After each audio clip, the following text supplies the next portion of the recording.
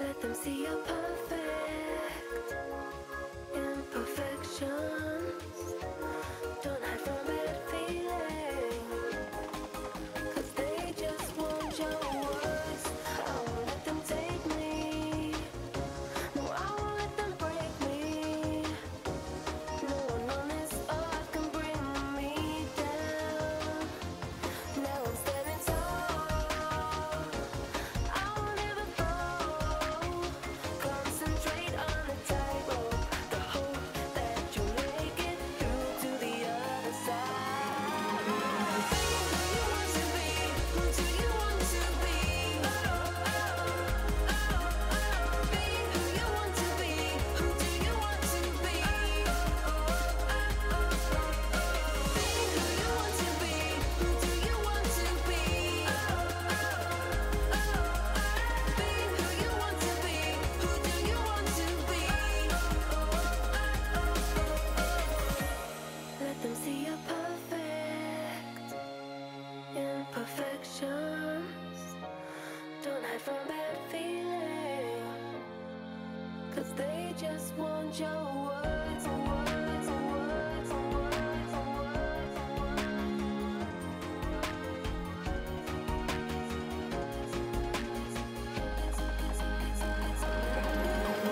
Be who you want to be. Who do you want to be? Oh, oh, oh, oh. Be who you want to be. Who do you want to be? Oh, oh, oh, oh. Be who you want to be. Who do you want to be?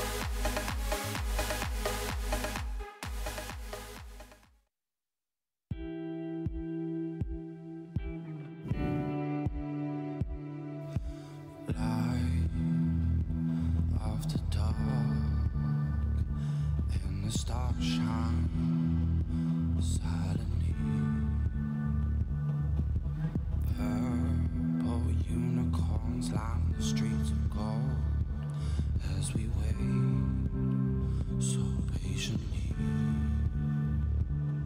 as I walk to Tomorrowland, touch the light before we all fall down. We all fall down. We all fall down.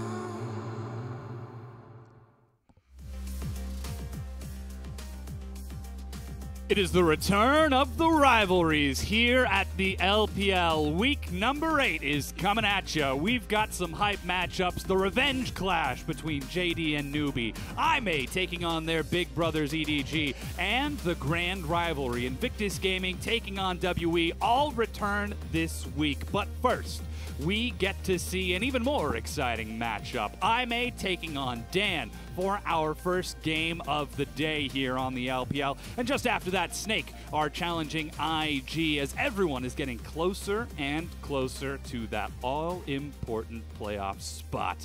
You can see the players getting ready on your screen right now, but here on the desk, we are already prepared, and we are looking forward to what is coming. My name is Dom Romer. Joining me here on the broadcast today is Barento Raz Mohammed and Zach Rusty Pie. Gentlemen, how are you today? Fantastic. Of course, it's good to be back in regular group play. We've had our cross-conference. We got to see teams play against each other just the once, but now we return to matchups that we know and have seen. Yeah. And it's going to be the run back that we're all waiting for, because a lot of the times teams lost game to Dan Gaming and the buck stops here. They saw the tape. Cross-conference was pretty disastrous. I know we'll get into that eventually, but everyone wants a piece of that pie. Yeah, let's actually get into what's going on in the LPL first. Again, as you've said, we are now back in our own intra-group play, and that means that we get to ask the question. We sort of alluded to it to the ends of the broadcast last week. Which of the two groups is better? Is it Group A or is it Group B? We have a statistical confirmation that Group B is better. They have won more through the cross-conference games. In saying that, you still look at these teams, and it's hard to say that Group B is just outright better than Group A for the top of the table, but all of Group B as a combined is better than all of Group A. Yeah, and to hit on that point, of course, you have WE and EDG, two teams that are not going to be playing tonight, that are just, so far, seemingly the best thus far in the league. Of course, RNG being able to take a chip at WE would kind of undercut that value. But what's fun about this, we saw the stats, and ultimately this is better for the teams in Group A. That Group B, of course, is seeming the best, because you see IG, they're benefiting quite a bit for the fact that Dan Gaming has been losing quite frequently. It seems like they're kind of distancing themselves from the rest of the pack. Meanwhile, IMA, a little bit happier, because they've been consistently, well, time and again, taking wins within cross-conference, and they're getting much closer to Dan. It's easier for them to attain, Exactly. Yeah, not to mention playoffs are coming up, and we all know how IMA thrive with that playoffs buff. And again, playoffs, it is the top 4 teams from each group will advance, and getting that final spot is going to be very important. Now, here on the caster desk, we've actually had our own little internal competition to see who knows the LPL best for this split. Our own internal tipping composition. Let's go ahead and bring up those standings right there on your screen. If I recall correctly. Yeah, I'm sure you're going to recall this correctly, Dom. Yeah, I believe that Oh, yeah, that's me down there. Yep. Yeah. 5 points ahead.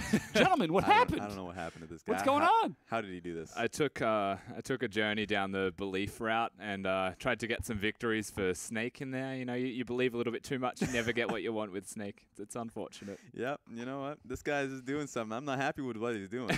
Usually I'm a pretty happy person. He's just, laughing it up. We gave it a go. And for me, ultimately, it kind of hits the point home that, the Dandom kind of won out. Because in the first part of the split, they started winning games. Yeah. They just kept winning games, and we just didn't know how they were doing it. Eventually, he ended up flip-flopping. I was supposed to be the flip-flopping king, but he moved away from Dan once they were losing games. Well, they weren't using their full roster. Exactly. Listen, there are plans and reasons behind all of this. Okay, fine. Yeah. All right. And to be fair, we all flip-flopped to Dan Gaming as they started losing, so which is a big part of why Dob's able to stay up there in the first place. You got to get a step ahead. That's the most important thing. But, of course, we'll be checking on with this as the weeks go on, our own internal competition. It's a little bit of fun that we like to have. But in addition to this, it is also the week of rivalries, not just between the casters, but in the LPL in general. We've got some big matchups. I mentioned them earlier. JD are taking on Newbie. IMA get to take on their big brothers of EDG. And, of course, the grand rivalry, the oldest of the LPL, Invictus Gaming and WE. Which one of these three are you gentlemen looking forward to? Ooh, for me, immediately it would be Newbie versus Jingdong. The reason for it, a lot of people will be like, well, why? Because, you know what? It's fun to see both teams who have been growing quite a bit. Newbie have gotten far better, and Jingdong have gotten at least some sea legs underneath them. But it's going to be a stomp. I see it as a stomp, and it's going to be kind of unfortunate for Doinby as he goes into that matchup. I mean, fair enough, Raz. I mean, I'd still look towards IG versus WE. It's not just a matchup of grandeur, it's also a matchup of two very good teams right now, from the looks of it with Invictus Gaming. And that's a really nice test for them to go up against the likes of WE, especially after WE lost a set. Absolutely. And of course, the final matchup will be IMA taking on EDG. But before they get the chance to do that, they have to challenge the newcomers to the LPL. Dan Gaming going 4-1 the first time around. The only game that they dropped was against WE. And let's just ignore cross-conference for now, because their record in group is great. Okay, I guess so. You know what? If you just have selective memory and say for the past few weeks, of course, Dan have just been falling over. It's all about perspective, Raz. Yeah, well, they're back in their own groups, and it feels like IMA is going to be the first test of them. We're going to immediately check out the Dan roster of Lies in the top lane, Card in the jungle, Goong in the mid lane, and it all looks great. You see Choo Choo and Phage in the bottom lane. Yeah. Where is Cat, Dom? I have absolutely no idea. Playing with a Polyyarn in the back because he can take a day off, considering how IMA played last time these two teams met. It's still good with Phage. You have to give him some credit where it's due as we go through IMA's roster. It's Amazing J, SKS, Athena, Jinjiao, and Road. And this matchup does look to be exciting. Of course, last time we saw these two teams play, Dan Gaming were the victors. 2-0. This was week number 2 of the LPL.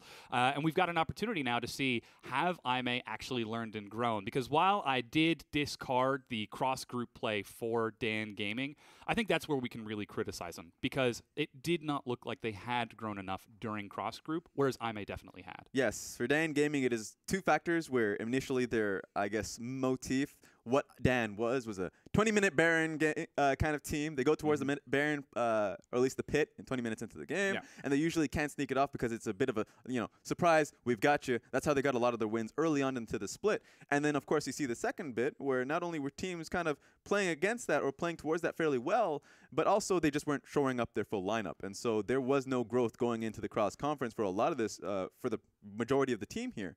Meanwhile, IMA have been bouncing between junglers, and they finally found themselves a jungler in SKS where they can shore up Road as well, who has been their strongest support for the team. So it seems like IMA is starting to get things together, and they definitely need to, because this is a very important game for them as they want to be able to clinch that 4th place spot. Yeah, certainly important for IMA, and I just want to come back to that Road point you mentioned as well. I'm so sad that Cat's not playing, just because the matchup of the supports would have been fantastic to watch Road go against Cat. And Phage, he's always going to have big shoes to fill when you've got Cat sitting on the sidelines waiting for his spot to come back to him, but as it stands, Road, he may have the slight edge in this bottom lane. Jinjiao's very good at playing 1v2. He's done it his whole career whenever Road's been on this team. It's fun that both of these teams, coming out of the LSPL, have very similar identities in the bottom side of the map, where Cat and Road will leave their lanes, and it's up to Choo Choo and Jinjiao to hold down firm, not have a lot of resources coming their way, and so you see, of course, the AD carries being picked up by Choo Choo. Jin, also a very prominent AD carry for Jinjiao as well, and Kalista has just been a popular pick thus far. And these stats that you see on your screen were from the last time these two teams played against each other on the bottom. It was that Kalista Jin. Game number 1, 26-minute game for Dan Gaming and taking their win. Game number 2, that was a different story. That went all the way to 40 minutes as IMA was able to learn and play around that mid-game. And that's a big battle of personalities here between both of these teams. Dan Gaming, if they get the 20-minute Baron and they have a lead before they get that Baron, the game's closed out. And you compare that to IMA, the fact that game number 2 against Dan went to 40 minutes is because they weren't that far ahead of the 20-minute Baron. Granted, I am sure Dan still got it.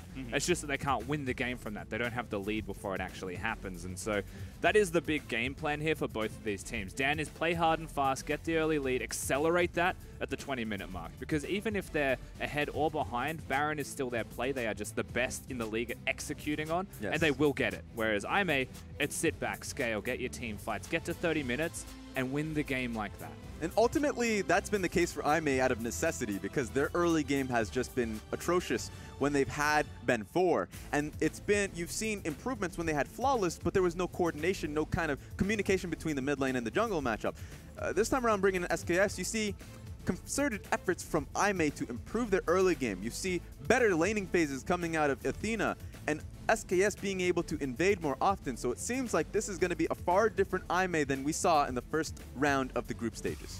The big hope is that they can pull out the win here. Rusty, before you depart us for this champion select, who's your take on who's going to take this one home? I want to have faith in AJ and JJ and IMA there, but I'm going to give it to Dan. I think they've got what it takes through the jungle role. Alrighty, well, we'll see if that's going to be the case as we have entered into picks and bans. Rusty, thank you so much for joining us here.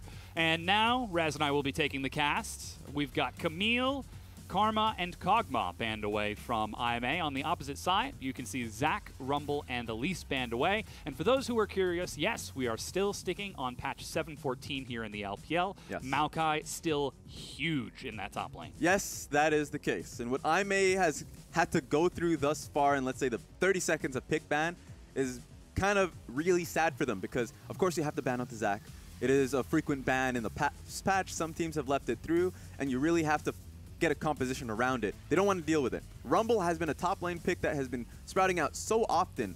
Blind pickable, has so much push in the lane. They don't want to deal with that, and in the Elise pressure, they also have to ban it out of necessity. So they lose out on the Maokai.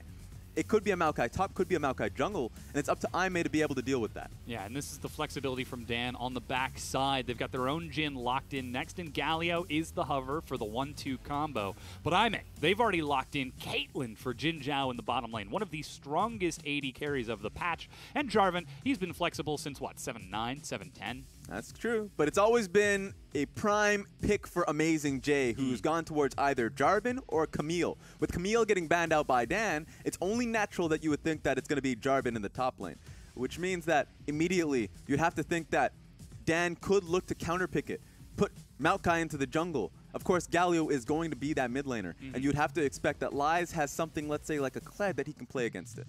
We'll certainly keep an eye on that. Now, we got to turn our attention towards the mid lane because Athena is back on that Talia. And a lot of where Dan started, or excuse me, IMA started seeing some success was when Athena started coming to life in that mid lane, on Talia specifically. He's returning to that champion here, and already you can see some champions being banned away to help prevent that Athena from popping off. And so you can see that challenge immediately from IMA saying that we're actually focusing towards our early game. We're not looking to go towards our mid to late game 50-50, they would call it. Yeah. They want to be able to end it pretty early on. And so with the Talia going up against the Galio, you'd have to expect that, you know, you'd get outscaled as time goes on. So you'd want to be able to make full use of the Weaver's Wall once you do hit that 6 point. Very early attempts to break the enemy team apart by using that Weaver's Wall, especially against the likes of a Jhin who can't exactly escape over it too easily. Our final set of bans are going to be that Thresh and Cho'Gath from Dan. On the opposite side, you can see Alistair and LeBlanc following through. We're looking for the support and jungle of IMA, and on the other side, the support and jungle for Dan. So here's where IMA get to show their hand. Yeah, I wonder what Phage is going to go towards because his best pick thus far has been the Rakan. Rakan and Jhin, fairly weak lane, especially going up against the Caitlyn Braum. So if they do that, then that's going to paint a large target on the backs of Dan's bottom lane. Ooh, this would be quite interesting to see the Galio flex to the bottom side of the map and return towards a double AD carry composition for Goong. And it is now locked in, so we've got the Corki and the Jhin. They have to reveal their hand, though, because this could still be Galio in the top lane and Maokai in the jungle, but then they still want to be able to... Okay, there we go. Yeah. That would make it a lot clearer for us. So that does mean that's going to be the Gnar in the top lane, Maokai in the jungle, and so you'd have to expect Dan to start playing through Lies here. Yeah, Galio support heading down to the bottom with Choo Choo on that Jhin. That does mean they're up against a Caitlyn Braum, which doesn't sound like a fun time. Yeah, it does not. Not at all. And so I wonder what IMA is going to do to look to try and pick this one off. It would have to be a jungler that would, once again, look to pick apart the Maokai jungle. I wonder what that's going to be, as they were hovering the Kayn not so long ago. So if that's the case, if it is going to be Kayn, I'm actually quite a fan of that. Quite a big fan of that, I mean. Because you'd have the Talia and Kayn. You can look to push up through mid lane and try to allow the jungler more space to look to invade. Not to mention that's Kane on SKS. We know how often he likes to invade, how often he likes to be aggressive, but he does it so much more smoothly than Ben 4, who's just going to invade and look for the highlight play. SKS will communicate beforehand with his team. That sets up so successfully. Yes. And Kane just, it fits with him so well. I mean, we've seen Ning really come on his own as well from Invictus Gaming on that champion. That's true. And of course, with it being in 7.14, you'd have to expect it to be Red Kane, the darkened Kane as well. Yeah. So you would have to think it through on what lanes he's looking to prioritize. With it being Braum, with it being Jarvan. Yeah, Jarvan up top. Yes. So many choices. He does have choices. I would prefer him to look towards the top side of the map to try and pick that apart. A lot of the times, you would see that happening just so you can get access to the Krugs if it was on blue side, but it is a red side Kane, so he would want to look towards the bottom lane to see if he can get the Krugs off. It's always fun looking at the Kane games, just so you can see the pathings, because a lot of the times it feels a lot like Nidalee, where you can... You can kind of freeform. It's a much more free style of like, do I go bottom and try to do this? I have so many options. I can go anywhere. You're out in the map a lot faster. It's up to you to really decide where you want to go, because your ganking power is not exactly strong, especially going towards the mid lane. Going top lane is a lot easier because you have the gank assists from usual tanks. He's going up, or at least this time around, he has the Jarvan. So sure, that is an option, but I do expect SKS to go towards the bottom side of the map. We'll certainly keep an eye on that, as again, the Caitlyn Braum going to be so important for scaling for the team, as Jin Zhao will have to take on Choo Choo down there. And it appears that we have loaded on to the Rift, Raz. This is game number 1, the predicted battle for the final playoff spot of Group A, that 4th place spot between Dan Gaming and IMA. Yeah, what's fun about this is that it's not over for IMA yet. If they take this set win, they tie with Dan, and Dan still has a set to go up against Snake. So this is the easiest week for Dan Gaming. This is important to mention, because if Dan lose either games, they're off on a bad start, and IMA can start feeling confident about their luck. This is, I think Rusty said it a little bit earlier, IMA's most important week of the 3 remaining, because they are playing Dan, they are playing Snake, the people in their own section of the bracket. If they can take wins here, that puts them in such a much better spot moving towards those playoffs. Yeah, that's true. So a lot of pressure is on Dan, especially knowing going into their, let's say, last 2 weeks that they have to go up against ADG, WE, IG, especially with IG, looking so good thus far in the cross-conference. So there's a lot of VODs that they have to go through, and they have to be on point. Yeah, I like what we're seeing right now out of IMA. They've already got the Kane. They know that they don't need a leash, but they're actually using that time to aggressively invade into the jungle. And already taking a very proactive start to this game from IMA in the early game. You mentioned they're not looking for the coin flip. Well, they've already shown, hey, we'll fight you. Yeah, this is funny, because I think Dan came out ahead off of this. The fact that Corki, he was kind of faking like he was looking to leash towards the Raptors.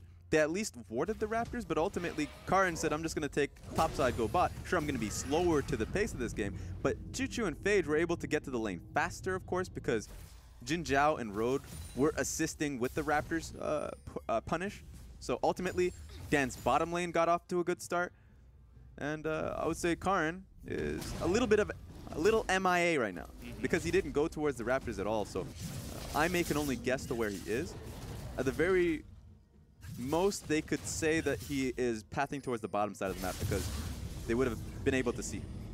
We do see SKS with a very fast double buff. He goes Raptors and loops around. Phage on the invade drops a ward. He's going to be caught out by Road. That's Ignite as well. Slowed, and the concussive blows. He's burning down, and now he's down to 200 health. A sapling to try to help him out. He'll flash, and he will escape. Now they're actually turning into the back onto Road, just trying to answer back some of that damage. There we go. Right now, IMA is going to be happy about this for 2 reasons. Obviously, getting sums off of Phage is great, but they also got a few orbs for SKS. He wants Darkened King. He was able to get some red orbs. So immediately, Phage not having sums, heal being used by Choo Choo. So even though they had a good start earlier on, I guess that immediately erased from that. Yeah, even more exciting, they managed to look at the full clear. There we go. SKS just denies Karin his own jungle. And yeah, as I was about to say, more importantly, they know where that Maokai is now. All of that vision that they set up beforehand suddenly pays off. Usually I like this is to hit on the point of course, SKS looking to invade as often as possible against a slower clearing, not really the best skirmishing jungler. Usually you would have Dark and Kayn, or at least Kayn on blue side being strong because you can use your top side of the map, push in, then you can challenge for Krugs. They picked very well, so they have Talia mid lane, so then you have more access to the enemy bot side jungle. He was able to get Raptors this time around. He's definitely timed it. So the next time he comes around, it should be easy for him to pick up, unless if, let's say, Dan's bottom lane looks to challenge as well. So right now, Maokai's going to have some problems. Yeah, we'll keep an eye on that eventual recall of that bottom lane. They're currently keeping pace with Jin Zhao. You can see Karin making his way up towards that Gromp. Already Lies is actually setting up by taking the Scuttle Crab in the river. He's got a ward in mid lane with some assistance from Goong. He's got a ward up top in Tribush. They're trying to maintain vision of where this Kayn is going to go. The big question is, where does he actually go? Looks like he is heading towards the top side of the map right now. Yeah, the reason for it is because Krugs are available. You just want to be able to clear as much as humanly possible. I mentioned, I guess, the similarities between Kayn and Italy. A lot of it's just based off the fact that you're going to clear so quickly. You have Krugs available to you that you can take quite easily. Where Maokai, he's going to take a lot of his own mana, a lot of time. It feels like a waste of time, especially since the best point for Maokai is the fact that he can assist for ganks very easily. Sure, he's going to be looking to scale up and get the tank items, especially once he gets Cinder, Bami's Cinder. He's going to be able to clear faster. But, well, let's see. Getting the ganks are going to be impactful, but it seems like if they know where he is at all times. Yeah, SKS, he's on the prowl. He follows up with Athena, but the jungle's already been cleared out on this side of the map. There's really no threat, and because he did time that Raptors, he's just going to get vision to keep tracking it. That means bottom lane on a bit of an island as Choo and Phage traded out with Jin Zhao and Road, trying to break that apart, and Amazing J will push back into Lies. And after the initial excitement that we're seeing out of IMA, Dan seemed to be handling it. Yeah, they're handling it well, which is really funny because you would expect Dan to be a lot more active. Even if it's not the best decision, Dan has just been a decisive team regardless of whether it's positive or not. What's surprising is that IMA is just firing in all cylinders just 6 minutes into the game, and Athena really hasn't been laning. Roaming twice now? A few times. Yeah. A lot of the times, if he just shoves out the lane, he doesn't necessarily fully commit to the roam like we're seeing him just going into the Tribush here. He just leans towards where Kayn is, so he is there if a skirmish does ensue. Now the first dragon of the game is Ocean, so not too much danger for that early objective, but Raptors will spawn, Karen's on top of it, Athena, he's already got the wave push, SKS is on his way, Goong with level 6 on his own is just getting these minions forced into him time and time again. Finally we see the recall from Choo in that bottom side, of, or excuse me, Phage at least. Yeah, so SKS is going to be a little bit sad. You already talked about Maokai taking the Raptors immediately as it spawned. That just means that, okay, well, I'm not going to take your Raptors. I'm just going to take your bottom lanes live. Ooh, following through. Winter's Bite, no flash away from the slow. Looks like he might be dead here. Even the Weaver's Wall, as Road is going to be the one to pick up first blood, as I may throw everything they need at the bottom lane. Yeah, Choo was smart about that. He didn't use any of his sums because he recognized at his current position, he committed fully to leaving his turret, and they were already surrounding him. So if he used the sums, he was going to die anyways. He just decided he was going to keep his sums while doing so. And take a look at the vision that they left after that invade. Like, sure, you got Raptors. Sure, you managed to get your Krug stolen away, but what after that? Now, Dan, they're trading on the other side of the map by, looks like, trading this red buff over here. Yeah, you have to, for Dan, this is going to be a really tricky ride for them because see what IMA did. The fact that they were able to get that kill on the bottom side of the map while not committing Amazing J's TP, not committing Athena fully roaming, means that they can actually just recycle, reuse that entire play once again. That once Jin and, or at least Choo and Phage show back into the bottom lane, once they head back onto the map, IMA, after taking Dragon, they can try that play once again, and Dan has to have a plan ready for it. And look at the difference that we're seeing right now. The BF sword versus the serrated Dirk for those two AD carries as Jin Zhao makes his way back down. SKS, he did not use that time to steal away the red buff of Dan Gaming. He was able to pick up that first dragon, so we do have an opportunity for Karen to get at least a little bit here, but you can still see SKS, he's level 6. Karen just now ticked over to level 6. And even Amazing J was being brought down just in case anything were to happen. So it looks like IMA are setting a little bit of this early pace for this game. Yeah, they're just happy. IMA is just happy with how the lanes went, the trajectory. They can just slow it down. They don't want to find themselves forcing plays too quickly. It's just 8 minutes too, so even though there's so much that happened into this game, Dom, you don't want to... 9 minutes, yeah. You don't want to get too excited.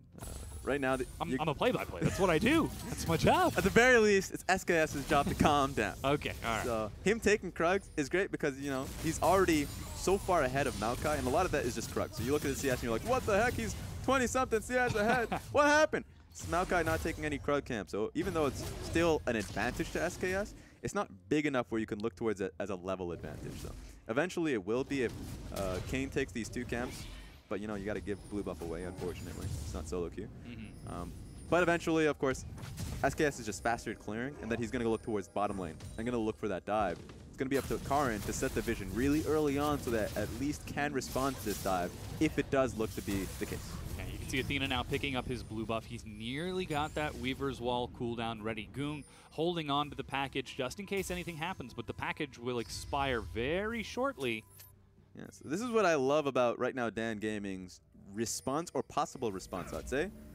Sure, they're losing vision, but if the play does happen, they still have double TP on Lies and Goong to defend the bottom lane. And of course, as you mentioned, the package on Goong, sure, it's going to retire very soon, but he can just roam very quickly between both mid and bottom side of the map. So he has an advantage over Athena for that, you know, just 2 seconds ago, for a little bit. Yeah, you could even see Athena getting a ward over the wall to keep an eye on that Corki as he returns toward the lane. Now he pushes in, SKS shows up bottom, and it looks like Aime, well aware of the timing window, are using it against them as Jinzhao's following through. Athena's collapsing as well, but Karin is still there. However, Dan Gaming make it to the turret in time. That was still a good look from Aime. They recognized with the cannon wave being pushed into Corki, he was going to take some time in dealing with it.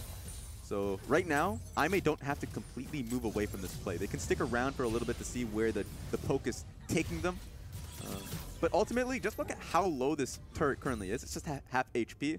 That's just been Jinzhao and Ro just chipping at the turret time and time again. And they can just feel comfortable just sitting on that. They don't necessarily have to dive. They can just look to deny minions as they currently are. A 20, or at least I guess a bit of a 12 CS difference on the bottom side of the map. And of course, just chipping tower and turret means that eventually Karin has to stay bottom lane just to defend. Yeah, great efforts from Aime so far as recall is canceled from Choo-Choo, and Phage actually did get a chance to complete his own, so he's coming back with some health. Still no Triforce out of Goong, and Athena will complete his own recall.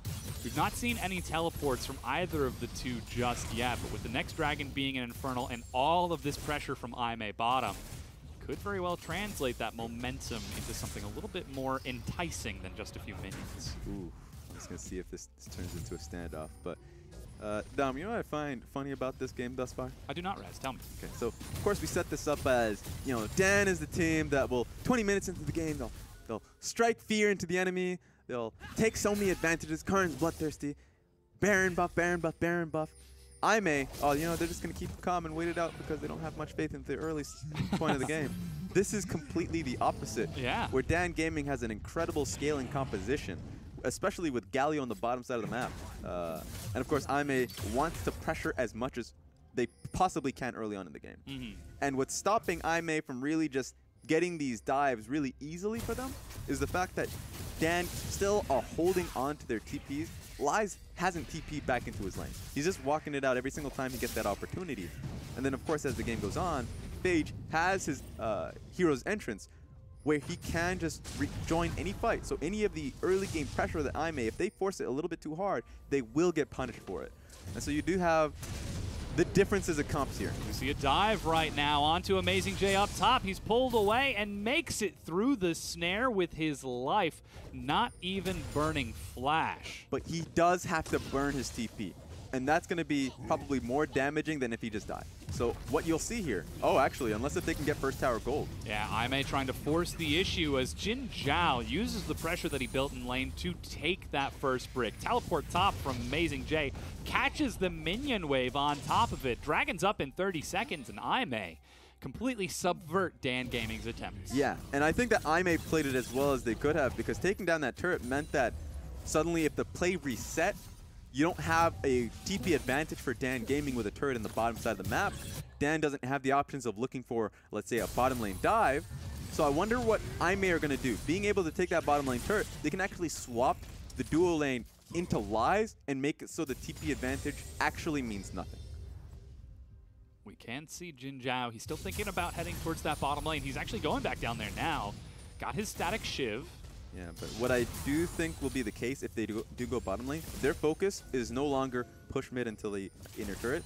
They'll just push the bottom lane to a point where it's comfortable, and then rotate towards the mid lane and just siege into that. But speaking of that, I guess the most important thing is the fact that it's an Infernal Dragon. Yeah, they know they've got the teleport advantage because of the gank earlier. Goong eats the ace in the hole, and with both Karin and Phage split from everyone else, it's actually Aime, despite being in a numbers disadvantage. They bring Amazing J mid. They set up a trap lane. They set up Vision. And despite recalling, despite giving up the place on the map, it's Aime who are going to take this Infernal Dragon, though they will be trading the top tier 1 for it. Yeah, it's a good response from Aime. Dan thought that they can clear it out before they came back onto the map, but that's just not going to be the case. So for Aime, suddenly the game is easy for them. They can actually just push out the next wave in the bottom side of the map, and then just go mid. What is Dan going to do to stop this mid lane siege from happening? They will have to force a fight, and that will mean that suddenly the TPs are going to be all the more important. They really haven't set much vision control for a flank play. It's going to be hard for Dan. Looks like they're going to try to force Rift Herald. If not Infernal Dragon, the next best thing. Scuttle Crab sees it, and SKS is on his way there. However, Jin Zhao did just complete a recall, and Goong is bottom with TP. Yeah, but they have Road in the play, so at the very least, they can look to soft contest it. Even if it goes away, they can... Oh, actually, Road's fully committing. Gets low, and it is picked up by Dan Gaming. The fight is forced. Phage goes in. He gets a lot of damage. A huge stun along with the package TP from Goong is going to open up the first kill for them. The bullets are finding him. He's low health. Trying to get the clip, the edge of the hitbox. SKS sidesteps and blocks the bullet for him. Slam and the shot from Goong gets their second kill. As they get the Rift Herald, they're going to steal the red buff on the way out, and they come up big. Mission complete from Dan. They only had one mission, take the Rift Herald down, and then suddenly they get a few bonus points as well. Immediate usage as well, charging in while Athena and Amazing J are dead. Jin Zhao is going to try to catch this, but Dan Gaming, they're grouped as 5 against 2, and Rift Herald still has a lot of health. Maybe they're going to go for this one. They can actually dive off that. Now Kai doesn't have flash yet. Road steps up, they get the smite, the turret is chunked low, but Road drops his Unbreakable, soaks a few of these hits, and keeps the tier 2 turret standing. So Dan Gaming, they've taken top, they've taken mid, and here's that fight again. This is how you lose an advantage in about 30 seconds. Road just goes straight into it to try and maybe auto-attack, steal the Rift Herald. Why are you committing to this? This is a bad play because you don't have Jin Zhao. My initial thought was that, they're going to see if they can force them away from it, show their hand, say, oh, Jin Zhao is here, You don't see him, but he's definitely here and we're pressuring him. But they don't have the member, and they just lose so many members, 2 members. And of course, Dan's like, we have Rift Herald. Let's just actually use it right now. So Dan gets so much. Sure, Aime still has a gold lead, but remember, Dan's composition is incredibly strong. And being able to keep up with him 17 minutes into the game is very impactful. We're now seeing a quick push from Road and Jin Zhao to get a lot of chip damage onto the top tier 1 of Dan Gaming. And while Karin and Phage are brought to protect against a potential dive, Athena's sitting on the side.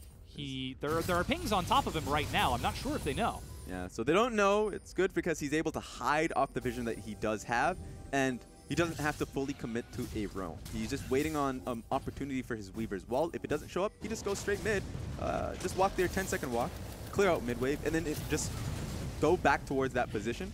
So Aime are in a strong point of dealing with this top lane turret. But as every single time we talk about Aime being in a strong position, it just falters off of a little bit of greed. So Dan, they just need to hold out here. Yeah, you can see Lies backing up on your mini-map, potentially looking for a teleport, but there's no wards behind Aime. They've swept it out. They've played it smart and kept themselves safe, and they're just slowly chipping away at that turret's health. You'd have to expect Aime to commit towards the next wave, because Jarvan did back on that one. He just fresh got an item, Black Cleaver it was. So they can look to commit here, especially with Jarvan knowing that he's not going to have his TP canceled. Oh, they're forcing the fight right now. Teleport still being held on to as they just blow a few ultimates to trade it back and forth. Wow. And the wave is cleared. It's held on to. Lies, though. He's pushed all the way up to the tier 1 bottom. Yeah, you know what? This is Aimee saying we're super comfortable after that one. We don't even need to use TP in that entire engage. Jin Zhao is just going to be able to get out of there scot-free. So Dan are like, okay, we just use Flash and ulti and W. We actually have no way to defend this turret any longer, so they're just going to back away completely and look towards the next play. Sacrificing that place on the map entirely. Jin Zhao, just a few more shots, breaks it down.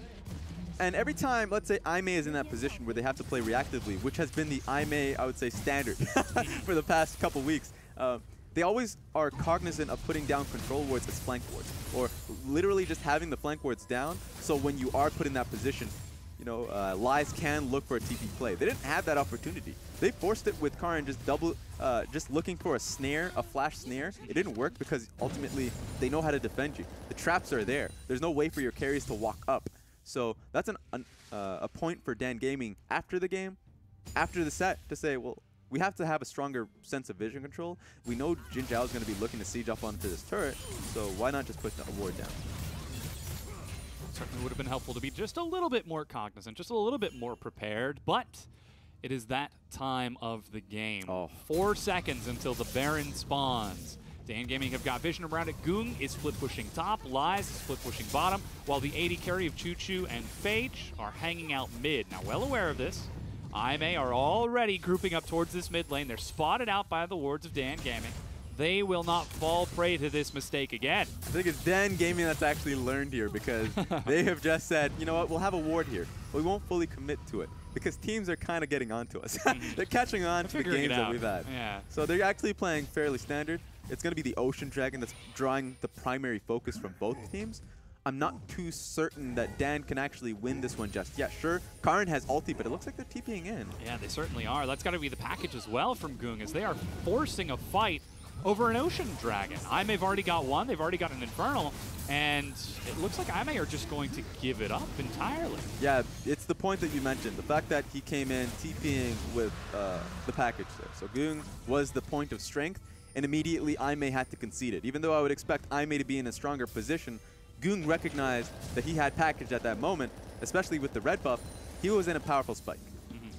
Finishing off that Triforce and the Static Shiv. We've nearly got the Duskblade of Drakthar for Choo Choo finished off too. So there is potential for big damage from Dan just around the corner. And despite the fact that they did just use that teleport and take the Ocean Dragon, it looks like Aimee, they're holding on to it. They've got Athena holding on to the bottom tier 1 as Jin Zhao matches Choo Choo in the mid lane. Goong trying to keep Amazing J busy, but take a look at where Amazing J is on the map. He's actually bottom right now. Yeah, it's going to be interesting. I think what's going to be fun about this is the fact that you did mention that Goong, using his TP for that play, he has to fully commit top side. With Amazing J on the bottom side of the map, suddenly the lane assignments are all the more important here, because if you see Goong rotating between both mid and top, that's because he's not really confident in just full split pushing, going for that 1-3-1, because Aimee would have an opportunity to force a fight with Athena's Weaver's Wall. Yeah, just unlocking him a little bit more. He heads towards that mid lane. He's got Haunting Guys. The Morellonomicon's finished for some damage too. And SKS, you can see him sneaking around as a human ward. 22 minutes, he's not transformed into anything just yet. Either not quite far enough along in the passive, or perhaps holding on to make the decision a bit later. He's going the standard route, but still doesn't even have his Black Cleaver. Yeah. Single assist to his name. The one thing about, you already mentioned it, the single assist there. You're talking about him getting a few skirmishes on really early on into the game. Goong's going to be able to get at this one pretty quickly. He just hasn't been trading a lot. He's been getting a lot of CS, as you can see, but the thing about Jungle Kane is that he's not going to be skirmishing quite a bit, or at least in competitive, he's going to be backing for it right now. He has to be. Black Cleaver? No, he doesn't get the Doesn't have it yet. But yeah, just to hit the point harder is that if you're laning as Kane, you get it really early on. You get it like 11, 14 minutes that you can actually go towards either form. But as a jungler, especially in competitive where a lot of the team, Dan specifically, just being able to move around and away from Kane, he's not going to be able to get it. So he's just been farming quite a bit, which is why he has such a large advantage in the gold game. Just not, of course, being able to hit darkness. And as we all know from Zyrene's Kane breakdown, Kane, one of the strongest early game junglers based on the raw stats. He's like number 15 on most of his base stats. Scales off pretty hard into the late game, though Dark Inform certainly helps. Yeah, quite a bit. I would say Dark Inform, a lot of it is just how you play team fights, right? Because that 1 second knockup, and It's then, of course, so big, it yeah. is super strong. And then, of course, your ulti being able to get you so much HP based off of, let's say, tanks like Lies here. Ooh, yeah. Just going to trade it back. The Frozen Mallet, Black Cleaver gets some damage. Oh, but it's a ranged. Yeah, you know he's going to be pretty unhappy about that one. But with that being said, yeah, he's just going to be looking towards getting the skirmisher off with his, of course, W damage, the knock-up, the HP you get back off of tanks once you use your ulti on them if it gets really low. So even though, yes, he does scale off because he's a carry in these fights, but he's a massive disruptor. So that's where he starts to play off to. Unless, of course, if you're Blue King, then suddenly, yeah, you just Shadow scale Assassin, off. yeah. You just get out of there. Once you hit that 30-35 minute point, you better be scaling off pretty hard. I mean, you better be snowballing. Either 100-0 or you've made the wrong choice and you've gone for the wrong form. I mean, that is the point of an assassin. But now at the 25-minute mark, Dan Gaming, they've nearly got teleport back on Goong. He's still not transformed. Wow. That is just unlucky. I think we're going to catch every time he recalls. They're just making him feel bad. Yeah. Observers are like, this time, you know what? This time we're just going to close in on him. Just close up, give him the close-up, say, why aren't you red?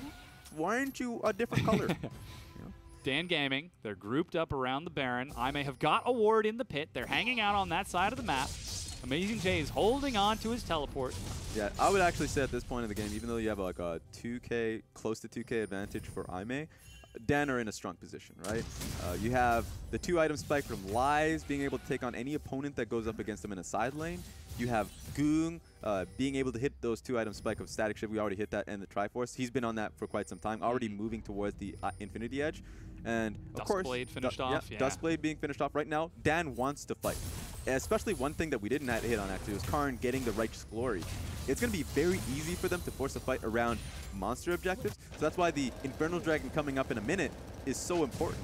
Because Dan wants that fight. They don't want the dragon unless if Aimee just gives it to them. Here's the trade-off, though. Aimee, they've actually just taken control over the Baron Pit. They've got Scuttlecrab. They're setting up wards. They're moving as a collective unit. Thankfully, Dan does have a control ward on top of the Baron Pit, so they can move towards Dragon. If it does get cleared, they can move somebody over there to be able to be that disruptor or just completely ditch the Dragon altogether. So they have an option, and it's not going to be Aimee looking to sneak that trade. This is so interesting. Dan Gaming. Can't believe it. They're the ones who are taking the slow, patient game, trading around the map, not trying to tear their opponent apart or make mistakes. Traditionally, you would assume that to be Aimee on the other side, but it's Dan. They've got double teleport. Looks like they're going to try to force bottom. They're diving onto Amazing J. Look at the damage they're doing. Weaver's Wall follows through, but that's just going to knock him out of his own Cataclysm into the grave. And the worst thing about that for Aimee is that Athena tried to rotate to see if he can save him out. He didn't do it, and all he did was just find himself now on the bottom side of the map. So there's nothing for Aimee to trade in the opposite side of the map because the number game is even. So, you know, Athena made that gambit that he can look to save him out and turn that play altogether. But it's Dan Gaming that says, we've got the kill, we've got the tower, you can't trade anything for it. Now we're going to be in a great position for Infernal. They're burning through its health right now. Looks like Aimee are grouping back up towards the mid lane, perhaps going to try to finally break down that pesky mid-tier 1 road, even setting up a human barrier, a human road wall to prevent anyone from going through. Finally it crumbles. So at least they do get that for themselves. Yeah, but Lies is still working bottom. There we go. See, every single time you think you get at least a positive or even trade, Dan Gaming's like, actually, we've been working on this new project here. It's called the bottom lane inner turret. You know, hopefully you guys, nice reception for it once it does come out. It's gonna take a little bit of time. The Crown is working on a solution to that problem. And slowly but surely, just working down the health of that turret, already chunked down to half. SKS, he's got a Hex Drinker for himself now. Actually turns around, backs up, goes to the Nexus. Mid-tier 2 has fallen, but forget that. No, Let's we're take looking a at look at SKS. Kane! Oh, I think he just picked up another control ward. Oh, you know what, Kane? Absolutely upset. He's close. He's got to be so close. It's 28 minutes into the game. If he doesn't have it by now, that is so far behind the clock. I'm just upset. Just genuinely upset right now. But yeah, you're in a point of the game right now where Dan should start feeling comfortable. They're just going to be looking to item points, specifically Goong. Once he does hit that Infinity Edge. Oh, yeah, he does have it. There Okay, he no, goes. I'm not upset any longer. They're actually forcing out the Baron right now. Lies' teleport. Most of the vision has been cleared out. Great Double Weaver's teleport wall. mid, but the Weaver's Wall has just pulled them away from the pit completely, and then a trap line behind it. He tries to leap in, but he's caught. The sapling, the knock up, the slow. Baron picked up by Aime. And now this is Dan trying to force a fight. Goong with the flank in the back. He gets the quick leap over the wall with the package. Manages to kill Jin Zhao. Pinned against the wall, Amazing J against 2 tanks will drop. The remaining 3 members of Aime, though, make it back with the Baron. Yeah, it doesn't matter that the sacrifice has been Jin Zhao and Amazing J. They still sneak Baron underneath them. And guess who snuck Baron, Dom? Guess who did it? That was Dan Gaming's play used against them. Yep. I mean, it was a little bit late, 29 minutes in there, but Aime recognized that the game was turning against them, and they were able to get Baron fairly easily. Now, Dan Gaming are trying to get something back. They're pushing into the Baron buff of Aime, knowing they've got this numbers advantage. It's up to Athena to clear these minions out, but Karen and the rest of Dan start stepping up. Yeah, Aime needs to back away here. There are 6 seconds onto Jin Zhao, 10 seconds on Amazing J. All right, they actually defend the tower. I was wondering if that was going to be something they had to give away. Athena keeps his cool. He clears the wave, weaving around the harass from that Corki, the potential engage from the rest of Dan Gaming to keep himself safe. And despite being at a 1,000 gold deficit, everyone's respawned now, and Aime, they're getting back onto the map. Yeah, it's going to be up to Dan Gaming right now to reassess the situation. Of course, Baron is on Aime, so they actually have to play it slow and try to concede as little as possible. But at the same time, once Baron does go off of Aime, with Dark and Kane being on the map, that means Aime has a few more tools in the next few objectives, like Dragon. Once Dragon comes up, how does SKS position? Is it going to be on the flank position to be able to disrupt the carries? There are going to be so many more angles for Aime now, but they still have to worry about this Baron play that's available for them. And that next Dragon will be a mountain, even more priority towards it. It looks like Dan Gaming. Okay. They're going to be attacked in the bottom lane. Lies tries going toe-to-toe, but look at the crowd control. Guardian Angel pops him right back up, but the Banshee's Veil flash stun against the wall. And look at the damage Lies is doing. Karen goes in. They trade 1 for 1, but Athena, he's so low, he is dead as SKS tries to loop around. Jin Zhao will retreat, leaving his jungler as Dan Gaming turned back against Aime. Oh my god. And they're going to find this kill onto SKS as well. 3 members of Aime dead. That was their Baron buff, Dom. That was them trying to make the opportunity that they had a little early on turn into something. That looked like a great play. They found Lies alone. You know, classic play. Use your Weaver's Wall. Try and get the kill. Okay, now he's lost Guardian Angel. The man has lost actual gold value off that item, but no, he's just too tanky. He's actually too tanky. So this looked like a great setup for Aime, but then you saw Dan, Karen coming in. The rest of Dan Gaming were ready to save him. Beautiful ulti from Lies that not only damaged both carries in Jarvan and Athena, but ultimately get the CC for the team to just show up. So amazing team fight from Dan in a disadvantageous position. Absolutely. They will catch up to SKS and clean up that final kill.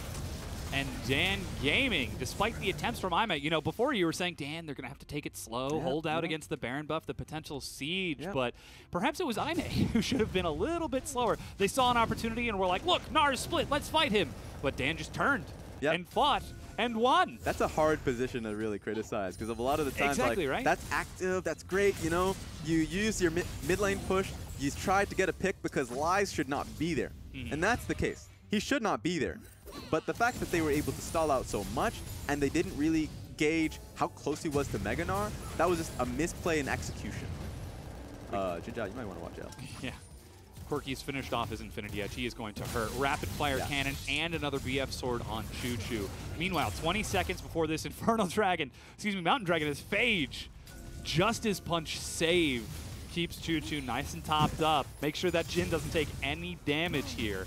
Amazingly, Dan, they've only died 2 times in this 33-minute game. They've properly stalled this one out. And what's going to be a little bit more scarier for Aime is that not only Choo Choo, who does have his rapid fire cannon up, Goong is going to be looking for his as well. So Athena, or I guess Jin Zhao more often than not, who wants to walk up and get the auto attacks off, is going to have less liberty to do so because he is going to get popped by a lot of crit. And of course, just the damage off of the armor penetration that Jin has. Mountain Dragon picked No up way. Lies with the crowd control. Kane on the side, the Wombo knockup. Aime have barely any chance to retreat as Karen steps into the back line. A blast plant knocks him away as Goong does not quite get the last hit onto Amazing Jay. He's retreating. They're all making it over the wall and out with their lives, except for the one person who can walk through walls, SKS in the grave. And you can't disappear and fly. Goong being able to just hop over, he's going to be pretty pissed off that he just walked into that trap because he would have been able to get the Jarvan otherwise. But right now, Dan, full go mode. Just actually walk up and take any fight possible because they've scaled up. Look at this fight. Look at Lies being able to get this knock-in into the wall. And Jarvan thought he was free. He thought he was a free man, Dom. He was on his way to freedom. Sure, he eventually gets it, but being able to get knocked back into the wall meant that Aime kind of had to soft look to save him, to commit to the fight. And this is what's getting a little harder for Aime now. Aime wanted to start pressuring into the game. They had the Baron buff. Things were looking good for them. But Lies is suddenly turning into a man. Just suddenly. Doing a great job on that Gnar. Now 60 seconds before the Baron spawns once again. They've got teleport on Lies. They've got teleport on Goong. He doesn't even need the teleport if he's already that far into the back line. Even some Mia pings onto him from Aime. Oh my god, he's got his rapid fire cannon. He was sitting on a few bad components because he's like, I don't have much gold, but I guess he just didn't have.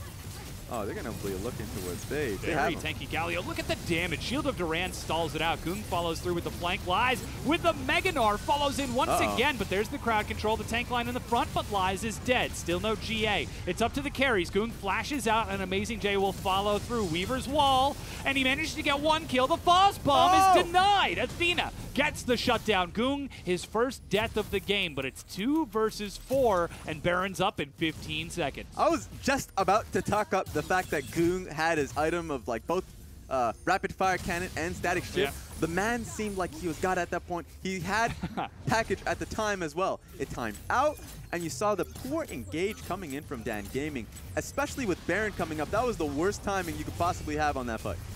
Now they're starting it off. This is Karen leading the charge. He's got the smite, level 15 to level 15. Who's going to take these hits first? It's Karen. He opens up the first pathway, but Athena on the side is spotted, and Dan Gaming looks like they're deciding to back away. SKS is very low health. Yeah, they will back away from Athena. It doesn't matter how low SKS and Road are. There was just no way for Dan Gaming to look to contest. Choo used his ulti in the previous fight, so it was still on cooldown. So the only range they had was honestly just walking straight into Doom. They definitely would have gotten shredded by Athena and Jin Zhao. So that was just a proper decision from Dan Gaming to leave that alone. But the only reason they were forced in that position was because of their previous fight. Now the map resets once again. Aime, they've got Baron on just about everyone. They've got a lot of items. Rylai's is finished off. Jin Zhao, he's finished off his Lord Dominic's and a Quicksilver. On the opposite side, Choo, he's sitting on 4 items. Quicksilver Sash for Goong. But Dan Gaming, looks like they're not going to be patient with this. They've got 2 tanks and Goong, the knockup. Guardian Stone Plate, but they get the snare before he can make his way out. It falls off. And he's still just able to walk away. Yeah, it definitely took some time. You pop Guardians, or at least the Gargoyles. The Gargoyles Stone Plate, and you're just going to be that much tankier. Suddenly, the entire play that Dan went for didn't really turn into much. So maybe they're going to be happy that Gargoyles is off of him, but that has a pretty short cooldown, so he's going to rejoin the next fight once it's fully refreshed. Doesn't have his flash, so didn't need to burn it. Still holding onto his ultimate and teleport. Now Aime. They're going back to Siege with the Baron buff, this time as a collective unit. Athena, he's spotted out by these wards on the side. Doesn't really matter if he gets spotted out because he still has the Weaver's Wall that he wants to be able to cut Choo off. That's what we see. Places it down and breaks down the turret. Doesn't quite separate Choo from the team, so he keeps himself safe. There's still proper placement. If Choo had stayed a little bit longer, wait a second. Karen's actually forcing the fight right here as he goes right in before the rest of his team can follow through. Phage is there, knock up into the back. Here comes the curtain call, and it's doing quite a bit of damage to the front line. The slow road is low. Amazing Jay over the wall as the 4th bullet is held, and that's going to be the death of the tank. Finally, they managed to clean it up. Goong is firing into the pit, but he does not have a damage for these mega tanks. That is hilarious. The fact that they just decided to fight within the red buff pit and say, well, we're standing our grounds right here. No one's going to be able to touch us. And they were right. SKS was a monster in that set because even though he got punished, Lies was on top of him. He had 0, or at least close to 0 HP left. The best thing about Dark and Kane is you will see very soon, doesn't matter how much damage you take on the early set of this fight, you use your ulti, suddenly you're back at full HP.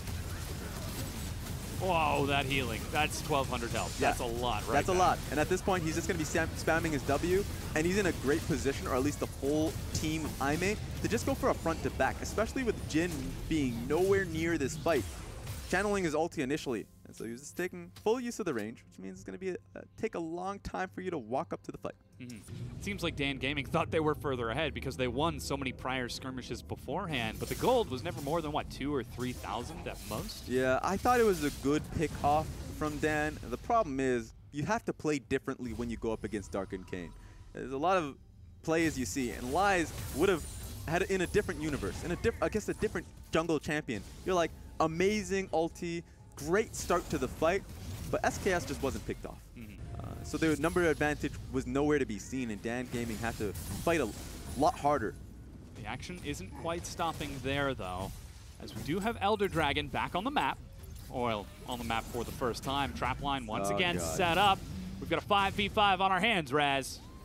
I don't even know if Dan wants this 5v5. That trap line is pretty thorough. It's 3 dragons to the 2. Weaver's Wall breaks it down. They're going to have to hard commit. It's all or nothing. Aime using the time to burn it down. Goong's in the back, but he's knocked up. He's being saved and stalled out. Elder Dragon is picked up by Aime as the traps are doing nothing against the curtain call. That's the first kill for Chuchu as Amazing J is dead, but Karen, he is not tanky enough. He dies along with Phage, and while the 4th bullet will chunk Road low, it's not going to kill him. It's a 1 for 2, and I may walk away with the Elder Dragon. Yeah, that was all Aime winning the fight just simply based off the setup. The setup of the traps, so you have to get past that wall. You have to actually get past the literal wall of Athena's Weaver's Wall.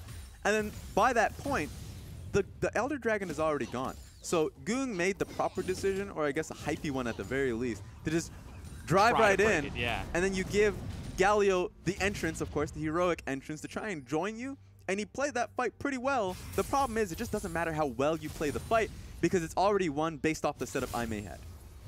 Just getting that prior positioning. It looks like Aime, again, it's getting close to playoffs, and their playoff buff is really giving them a lot of points in how they're setting up these fights.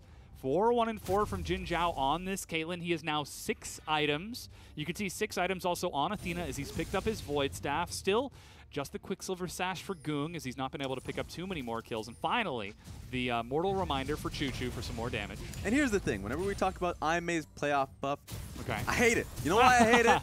Tell me why. Because it kind of has a bit of like magical elements to it.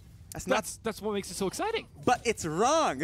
Okay. Because Aime is a team that have been so good at learning throughout the entire regular season, including when they first came into the LPL.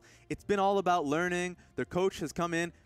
A few experiments in terms of what composition works for them, what roster works for them. We saw this split from them.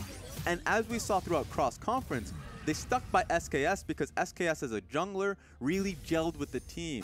He was playing a lot more aggressively than Ben4 early on into the game, but he was also playing a lot more methodically than Flawless in the late game portions of it. And so you saw a good mix, and you also see Aime being able to play out the early game as a team, mid game as a team, and sure there have been a few mistakes on the way.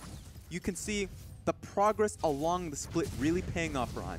Absolutely. They are known as the hardest working team in the league, and that ain't no joke. 42.5 minutes in, they are maintaining their advantage over Dan after having turned around that rough mid-game. I will say, though, it's a Cinderella story if Cinderella sewn her own dress. If she sewn that dress, if she made that glass, I guess... slipper herself. Yeah, exactly. Yeah. If she did that hard work, then yeah, it's a Cinderella story. That's why it fits. Because she used her own foot. There we go. Suddenly, the Cinderella story is completely different. Now, Baron's up. 10 seconds. Elder Dragon has fallen off from Aime. What if there's a lot of footage they didn't use in that movie? I see what you did there. There we go. A lot of footage. Yeah. Oh, no, I didn't do that. Okay, I didn't purposely make that fun. I want people to know that wasn't me. That was all Dom, and I am innocent. Alrighty, Baron's up. They've already got the trap line set. They've got wards, they've got vision. Phage gets his control ward immediately cleared. Karin is separated from the team. Winter's Bite. And he gets stunned. Gargoyle Stone Plate, that's the grand entrance. Not going to knock anyone up. He leaps in to engage onto Jin Zhao, who's in the back, and he is dead. Jin Zhao lines up behind Amazing J as the rest of the team keeps themselves safe, and they manage to find the pick onto the jungler. That's no smite for Dan Gaming. I don't even know if they picked him up. He picked himself up. The man jumped off the building. What happened, Karin? They thought they can maybe take the fight, but no, not at all. He had no HP. Now the jungler is down and Baron is about to be taken by Aime. Look at the damage that they're doing. Burning through its health. Picked up right away. Not a chance for a contest from Dan. Yeah, Aime still has Weaver's Wall. They could use it right here. And that's what we see. Athena rushes in, but it's Goong who's split on the other side. He's got that Valkyrie, and Phage is able to Justice Punch back towards his turret. But this is a long Baron buff, and they're down a man. And it's a long road for Corki to come back and rejoin his team. They're going to walk with the wave and look to take this turret at the very least. Just forcing the issue right here and right now. Jin Zhao is massive, and despite Phage throwing up the shield of Durand, he cannot shield the turret for much longer. Finally, the inhibitor has been broke. I think, did they forget that the inhib has to drop as well? They just kind of left. Yeah, I mean, I guess they're playing it safe. All right. 44 minutes into the game. Why not make it a bit, let's say 44 minutes longer? Yeah. The Aime tried and true. The Aime motto. Yeah. I think it's actually kind of funny. With how aggressive we saw them in the early game, it seemed like they were really trying to avoid the late game coin flip scenario. Well, now we're 45 minutes into the game, which brings us to a late game coin flip scenario. That's been a product of this random. It's not randomness out of, let's say, both teams not being the best. It's actually both teams understanding each other very well. Dan Gaming understanding that they needed to evolve from their, let's say, simplistic style and looking for picks. That pick one time didn't work. They go for another pick, kind of works. And now they've kind of just played back a little bit more, and they're playing around Goong, especially since Goong has gotten to a point where he is at full build. The Corki is a beast at this point in game, and so they're just trying to see if they can empower him as much as possible. Meanwhile, Aime, they're kind of comfortable. They're playing around Caitlyn. They say, hey, we kind of still have the siege and range. We're just not really comfortable in our team fights. They're going to need to become comfortable if they want to try to break this base down as they step in once again. Karin looking for a flank. They've still got that Weaver's Wall as it's 100 seconds left on that Baron buff. Just setting up a trap line, using the minion wave, and look at how tanky they are. Despite all of the harass, despite all of the attempts from Dan, they're barely getting them down. Choo Choo, though, is chunked to half. Dom, you know what's the best thing about these late games?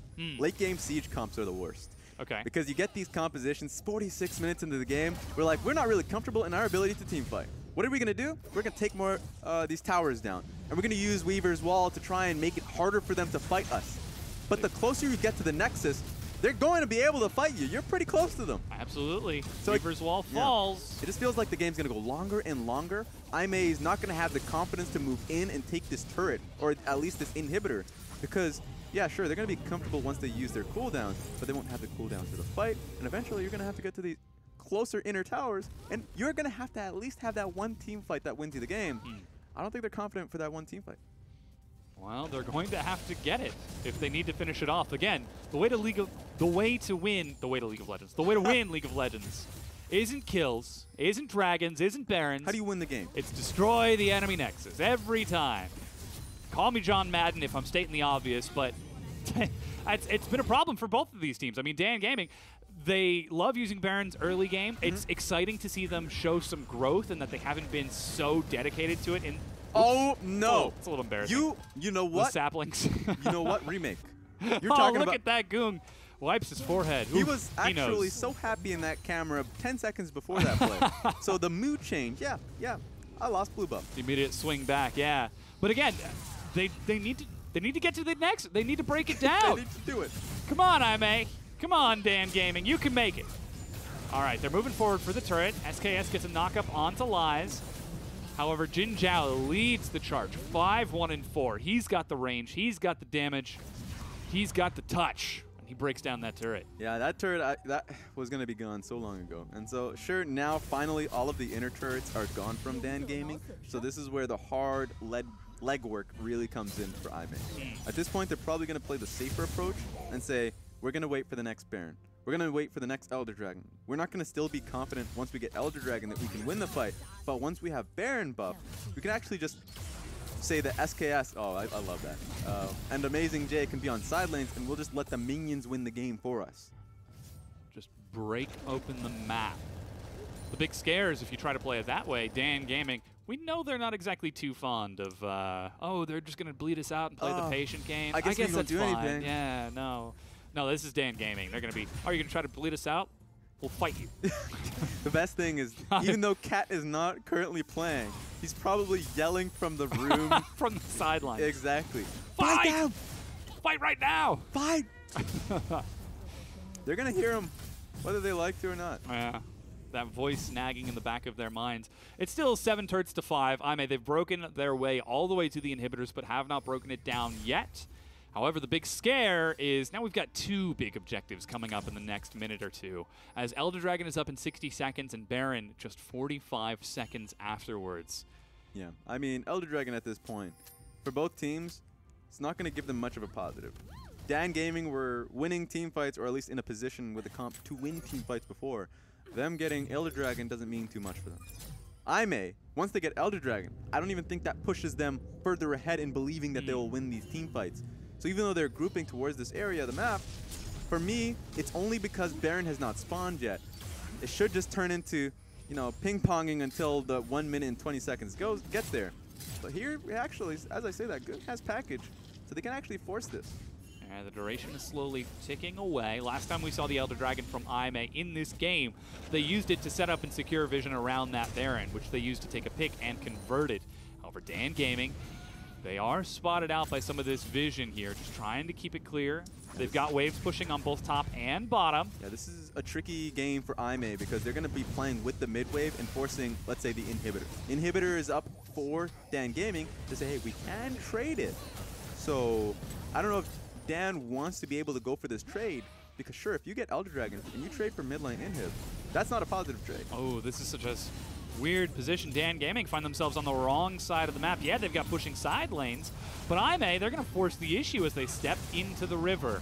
Slowly getting some damage as the positions are back and forth. It's a lot of good poke onto road as well, so Dan Gaming really wants to force this fight. I don't even know if they go towards completing Baron. Elder Dragon steps forward. SKS is on the side. I don't think they see him just yet. He goes in. Elder Dragon picked up by Aime, stolen away as they force the fight. Amazing J in the back. He's on Goong and Choo Choo, but his GA has been popped. SKS dives into Choo Choo, but he's got to get through enough damage. He is dead. So too is Phage. Lies will get his GA popped, and Dan Gaming are hemorrhaging members. They are losing out. Lies on the respawn. He's going to be knocked up, locked up, and killed. As ladies and gentlemen, that is the ace for Aime. That was so well done from Aime, specifically SKS. Great positioning. You know what? Karin thought himself smart. He's like, all right, you know, I have this area confirmed. I'm going to use my ulti. There's no way for them to, wait a second, how did SKS find himself here? Oh, he just got the Elder Dragon. They flanked us on all sides. There's no way for Goong and Choo Choo to fight that front to back because they didn't know where the front of the fight was. And Aime with that Elder Dragon and plenty of time left on the timers for Dan Gaming. Push it into the Nexus turrets. They break down one, they break down the second, and they break down the Nexus. This is game number 1 going to Aime. The pressure is on for Dan Gaming. You do not want to lose here. They've been on a massive losing spree, and losing to the team that is nipping at your heels for 4th place is definitely not something you want for yourself. And Aime, breath of fresh air, you see the improvements coming along. This is a renewed Aime. Is that a bit of a smile from Athena? Is that the closest we're ever going to get from the Sleeping Princess in the mid lane? You know what's funny? If they had lost that game and that's the same reaction he came up, it's like it's in between of upset and happy. Yeah. It's very confusing.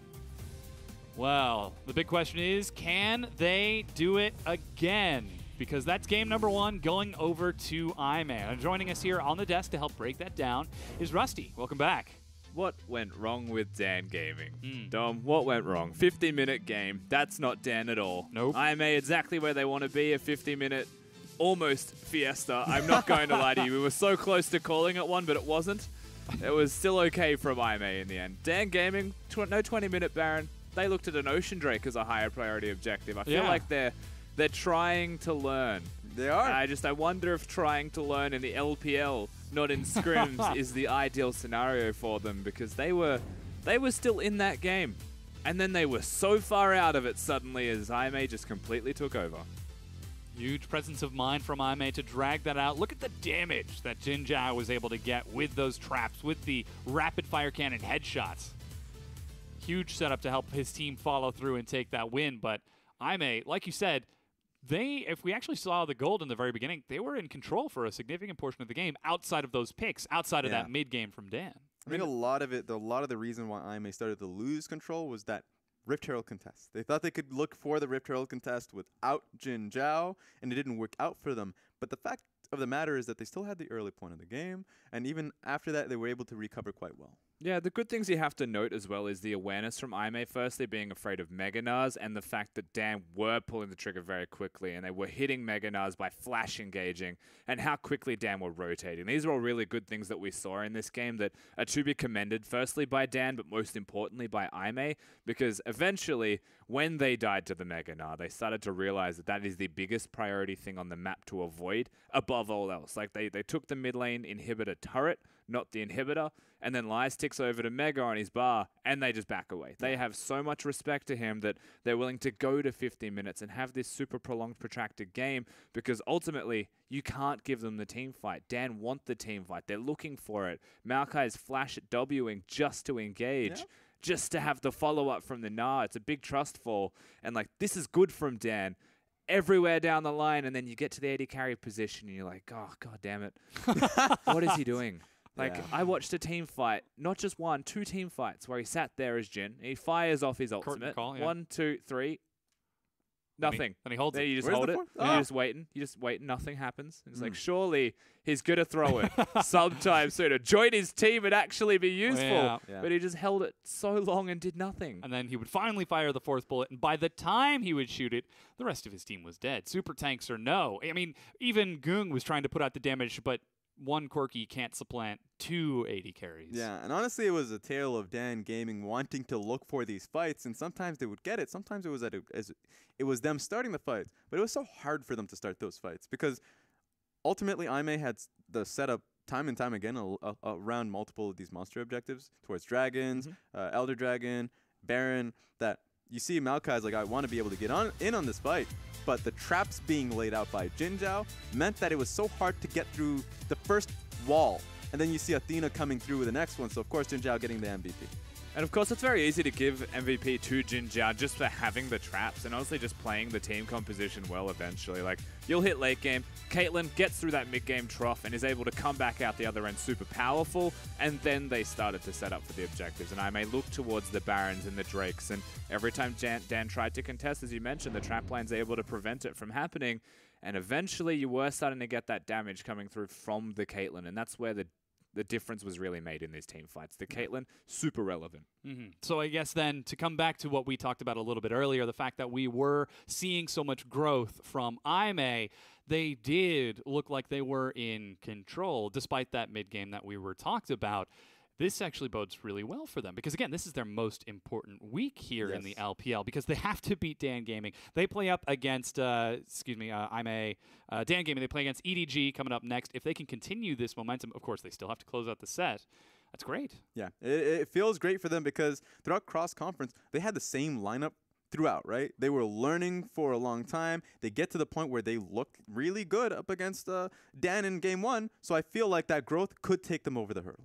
Well, we'll have to see if they can make the leap. We've got a few minutes in between that and our next game. Don't go anywhere. We'll be right back.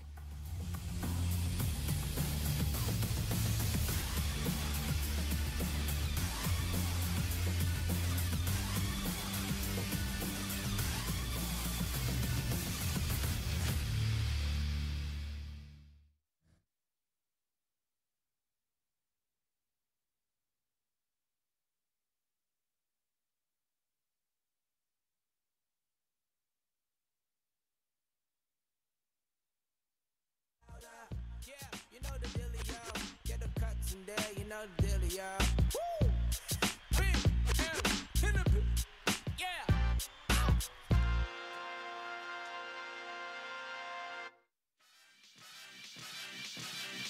Oxbridge. I just do what I do. See me,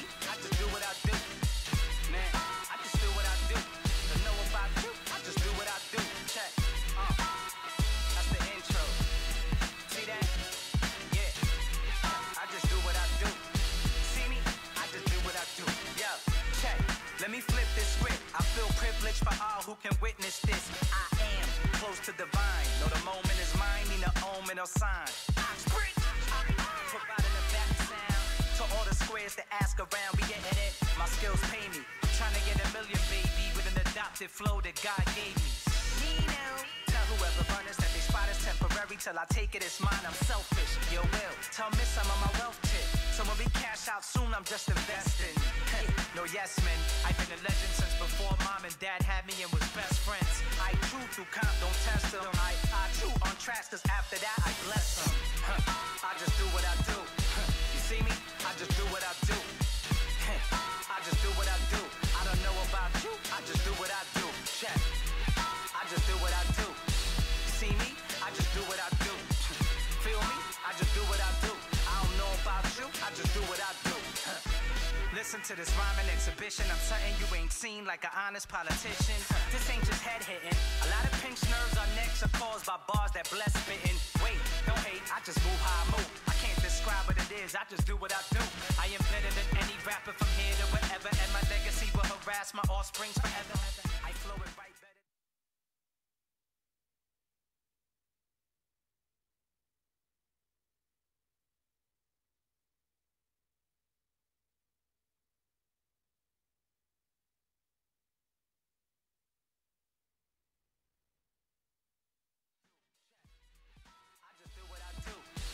See me? I just do what I do. Feel me? I just do what I do. I don't know about you, I just do what I do. I just do what I do. You see me? I just do what I do. I just do what I do. I don't know about you, I just do what I do. Check. I just do what I do. See me? I just do what I do. Feel me? I just do what I do. I don't know about you, I just do what I do.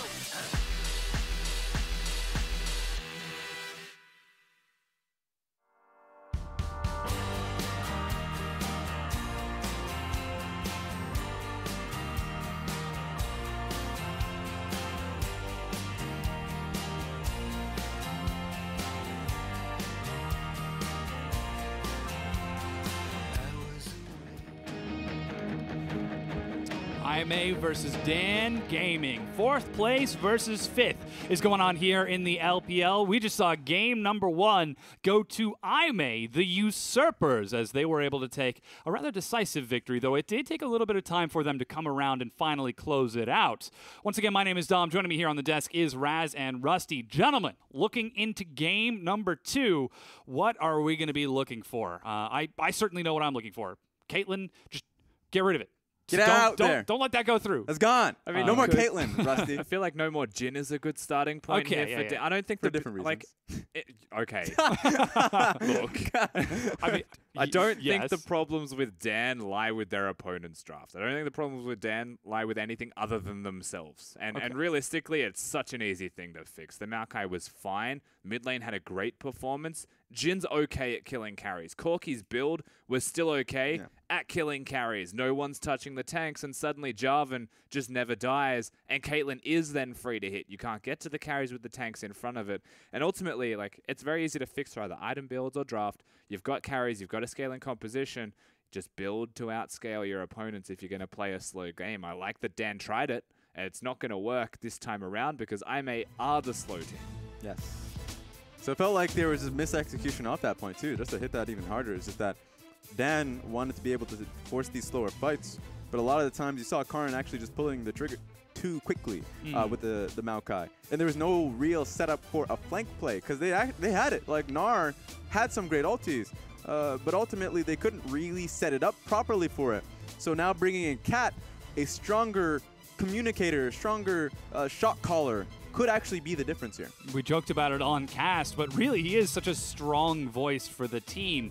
And now that he's going to be on comms actually helping them with these engages, perhaps they can be a little bit more efficient in how they find their targets. Yeah, honestly, you'd have to hope that this is the difference for Dan Gaming, that Cat can actually just be that by communicating. Amazing J for the side of IMA. He was, what, 1-5 in game number 1, but he's still the voice of the team, and his role is still very important regardless of his scoreline. So bringing Cat back, it makes sense.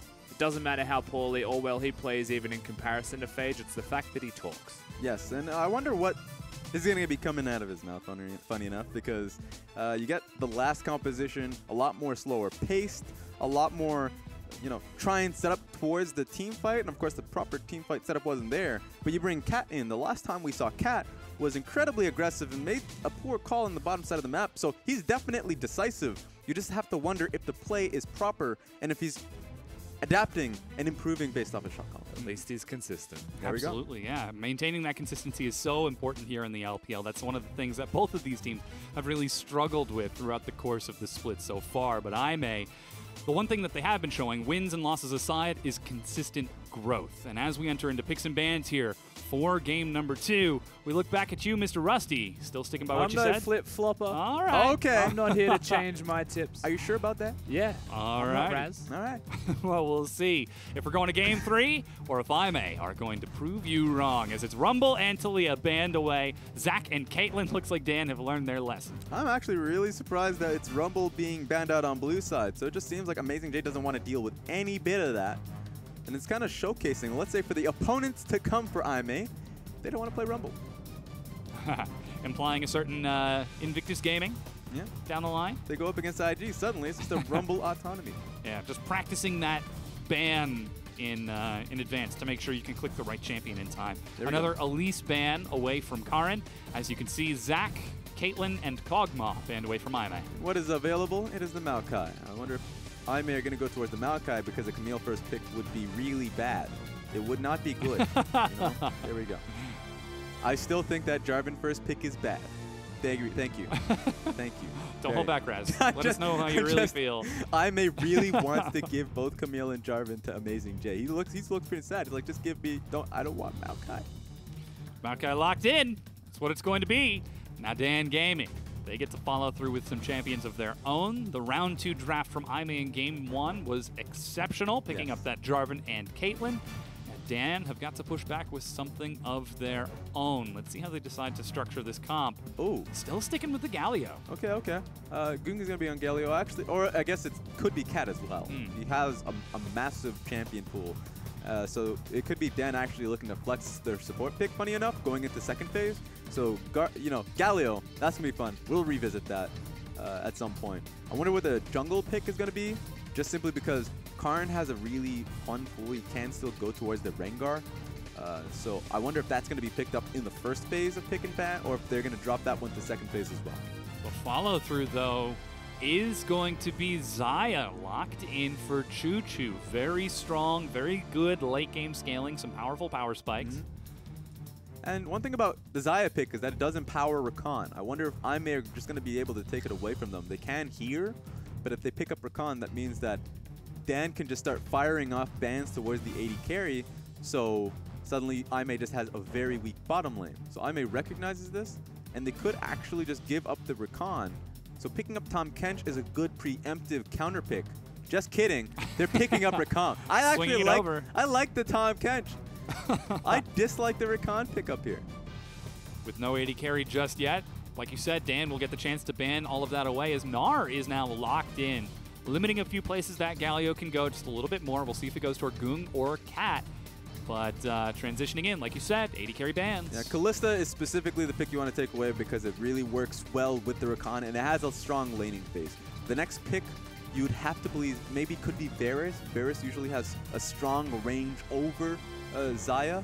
There you go. So these are just strong laners that Dan wants IMA off of. IMA has to dig deep towards the AD carry champion pool and say what actually does well in this lane. And do we have to eventually go towards, let's say, a Jhin? Because if they pick Jhin and Rakan, that early game, that laning phase is god-awful. It's good setup in team fights. Just chucking those grenades. Just trying to do something. You're just throwing things at them. You're like, oh no, this is actually just not working out for us. Thresh is the final ban away from Dan Gaming because that Rakan was taken. And perhaps they are expecting that Galio to go towards mid, but Dan, they might have something else on their hands, still just powering that flex. Yeah, the support flex is the strongest flex you could possibly have. So picking up the Kayn here, which has had such a strong priority in the LPL thus far, showcasing that Karn wants to play it and is able to do so. Maybe in the next few games if he can do well here and get some bans. Hey, by the way, it could actually be the Kayn mid. So that's another flex. Yeah. So there are a lot of flexes here. We have to see in the last pick. Well, Corky's now locked in for Athena, most likely. You probably don't want to take Kane into Corky. That sounds like a bad time. Yeah. That sounds like a real bad time. Range disadvantage. Yeah. Corky may not have a lot of damage early on in the game, but, you know, maybe Kane gets a lot of skirmishes off and he can get to his passive progress. Yeah, I think the biggest juxtaposition, though, is that Karin is going to be playing a completely different game to game number 1, where on that Maokai he was passive, he was in his own jungle, fighting over his own camps. This time around, he's going to be proactive, moving across the map. And now, with the Corky and Tristana, plus a Rakan, Jarvan, Maokai, Aime, they're looking really big. Yeah, you got to wonder what the face of the comp is for Dan Gaming, because we're talking about how strong Aime is currently with their double AD carry composition, the strong engaging force of, you know, Rakan, Jarvan, Maokai. This is the late game Aime composition that you kind of dream about. But then Dan Gaming, they picked up that flex we were talking about it. It seems like it's a strong counter pick to that. I like the Cassiopeia pick here because suddenly strong laning phase advantage goes to Goong. And suddenly that strong team fight you would assume would go in favor of Aime could actually have strong implications. Let's say Dan Gaming has a pretty strong team fight because Miasma comes down, Xayah has so much damage once she gets her 3-item spike, and of course Galio, once he starts to get items, pretty tanky. So both compositions do very well in team fights. It's just about the setup. And that setup is so important in game number 1 for Dan Gaming. They were looking for Lies to get that Mega Gnar form. Now he's taking that matchup once again against Amazing J. Gnar into Jarvan. They played around it once. They've already shown that they can play around it. Now, can they upset Aime here and break that apart? Will they be bringing us to a game number 3, or will Aime show us why they are called the hardest working team in the league and once again prove Dan wrong? Yeah, and if we go towards the last game, to hit that point harder, because the Gnar matchup was actually, Lies was doing so well in the matchup, he couldn't push forward because there was no pressure coming towards the side of the map, so he couldn't look for dives. He couldn't really chip down towers, and so ultimately he just became a teamfight Gnar. And so, sure, he got off a lot of proper ultis. He got a lot of proper engages. But I would want the team of Dan Gaming to play around that split pushing force, to look to dive more often. Now that you have Kane instead of the Maokai jungle, you can start to look to pressure, strangle the jungle earlier on, and then once you forced SKS away from the top side of the map, you can go for that easier dive. You mean that exact same matchup we saw in game number 1 on the other side? That exact same matchup. That same thing. It's deja vu. We were talking about dreams before. This is an actual dream now. Leonardo DiCaprio is going to show up riding a train, just bust through the wall. I would pay to see that. And he just starts throwing off money, Wolf of Wall Street style. Oh my God! Suddenly we're just deep, yeah, digging into too many movies. We're just going in. But at least I understand these references. Okay, good. But we have loaded onto the Rift. This is game number 2 between Aime and Dan Gaming. Last time these two teams played, Dan took the series 2-0. Now Aime, they've found their first win here and could very well upset once again as they return towards a similar composition in game number 2 that we saw Dan run in game 1. Yeah, and it feels like what's the difference between those two teams, or at least in game 1, is stronger focus. Aime, last game. Now, of course, Road makes it a lot easier, a strong shot caller for the team. That early on in the game, they had focus around their enemy for their jungler.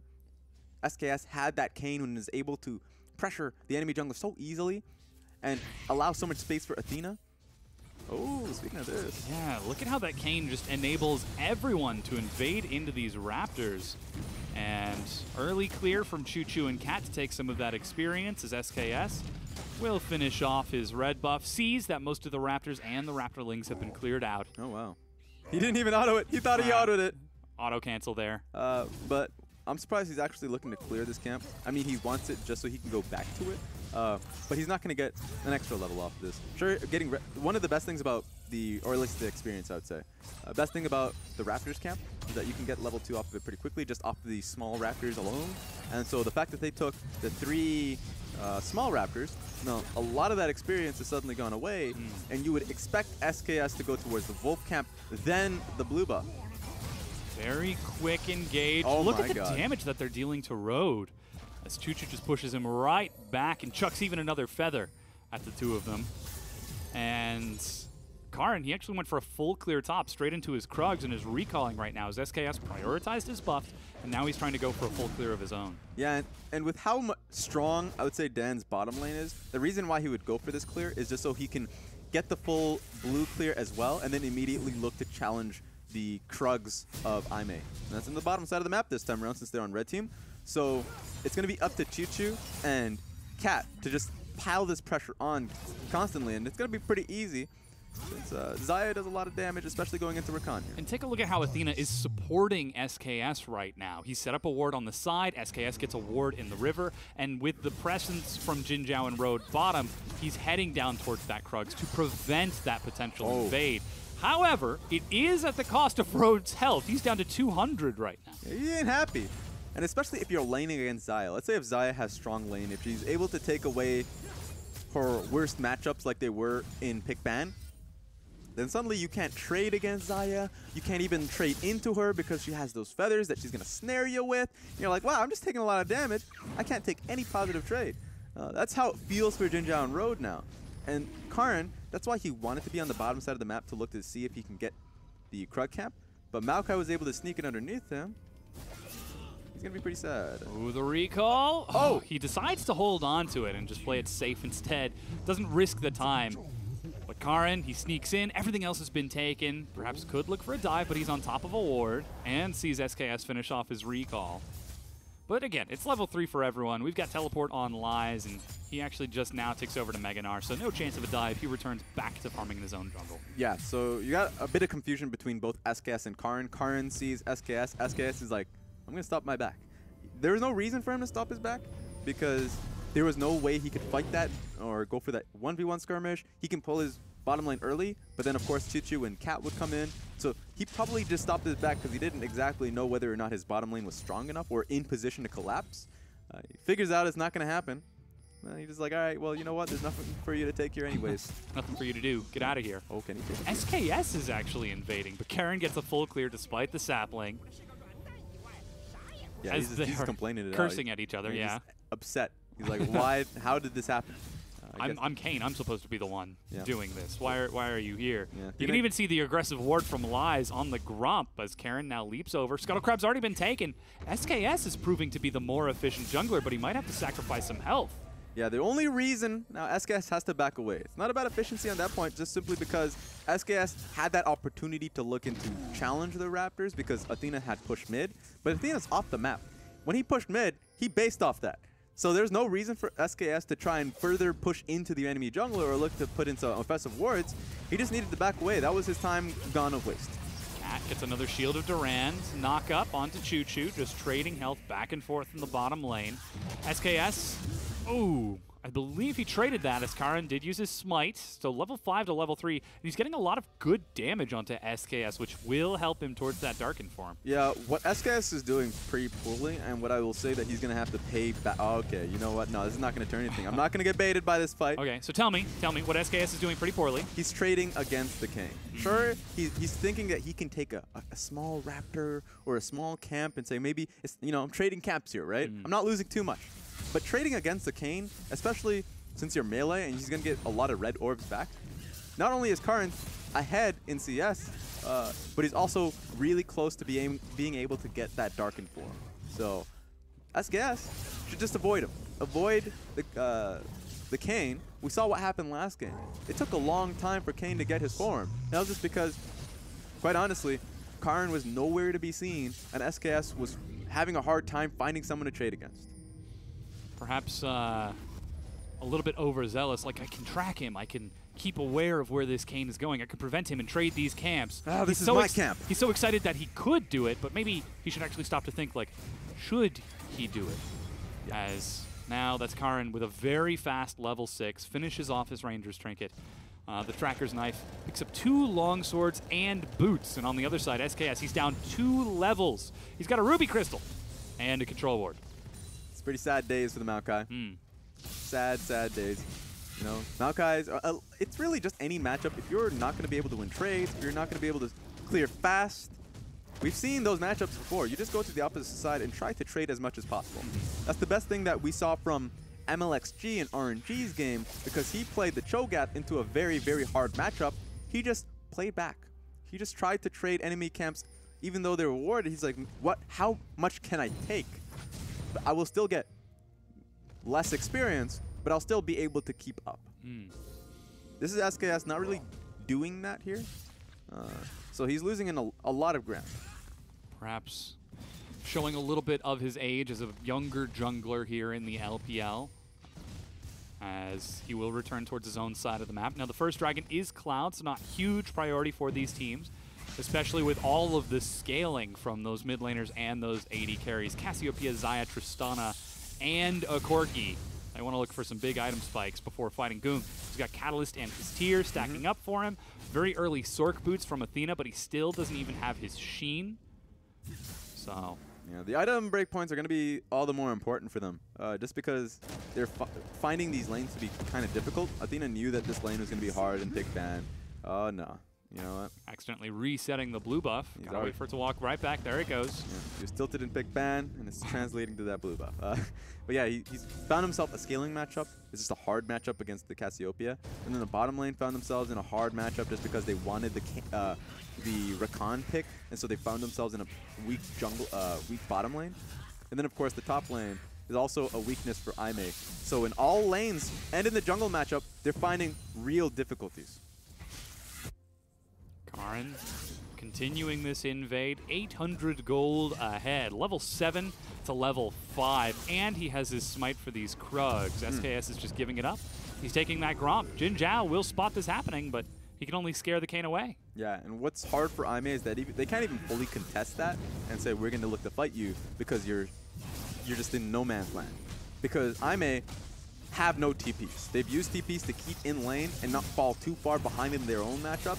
So Dan Gaming, if they want to fully commit to a fight, Gnar is going to be there. Kungs has the shove mid, so he's going to be to the bottom lane faster. So Dan has a lot of it early on advantages 9 minutes into the game, because all of the lanes are doing really well, and they can force any team fight that they want. Which might be bottom as Karin follows. That's the knock-up. Great quickness to stall it out, but he goes low. Look at the burst from that BF sword. Oh, here comes the TP. Yeah, they're diving in. It's flash and heal for Jin Zhao, but the TP is canceled. They decide to let him go with only a warning. Yeah, get out of jail free card. Yeah, remember what we did to your support.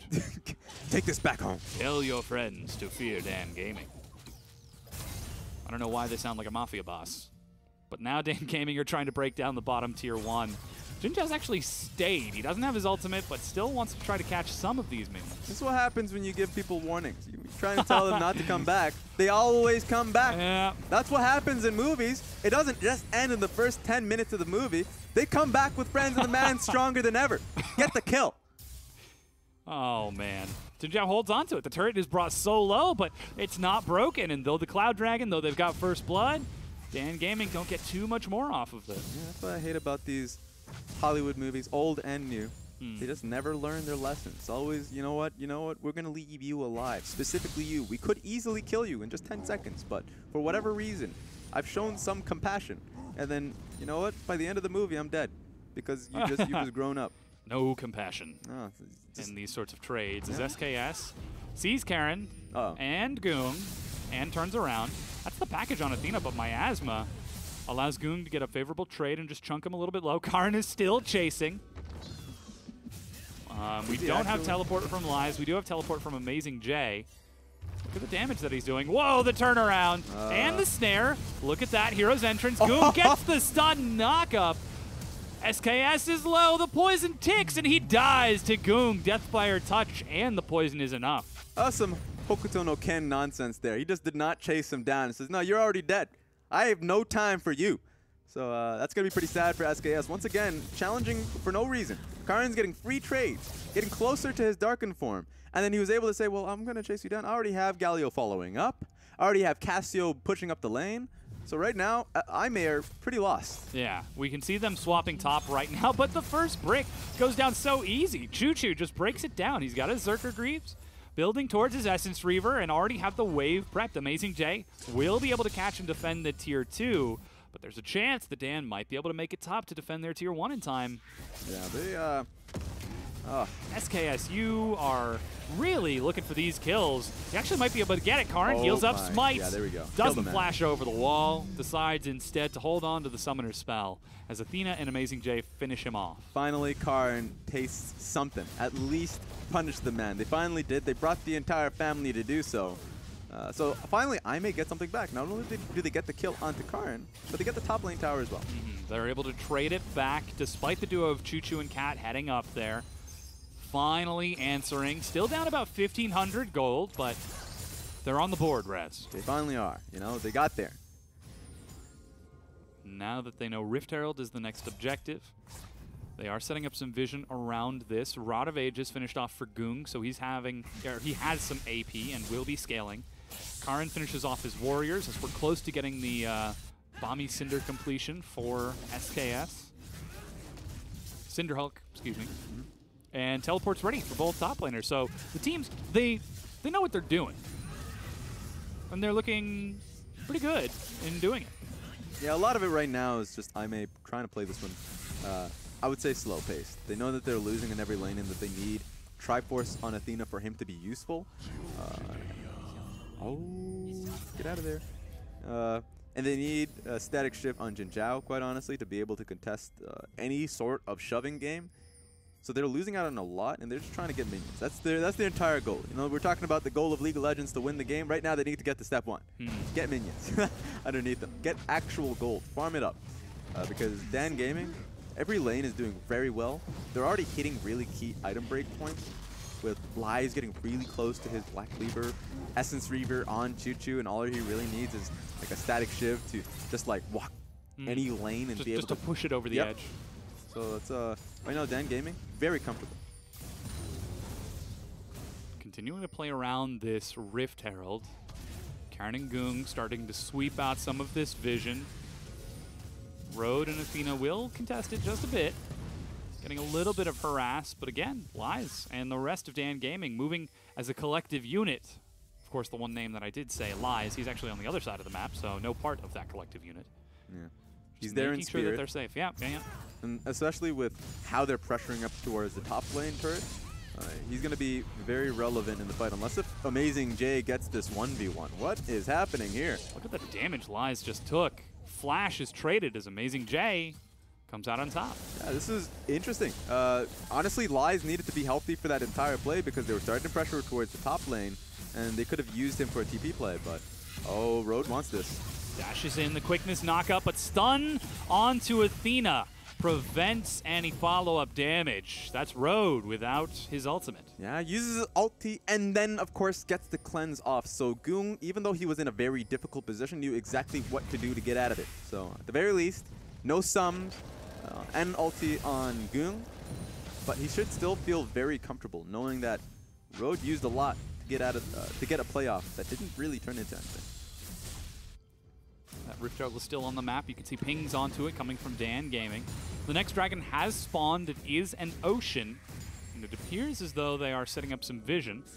Yeah, I think right now IMA lost a lot of ground because Tristana wanted to wait for the wave. Maybe she thinks she's close to static shiv, but because of that, because of Jinzhao staying really far out, Dan has the ability to push up top lane for turret. They're using this time for Rift Herald, which is a bad decision.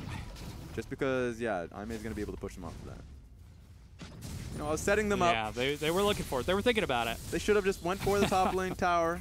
There's a poor back timing from Jinzhao. I mean, that would have made sense, but they've got one ward by the Tribush. They've got some wards by the river. And now Lies, he actually doesn't have his teleport. At the very least, there are a few more perpetrators that back to base as well, so Road's going to take a little bit of time before he gets there. Coming in, yeah. Amazing J takes a little bit of harass as he is spotted, and Karn leaps over the wall, but now IMA, they're just going to finish the job. Thank you for the leash. 2,000 health. Karn over the wall, gets ready with his smite, leaps in, dashes forward. There's the package, but they turn onto him. The crowd control, and Rift Herald picked up by IMA. He takes the voyage, dashes in, the knockup, but Karn is dead. So too is Cat. Choo-Choo leaps up. He gets one, but not enough for a second kill as Goong joins the fight just in time to dash away. All right. Athena and Amazing J have to get out of there. They're really low in HP. But Goong, I don't know what you're doing, man. That's a big Maokai. Okay. Oh, and now teleport coming in from Athena. All right. He takes the Noxious Blast and fires with his rockets, but it's Aime. They win the fight, they get the Rift Herald, and they get themselves back on the map. They have a fixation towards what? It's not even Baron. It's just the pit. It's just the pit they want. It was the Rift Herald. They thought they can get it. Goon, you're going to die. Ooh, they're doing a lot. Flash, late flash. A very late flash. You were actually safe. Yeah, expecting the Sheen auto maybe from Athena. The auto didn't come earlier. It was not going to come there. But you know what? Lag. That's what it was. So yeah, this was them picking up the leash here towards this objective. Karin thought he was quick, thought he was nice. You know, oh, I can get this steal, guys. He gets popped down, and of course loses the Rift Herald. So in a lot of these cases, just the poor decisions being made from Dan Gaming. They could have just focused towards the top lane turret. They could have even went towards mid lane and see if they can get a bit of chip down. But Jin Zhao got away scot-free, pushing up top wave just for static shift. Yeah, and the rest, though, on the respawn, they take the Ocean Dragon. Rift Herald has been summoned bottom, and Lies is trying to defend. Now, it will be traded for the top tier 1, but Rift Herald's charging for shot number 2. The rest of Aime are there, and they are going to break down this tier 2 and, in fact, open up an advantage for themselves. Just a couple hundred gold, and they're still going. All right, you know what the first rule of Season 7 is? Don't try and trade turrets against the Rift Herald team. Why are you doing it? Yeah, look at the damage that Inhibitor turret is tanking. Using their ultimate to keep themselves safe as Lies scoops them away. They turn onto him, and they kill him. Cat with the flank is scared away from the rest of the team, but the turret's already dead. Karin takes the Umbral Trespass, dives in and out, but he doesn't have Rost yet. He doesn't have the knockup. He doesn't have the regen, but he makes it into the wall to escape with his life. And the turret will fall, but the Inhibitor will not. Aime come out ahead. They get turret after turret after turret. Aime just kept pushing because Dan didn't do anything to stop him.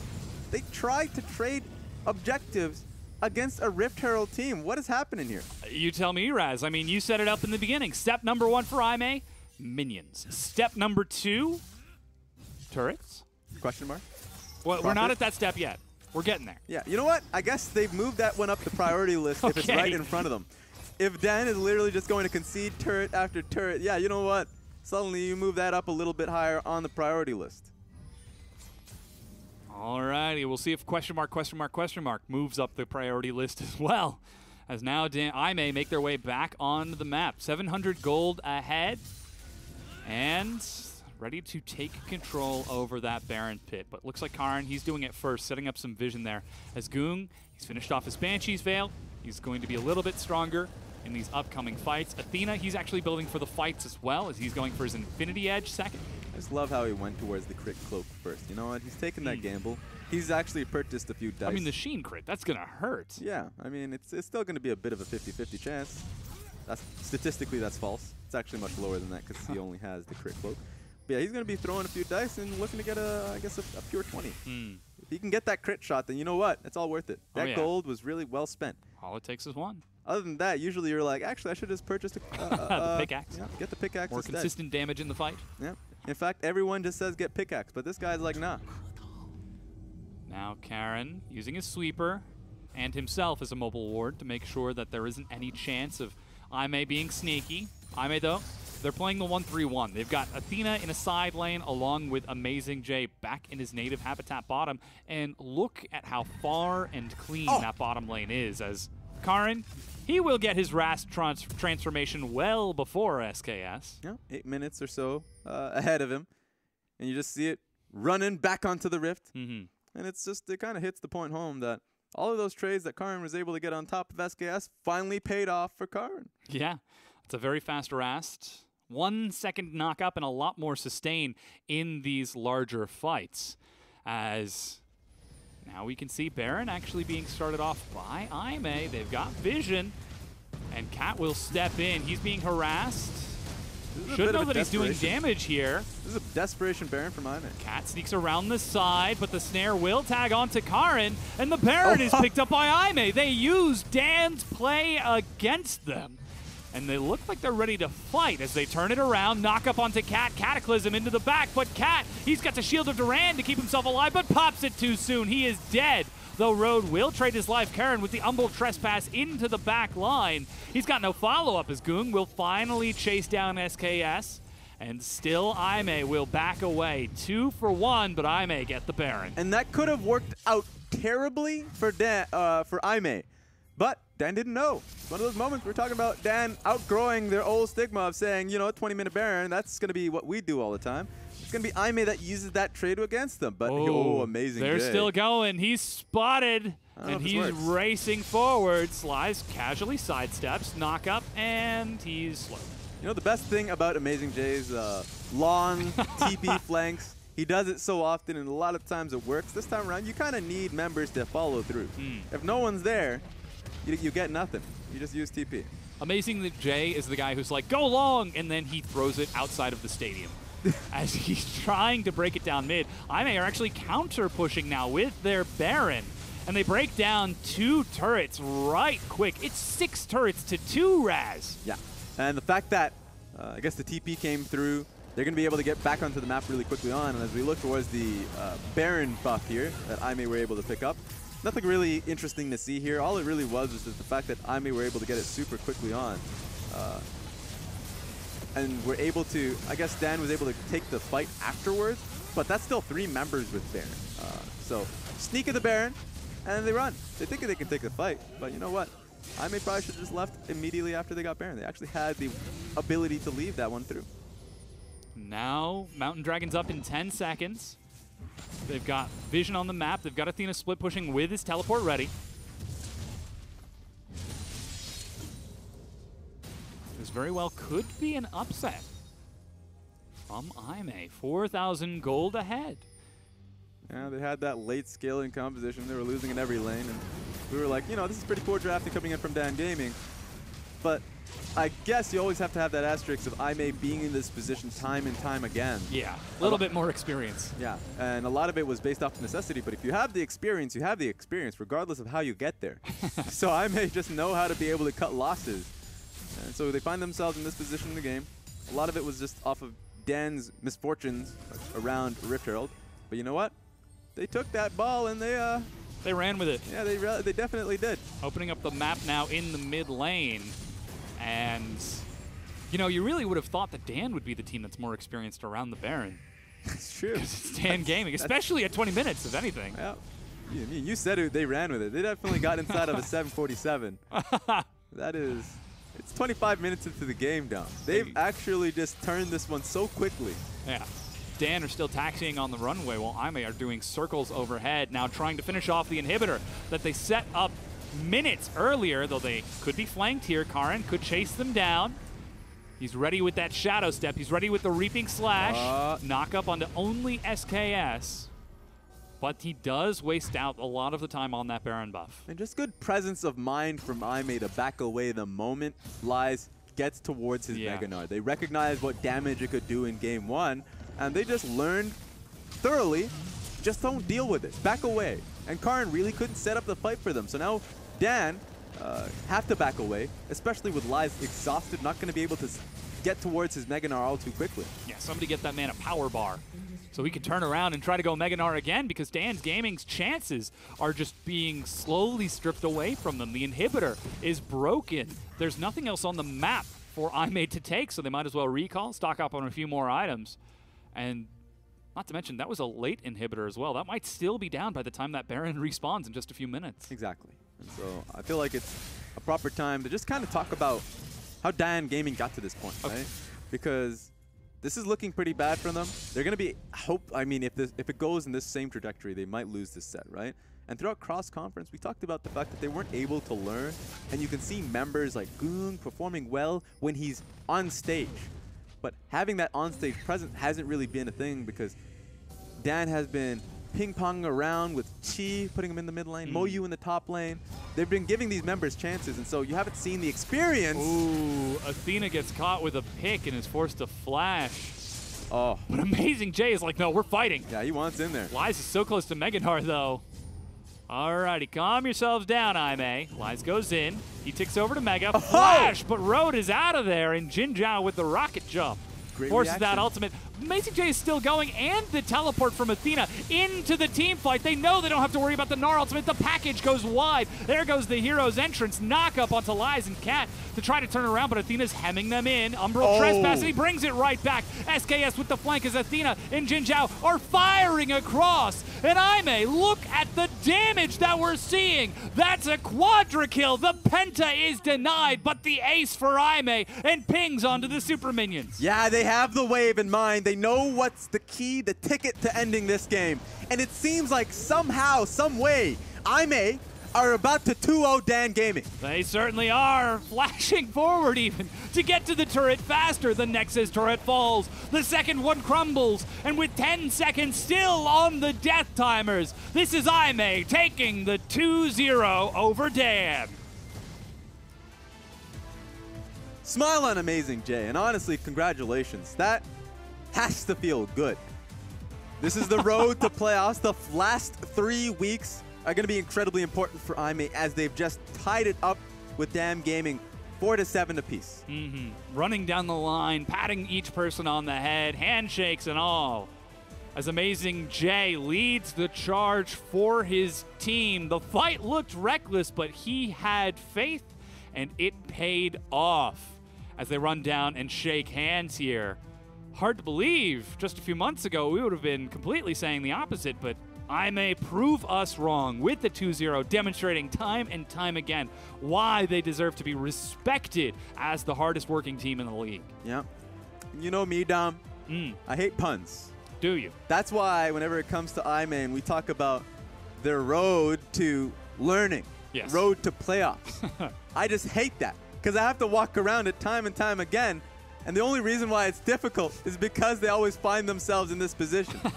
On the last sprint, I may have find themselves in another run. You can call it a Cinderella run. You can call it whatever cliche you want. Absolutely. It's happening right now. Well, joining us here on the desk to help break down what we just saw, Aime bringing down Dan, it's Rusty. It's just so hard not to come in and immediately say a pun to Raz after that. It's just... Like, it was a good performance from Aime. I'm very happy they had the 2-0 in their journey to the playoffs. There it is. Not a fan. The track that they must walk. It was pretty good, and I'm actually very impressed with not the growth from Aime, so to speak, but the way that between the sets, the games even, they grew, and not a lot changed, honestly, between games 1 and 2. We just swapped junglers. The top matchup was pretty much the exact same.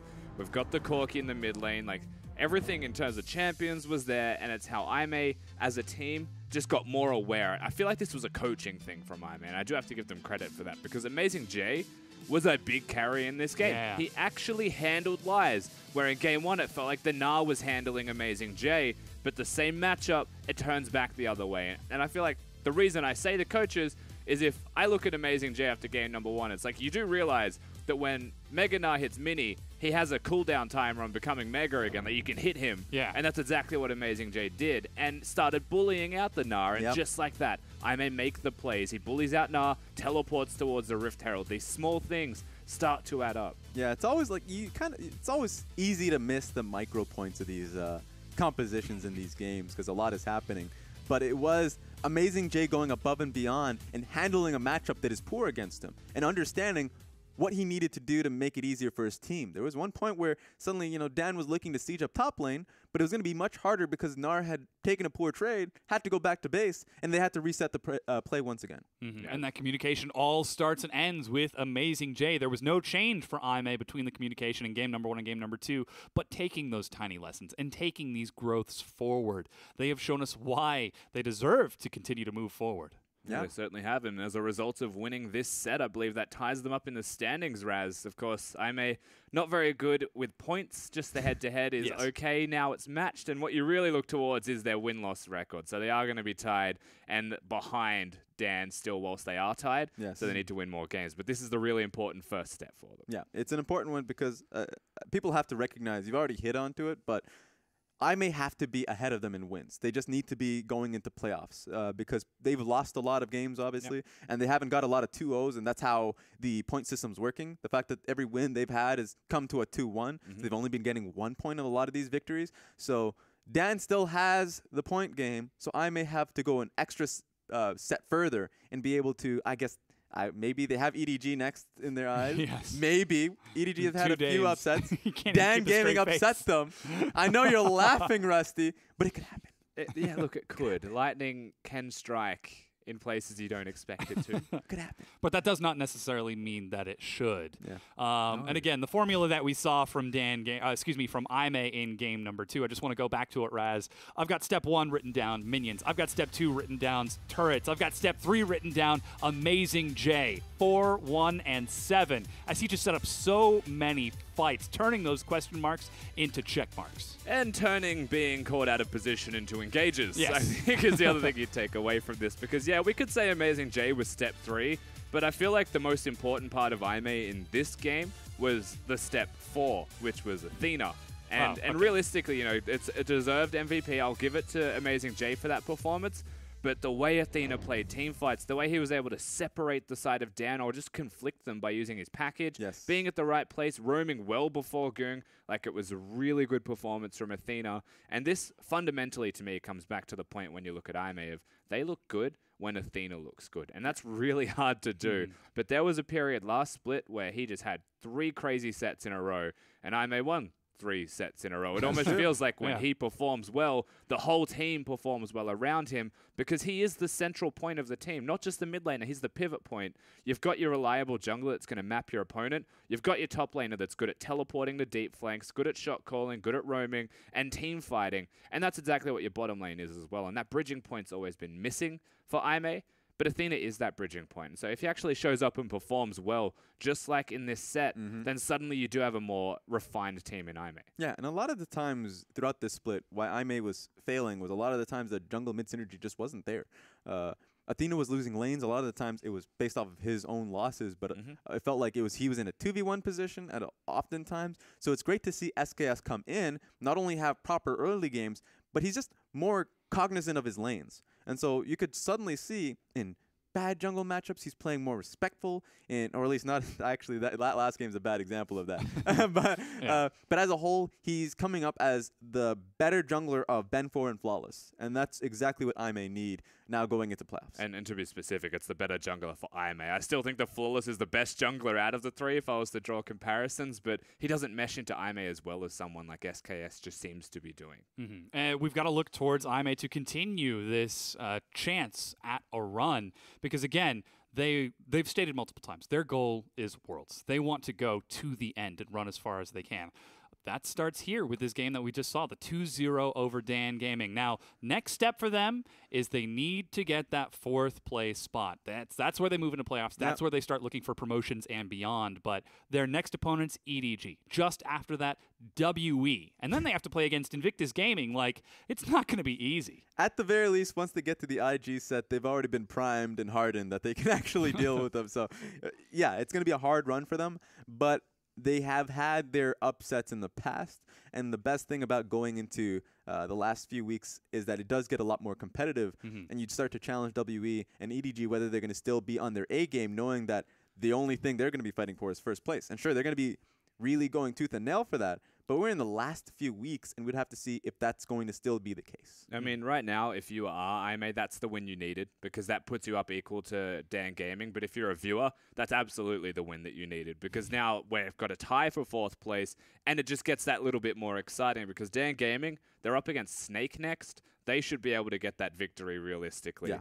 And then you look at Ime against EDG, and it's like, oh, I doubt it. But then the Miracle Run story's still there. And so you've got like, Ime, maybe they're better than Dan, but Dan have an easier run this week and can still put themselves ahead in the standings. And now you've got this back and forth race that'll come between them as a result of this set. Yeah. And I mean, just to hit on your, I guess, earlier, now it seems like an assumption that somehow they're going to be able to take Snake. And we should believe that Dan should take Snake. We should believe it.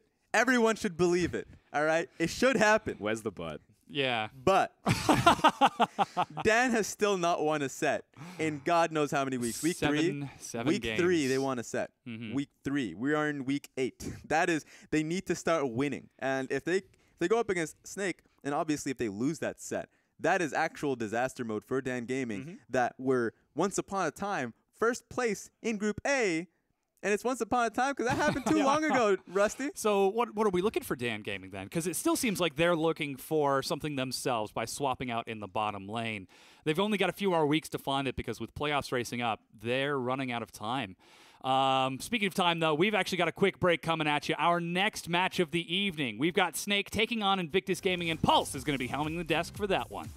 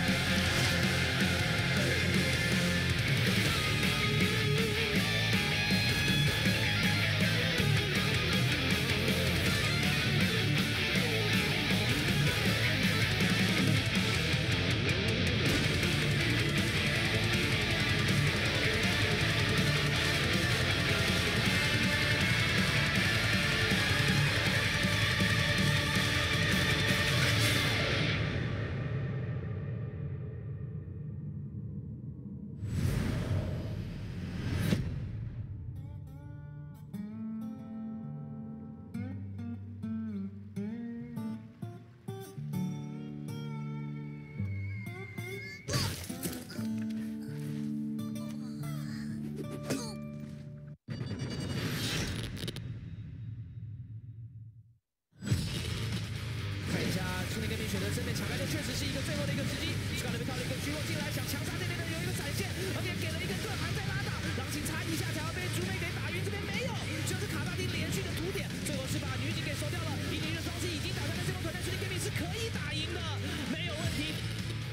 天灵绕了个后，被鬼魂看到了，强行开了个筒子，卡雷萨被灭过到，大招定住筒子，发现大招拉到卡雷萨了，这一波绕后很灵性，但伤害好像差一点点，最终还是收掉了 OQ， 自己没有死，侧面的话也是打退了蝴蝶。王生绕到背后，但是蜘蛛其实也在后面，这波踢回来，一脚踢回来，接了一个停一波，准备要让 AJ 下马，等了一个回击，打在 AJ 下马，这个伤害有点高，反杀掉了，而且上马了，打一下最后一下斗气够了。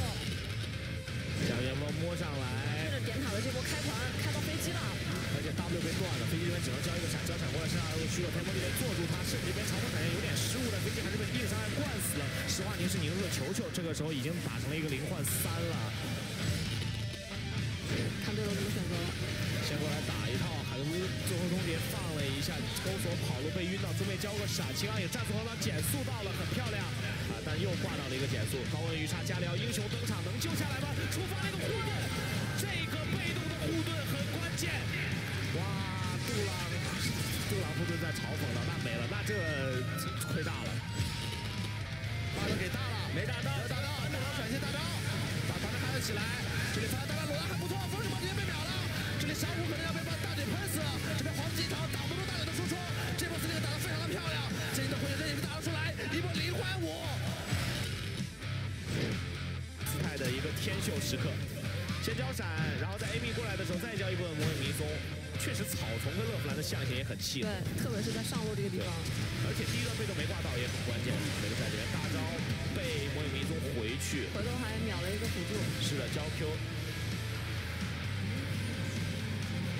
然后再魔影迷踪加 RW， 再回到 W 的位置，然后又回到 R 的位置，利用这个草丛落过来，给了个鸟盾，再交到魔影迷踪，差点就给他跑了。轻弩成双给了2段，但是最终被潜力形态的搜寻猎物给收掉了。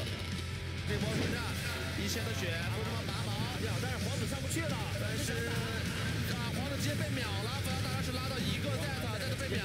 但杜玉蜜这边能不能跑掉？鳄鱼 TP 的位置不是特别好啊，这边鳄鱼有大招，在这大龙圈里面，怎么说能？鳄鱼能进场，一过来 Q 一下，被挂了个虚弱，伤害不够。拔毛这边是拔死了鳄鱼，这边 ED 可能要撤了，惩戒回下血，这边 Scout 还在尽量的输出，在这里想偷峡谷先锋之也是被拿掉了。羽毛这边补一个双杀 Triple Kill， 卡比这边能出来吗？伤害不太够，完了要被风筝了。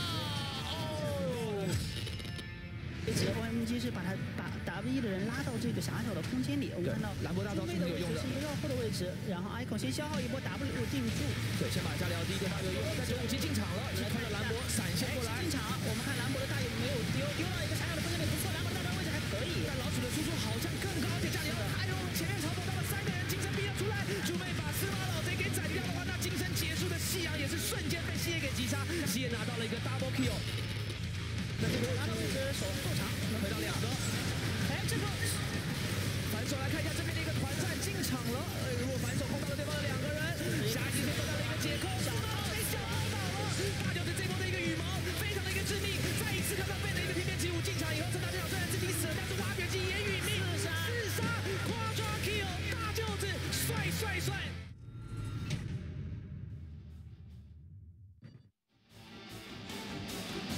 What's up, LPL fans? Welcome back to the show. We're coming at you for our second series of the day, and our final one as well here on Thursday as we start week 8.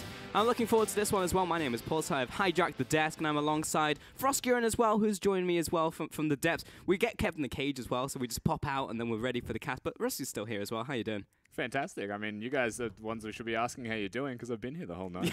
Yeah, it's pouring out. It's pouring rain outside too. We got pretty wet. Yeah, we got annihilated. We got super wet as we prepared for the show. But anyway, Frost, I want to change up this segment just a little bit because we come into like every Snake game and pretty much every IG game saying the same thing over and over and over again. So because nothing changes, Pulse. I know, Frost, and it's just like why? Why did Champ get knocked out? Because I knew that Snake used to be good, but what happened? So here's the thing, for Retro Snake fans, and I did a deep dive on Snake, and I was looking at their history. I was trying to pinpoint where exactly did it all go wrong, because you look at 2015, it looks amazing. You look at 2016, and you have this moment that's behind us. Now, people will not remember Snake of 2016, but you should.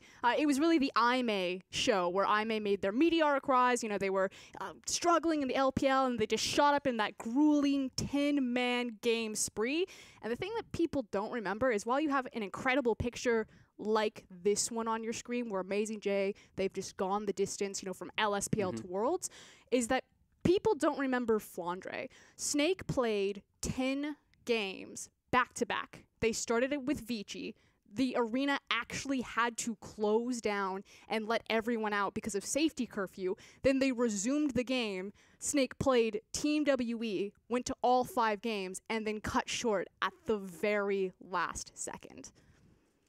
It was a pretty crazy day of games. I mean, the fact that everyone got removed from the venue because of how late it was spoke towards how big of an effort it is. And I remember speaking to the Chinese casters afterwards and getting statements like, Snake just didn't eat. Like, the whole day, they're too focused on the game, and you're there for 10 hours. You have to eat, but, you can't think of anything else. Yeah, you don't have humans time to need to eat, it turns out, yeah. And, Frosky were talking to me before the show as well of, how Snake were not the champions, but they were always better than those below them, and they could take games off at the top, but they always ran into a brick wall when it came into the playoffs. I mean, they dropped in...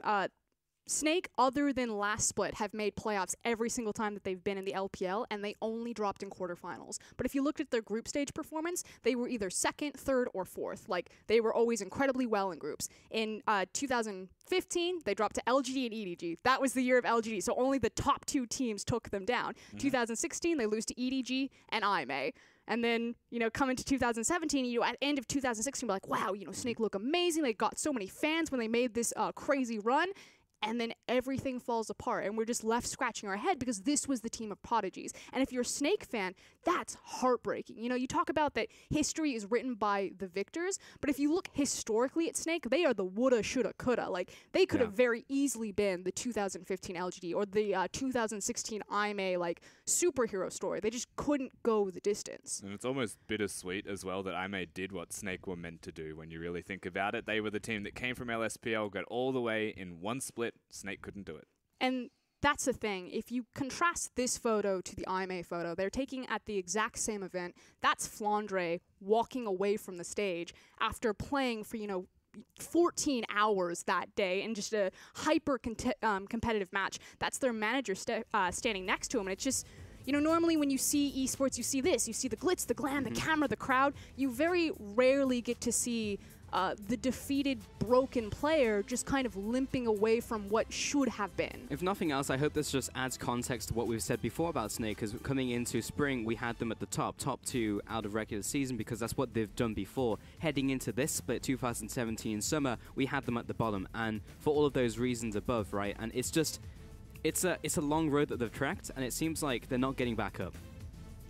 And when you look at the roster and the adjustments that they've made, I have a theory, and I feel like it has to do with the bottom side of the map. We've seen FLICKR and SOFM, and they've been on every single iteration of Snake, save for the very beginning in SOFM, and it's been still very hit and miss, still very roller coaster, but as soon as you adjusted the support pool, the bottom side of the map, that's when everything started to fall apart for Snake. Any closing remarks, Rusty? Yeah. We got Justin Timberlake next to me, who's going to be a Snake sympathizer here, but IG are about to come in and absolutely bop them and maybe make it worse. Yeah, because they are taking on IG at the end of the day, and IG seems to have gotten their identity together from what we've seen after the last couple series, so let's see if that is the case. Thank you very much, Rusty. We'll catch you after the game as we get into Champion Select now between Snake and IG. And it's been a redemption year, it's been a redemption split, but maybe this can be the redemption game for us. Did he just call me Justin Timberlake? Yeah, I think so. Oh man, I'm bringing sexy back. Yeah.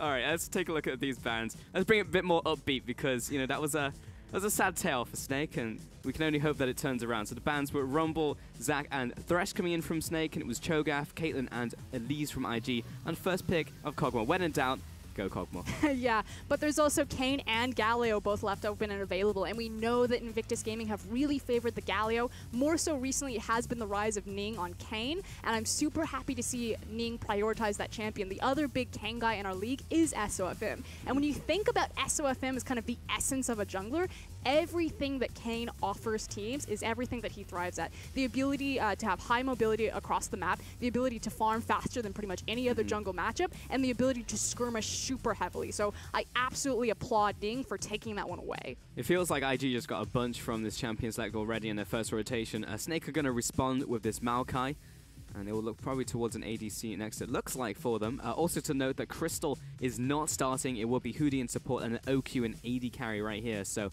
they're giving the potential Kog'Maw over to him, and maybe that's illuminated a little. Just maybe they thought that the mechanics of OQ would be able to carry the Kog'Maw better as they lock in Braum alongside it. And again, these are just kind of observations for me, because I was trying to find a pinpoint, what happened, what allowed Snake to fall apart in terms of their macro decision making. Because they used to have this reputation of being a very clever, innovative team. When the lane swap was really high priority, Snake were one of the better LPL teams at executing on it. And the thing was, they went through kind of 4 different supports in their lifespan. Ella and Jetso were kind of their big shot caller-esque supports. And since we've moved away from that, it's just been this rotating door. And I like Hootie. Don't get me wrong, Hootie and the Blowfish, I hope he's here to stay. But I feel like there's something inherently about Crystal. The fact that they tried Crystal in support, that they brought him back in ADC, that somehow grounds that team. Because if you go back to the 2015-2016 success story of Snake, Crystal was also on that roster in the shadow of SOFM and Flandre. IG did respond with their top laner here, Camille, and we're looking at the next 2 bans, and it's going to be AD carries, actually. Well, Lucian for mid lane, of course, against the Tai, as they did lock in the Galio, so not natural counter there. Twitch towards West, just in case they are setting up for a hyper carry in the bottom lane, and Cassiopeia will be the final ban against the Tai once more. Yeah, trying to free up that Galio as well as make the Kog'Maw a bit more vulnerable, that he won't have someone like Cassie to stand next to him and protect him. But there's still multiple options. Orianna really stands out for Zatai, as well as his LeBlanc. LeBlanc has a higher ban rate against Snake in particular because Zatai is such a coveted LeBlanc player. So I expect that he'll go that direction because Snake loved to run the 1-3-1. Rakan was the final ban against Megan. We are looking for a potential spot. There is a chance that Galio goes down in there for Megan into his hands, but Callista's still up if they wanted to run that. However, they will lock in the Varus in the end for West. We'll see what the final pick is from IG, since it won't be a top laner, but it could be a support or a mid laner. Snake looking towards the Tai. He got his champion pool hit a little bit, but he should be okay. Yeah, there's still Orianna open. So. Yeah, so he doesn't go for the LeBlanc. Instead, he tries to synergize with the composition a bit more. You have a Maokai. It makes sense that you look for the Orianna. What better ball delivery service do you have? I suspect that that would be SOFM's Maokai, but if Gragas gets locked in... There's a chance. Again, that's also a flex pick, right? So it could be Gragas in the top lane. It would be laning into Camille after all. It would mean that Maokai... I just think that Flandre has a better read on certain champions, and I wouldn't necessarily put Gragas, which is why I like the last-minute swap over. Technically, we still don't know if it's Maokai flexed into jungle or Jarvan up in there. That's true. Yeah, could go either way. Though I feel like Maokai will work pretty well for SOFM since he is a pretty smart jungler when it comes to pathing, and Maokai allows you to do some interesting things. I also really prefer Jarvan in the Camille matchup. I've tried playing a bit of Maokai into people like Camille and Fiora. It's not great. That's not fun. Not super fun. Yeah, I remember you sat next to me. It's like, Pulse, what do I do? How do I build? And it's like, well, you can build anything you want for us, but you're still getting it wrecked. There's actually nothing you can do. His exact words, you can do what you want, but you're still going to lose. Yeah, great, pretty thanks. much. Yep. Thanks for the pep talk. That's the matchup. They got 15 more seconds before they have to lock in their swaps, so SOFM right now riding on the Jarvan.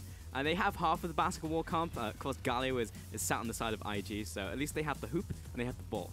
But no one to deliver it. They have no dunking. There's no, I was going to say Shaquille O'Neal, but yeah. I don't think if that necessarily counts. We'll go Michael Jordan. They don't have the Michael Jordan factor there. Exactly. Look, I guess they got Maokai, so, he's a little bit short, but he can hop. I'm saying, right, you've got so many opportunities. Dunk Master Maokai. Dunk Master Orianna. Where are the basketball skins for these champions? And just make Jarvan, hoop. Yeah, but then on the other side, we do have the Cannonball comp coming out of Invictus Gaming. We said that Galio has been kind of a tried and true staple of this team since he came into the meta. Makes sense. You've got a superpower mid laner in Rookie. Galio gives him the opportunity to bypass lane phase, but more importantly, impact those side lanes. He needs to get out to the top, get out to his bottom, and start helping dig his laners out of the holes that they put themselves in. That said, that was old IG. new IG, and if you haven't watched them recently, are actually very exciting. I'm a little bit scared. I don't know if I want to jump on this hype train just yet.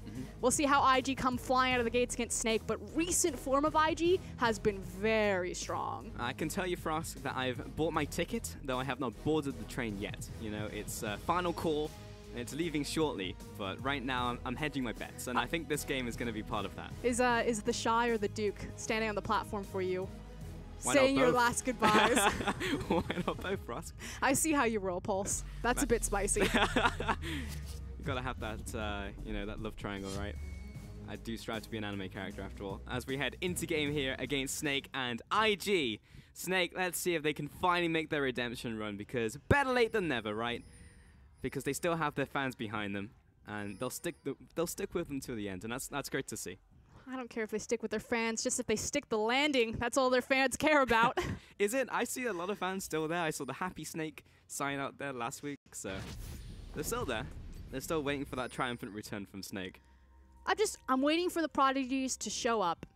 Now, we do need to mention that this is a tie against his old team. You know, Invictus Gaming is what this guy cut his teeth on, made his reputation. Zatai used to have the calling card of Playboy. You know, he doesn't care, he's super wealthy, he doesn't need to compete in this, they're just video games for fun. And then EDG won 2015 MSI, and Zatai suddenly got very serious. He went on record and he said, EDG winning MSI proved to me that we can do it, that there's something worth fighting for. Immediately, he leaves his old school team, Invictus Gaming, and he starts branching out. He returns to the mid lane. But unfortunately, IG's career went up, and Snake's career went down. And now, Zatai is staring down Rookie in the mid lane, who is now the starting mid laner for IG, so bit of a crazy road. SOFM's actually going to be on the job, and here he did stick with it until the end of the swaps. And he will get the super leash. I'd say this is a great leash. I'm not bringing it up to super, because he had to leave 2 of those small raptors behind. Didn't get the 2 raptors, only gets the good leash. Yep. Doesn't get the great. No, I mean, like, the good leash is where they just help them on red. The great leash is where you've got to go a little early because, you know, bot lane's going to leave. The super leash is when you get everything. All the chickens. And then the Giga Leash is when you also get the big raptor. And then you don't lose any health, and it's amazing. And bot lane gets there as well to get the experience on the last hits. The rare Giga Leash. Only Team W8 EDG have pulled it out. But I do want to talk about Kayn. So we have our 2 junglers, Jarvan versus Kayn.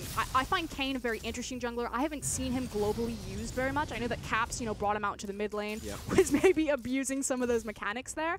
Now, my thing about Kayn is that when he comes into the mid-game, he has some troubles bridging from kind of mid-game to late game. You know, he's really reliant on getting an early form transition. Usually professional players are leaning towards more of the tank form of him just because it offers a bit more utility in those 5v5s. You know, his W can knock people up. But he's a much more skirmish-heavy jungler than he is necessarily a 5v5, which makes me really curious why he's prioritized so much more in the LPL, because we're such a 5v5-heavy region. But I guess it makes sense for SOFM and Ning in particular, because they are skirmish-heavy junglers. I'm just curious if this will start to bleed over to the other LPL teams, or if it's more so going to stay a very specific, you know, niche pick. I choose Kayn because this is my jungle style versus I play Kayn because he's actually just overtuned. Out of curiosity, Frask, I'm hearing a lot of people are saying that 11 minutes is like the perfect timing for Kayn to get his upgrade or his evolution. So what is considered to be like a good timing or like an average one? I've seen him between 11 and 13 minutes. I mean, naturally, the faster you get it, the more valuable you're going to be. But like the high risk, high reward, I really like champions that force you to make those choices and then reward you heavily for it. But I feel like Kayn is one of those junglers where if he falls behind, it's only just going to snowball onto itself because he has to fight to get his transformation. And so if you're already like in the crapper, it's like, well, crap, like I can't dig myself out of this. I mean, he is the Feast of Famine champion right now, you know, like more than pretty much any other champion out there in the current match, I would say. Well, it's been pretty good for Ning. He's been very sated in his hunger with his Kayn performance. A lot of times the champion is banned away from him, but normally he prioritizes the top lane. Makes sense, you're hitting more of the big tanky guys that you really want to hit, as opposed to spending his time down here. In the bottom lane, and they're going to duke it out for a while. You know, it'd be nice to put down OQ just because he is a Cogmore and you want him to start from the scaling up, but yeah, we'll see where Ning actually goes because he wants to hit the melee guys. SOFM, of course, he's going to head over to the Raptors, the natural habitat of SOFM. And this is why I thought that Ning would be a perfect champion for SOFM, known for his creative pathing. Again, there's no other better champion or jungle champion at pathing than someone like Kane with his ability to walk through walls, but also his ability to farm so quickly in an AoE manner because of his Q, and the mana cost on it is way too low. Yeah, it's pretty nuts. You don't even need the blue buff. You will never run out of mana, and you can Q anytime it's off of cooldown. I still think it would be hilarious if Kane entered his shadow step inside of a wall, but he just took damage. So people can't just like sit there, because I played so many games where I'm just like, I'm sat at the buff farming it, and then Kane's like staring me down in the wall. And Just I'm like, eyes from the bushes. I'm like, can you not? That's pretty good. Yeah.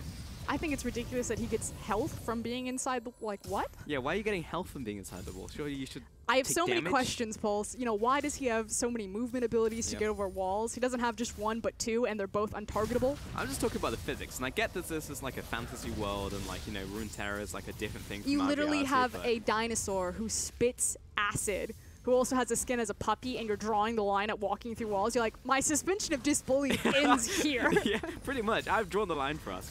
I just no, not having it. Literally, like, shirtless guy with demon legs shooting arrows. You're like, nope. Nope. Still more believable than That's this. still fine. SFM back onto his second spawn of Raptors. He's on for Hunter's Potion this game as well for us. What do you make of Hunter's Potion? When did you buy Hunter's Potion? When you want to farm a lot. Okay. Like the SOFM classic. Mm-hmm. No, I got that. That makes sense. He's level 5, probably just wants to sit there at level 6, make sure that his ultimates time up. I'm curious where he's going to use it first, just because with Galio facing across from Orianna, Zatai's not going to get as many windows as he would like to start making those roams. His job is primarily to try to keep Rookie locked down. Oh, SFM's not going to like that. Ning just walked up and took his big Krug. It's always the game. Where do you actually plant the flag? Like, I claim this for Invictus Gaming. Oh, well, you don't counter jungle SOFM. That's and then I made him that's angry. fighting talk. Okay, That's not good. He set a trap. They're baiting into this. It's like a 45-second endeavor. Yeah, Ning's sitting there. Zatai's like, I don't care. I'm not moving. They were looking at the red buff, but Zatai just planted his feet like, He's nope. still there for us. Oh, he's actually doing it. He just sat in the wall looking at him. This is the worst. I played against a Mastery 7 Kane the other day who kept flashing his emote at me. How do you get a Mastery normals. 7 on Kane? He's only been out for... Oh, there's people who do that. I wish I had that much time to play League of Legends. that was not a good part of my life. What? Let's try getting good damage onto Flandre. This is pretty much how the matchup goes now. Is dealing with this matchup much better than I did, but no one is saving poor little OQ. And the thing is so while Ning didn't take the red buff, he did do a good job laying down the vision on the Krug camp, on the brush behind them, as well as contesting the red to keep eyes on SOFM and isolate his lanes. You know, if it's not going to be the big 5v5, the skirmish heavy, he just needs to keep them isolated to take advantage of naturally pushing winning lanes to get first tower. Now, first tower this early, like 8 minutes with 0 jungle intervention as well, is pretty crazy. Yeah, and what it does is it just drives tempo of the game, and it makes sense for IG's composition because they peak and spike very hard in mid-game comparatively to Snake's composition, which obviously has the Kog'Maw and the Orianna. It's going to be more about the 3-item power spike, although Kog's more about 2. But it just means that Invictus Gaming want to hit the ground running. You know, they want to ramp this game up as fast as possible and then take take advantage of the window that they have to abuse them. Actually returning to the bottom lane and starting to take Gromp. Probably looking towards this dragon since it is a mountain dragon. And since that tower is down, there's no real safe sanctuary for Snake to retreat to in the bottom side, so there's a possibility he'll make a play around there. And this is curious. I think it's like you pointed out, the fact that it is a higher priority on Mountain Dragon specifically, because Invictus Gaming, you know, normally you would swap your duo back up to the top lane. Fortification is dropped down on top lane tower, and you would just continue to ramp. But they're like, nah, Kog'Maw, you not get any farm. Or at the very least, you know, rotate to a lane and use West ultimate since he is level 6. They've pulled the wave back, and now they're going to freeze it, and now poor little Braum and OQ, as I say, I'm like, they're probably going to freeze it. He's like, nope, auto-attack the wave. He might just be trimming it. Yeah. But it just forces OQ and Hootie to go somewhere else. And then as I say, that's like, on the way. This is fine. SOFM. We're going back.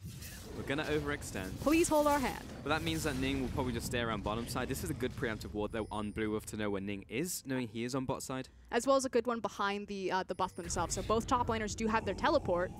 I think we're about to have a bit of a scuffle. Yeah, plus SOFM also in the bottom side, so he's kind of just protecting OQ. He has meat active in ganks, but he is just kind of passively applying some pressure there. It's pretty much you farm, I farm. Yeah. It's fine. I mean, we're 10 minutes in for us, and we haven't had a single kill yet between these two teams, though IG, it's not like they need to fight, right? They're already ahead. But they are pushing their luck. Like you said, they're driving the tempo, but they seem to think that they have enough of the advantage because of where the waves are positioned to start off this dragon. But Snake, they've planted their feet. There's one teleport.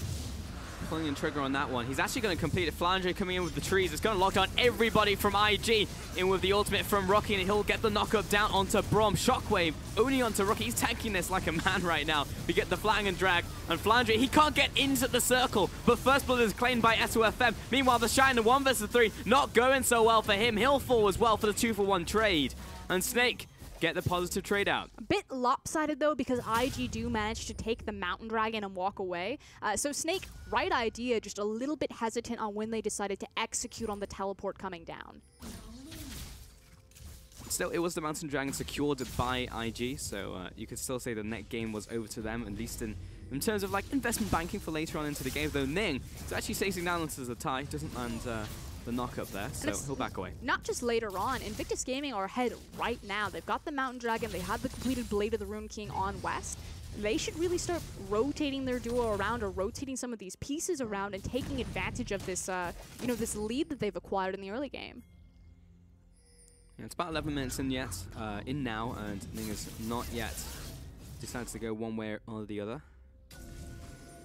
Or at least doesn't have the, you know, the components, the little orbs for him to upgrade. Are they just called orbs? I'm sure they have a name. Oh no, well, this is what happens. You know, you take SOFM's Krug, and what happens? 5 minutes later, he comes back and he kills you. SOFM just has a superior read on what Ning is doing with his pathing. Great rotation from himself, and like I said, Invictus Gaming, this is the play that I wanted to see them make, to rotate their bottom lane top, but Snake beat them to the punch. They didn't get the Mountain Dragon, they did get the fight, and now they get the tower. No, it was great, and this was also off the back of SOFM's play. You know, like when things happen for Snake, it's usually from SOFM starting up the play, like he's 2-1-1. When you see him with those early game kills, then he actually starts to do something. When he doesn't get those kills, you just see him like farm to compensate. And what's really cool is also the evolution of SOFM, the fact that he's become much more of a team player, not just in his itemization choices, but also in kind of how he's hovering around the map. You know, he spent so much time hovering over OQ, making sure that his Kog'Maw was safe to reach out and to look for that farm there. And yes, the Kog'Maw is still down and farm, but he would be like probably, what, 70 it could be a lot CS, worse. right? Yeah, it could be significantly worse than it is right now. We're about 13 minutes in, as I drop my pen. Top lane has gone down over to Snake, so we're even up in towers, and they've actually taken the goal lead very slightly. It's not enough to write home about, but just the fact that Snake have equalized in this game is, you know, something to look at. Exactly. Anytime you're equal in an early game with a Kog'Maw on your team, like, why not? I'm totally fine to take that. But FLICKR, you've overstayed your welcome, sir. Pop the ultimate in from West, and he's just locked down. He'll flash away, but Ning, humble trespass, he's going to stay in there, though. He jumps back. The trees are coming. The way that FLICKR was posturing it made IG think that, you know, someone was coming, but Zatai was a long way off. Just didn't feel like they wanted to go for the dive. Yeah, didn't have that Galio like you were saying, so couldn't look for the dive. Now tempo swapped back to Snake. You immediately see the pings go down towards the mid tower. But this is really good for FLICKR and Snake right here. The fact that 30 people's pressure was absorbed by the Maokai, and everyone goes back to base as well. Okay, we get the change up here. Rast has taken control. Is that his name, Rast? Yeah. 2 A's. I just call him Tank. I only just realized that as well, actually. Tankin. Red one. The red cane. Red one. Red cane. I say good cane. I wonder if every Darkin has 2 A's in it, because you have Aatrox and Rast. I didn't even think about that until now. He'd do really well with a pirate skin. You know, the Hammerhead skin with, like, Quinn? Oh, yeah. The Corsair ones? Yep. Yeah. Pretty cool skin line. Mid lane. Here comes Herald. We'll actually take this tower off this push. Only Rookie's here. Megan is running in behind him. And you have Orianna there for a great zone, which is why Zyra has to be so respectful now. Of course, Galio doesn't really care about a random shockwave finding him. I mean, Harold's just like still chilling on this tower. So, like Snake could probably just take a step forward. It's good zoning actually out from Megan. And Ning is in from the side as well with the Blades Reach, just make it difficult for Snake to push up. But that being said, minion waves arrive now, and they'll just take this with the cannon. Yeah, Rookie doesn't have health, doesn't have mana, and now Ross is caught. Yeah, Ning is definitely overextended in with the fissure, and he is just taking the trip to Dunktown. But he'll jump away, actually, and somehow survive this one as he walked into the wall. Shy following up as well with the ultimate. Rookie, massive taunt getting off into 3 players. Shockwave, though. Oh, Megan disintegrates under West's feet. Now, you just get to sit there, Rookie. You don't get to move. Double kill over to Zatai, 6-1. And Snake have taken control of this game. And that's the thing, you know, Invictus Gaming, they had the window where they could have looked to exploit to continue to drive tempo. They were late on making the lane swap. Snake beat them to the punch. And now, they're beating them down the mid lane. It gave them advantage of the Rift Trail. They executed on that beautifully, and they've won now 2 back-to-back team fights to slingshot themselves, what, 6 or 4K gold ahead? From what was completely even. And it looked like this pick onto Ning was going to be perfect. Good dodge with the onboard trespass, but the rest of their team goes way too deep to save Ning. And this is what I was talking about with Kayn. Yes, Kayn is so impressive when he isolates a target and he just decides that someone's going to die, but he's actually pretty worthless in these big 5v5s. You can see him off to the side. He's kind of used his ultimate, his cooldowns. He doesn't know what to do. And then you have something like a massive Maokai ultimate, and then a Shockwave that hits 3 key targets. Like, all of these game-changing ults. I mean, ultimately, he is a skirmisher, right? And, like, to some extent, Camille is as well. You know, you, like, want to go for those 3v3s where you can lock down a single target, beat them in the 1v1s in that team fight, you know, make it 1 versus 1 versus 1. But when you're 5 versus 5 and you've got the Wombo combo out from Snake, it's just like Ning and Shy are dancing around the outskirts, just getting blasted. And the rest of the team just can't really do anything. And you saw that West and Megan, they got annihilated by Zatai. You know, Zatai also turned up in that fight. But regardless, it was just a fundamental error going for that fight in the first place.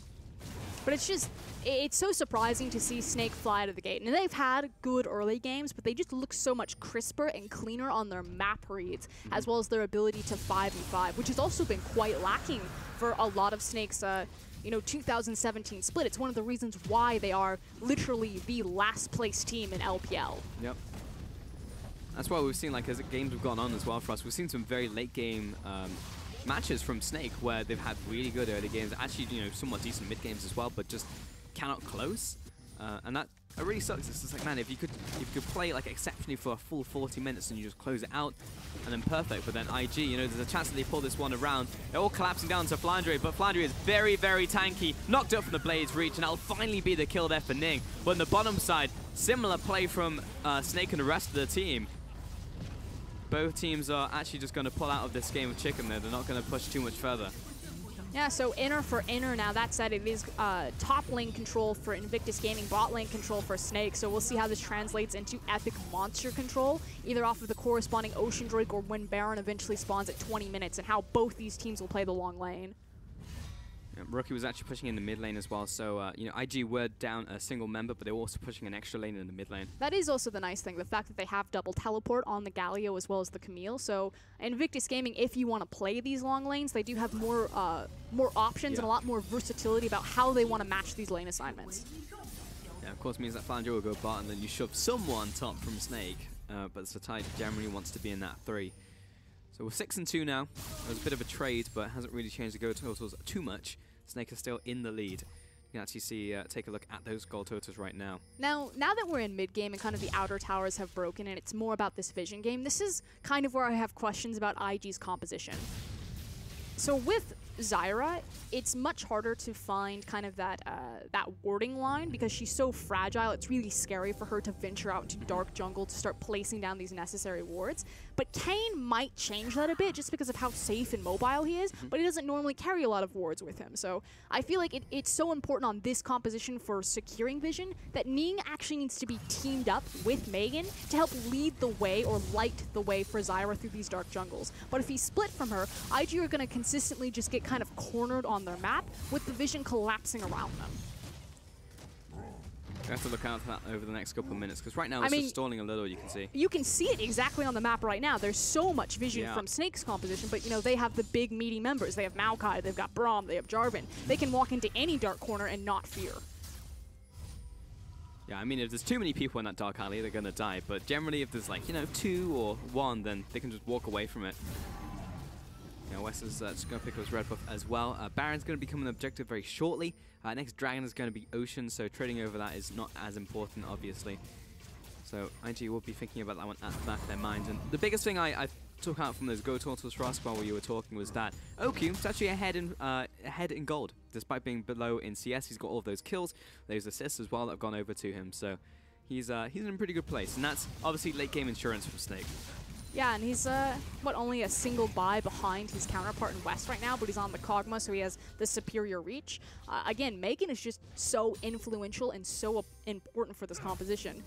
He is there not only to, again, secure the vision and make sure that the Baron can't just get burned down, but to zone off that Kog'Maw, to ward off OQ just sitting still with the Zyra ultimate. Snake have actually just started this. And I think through Envision, I think SOFM, you know, has just, tipped off Megan, who's going to turn a corner right into Hootie.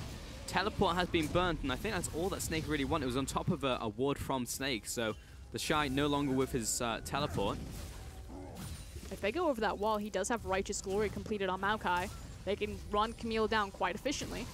There's a chance, but right now, Snake are just showing restraint, which I like more, honestly, from them. If they can get a pick, then great, because IG are actually pretty split. So Flan's going to jump right on top of Ning right here.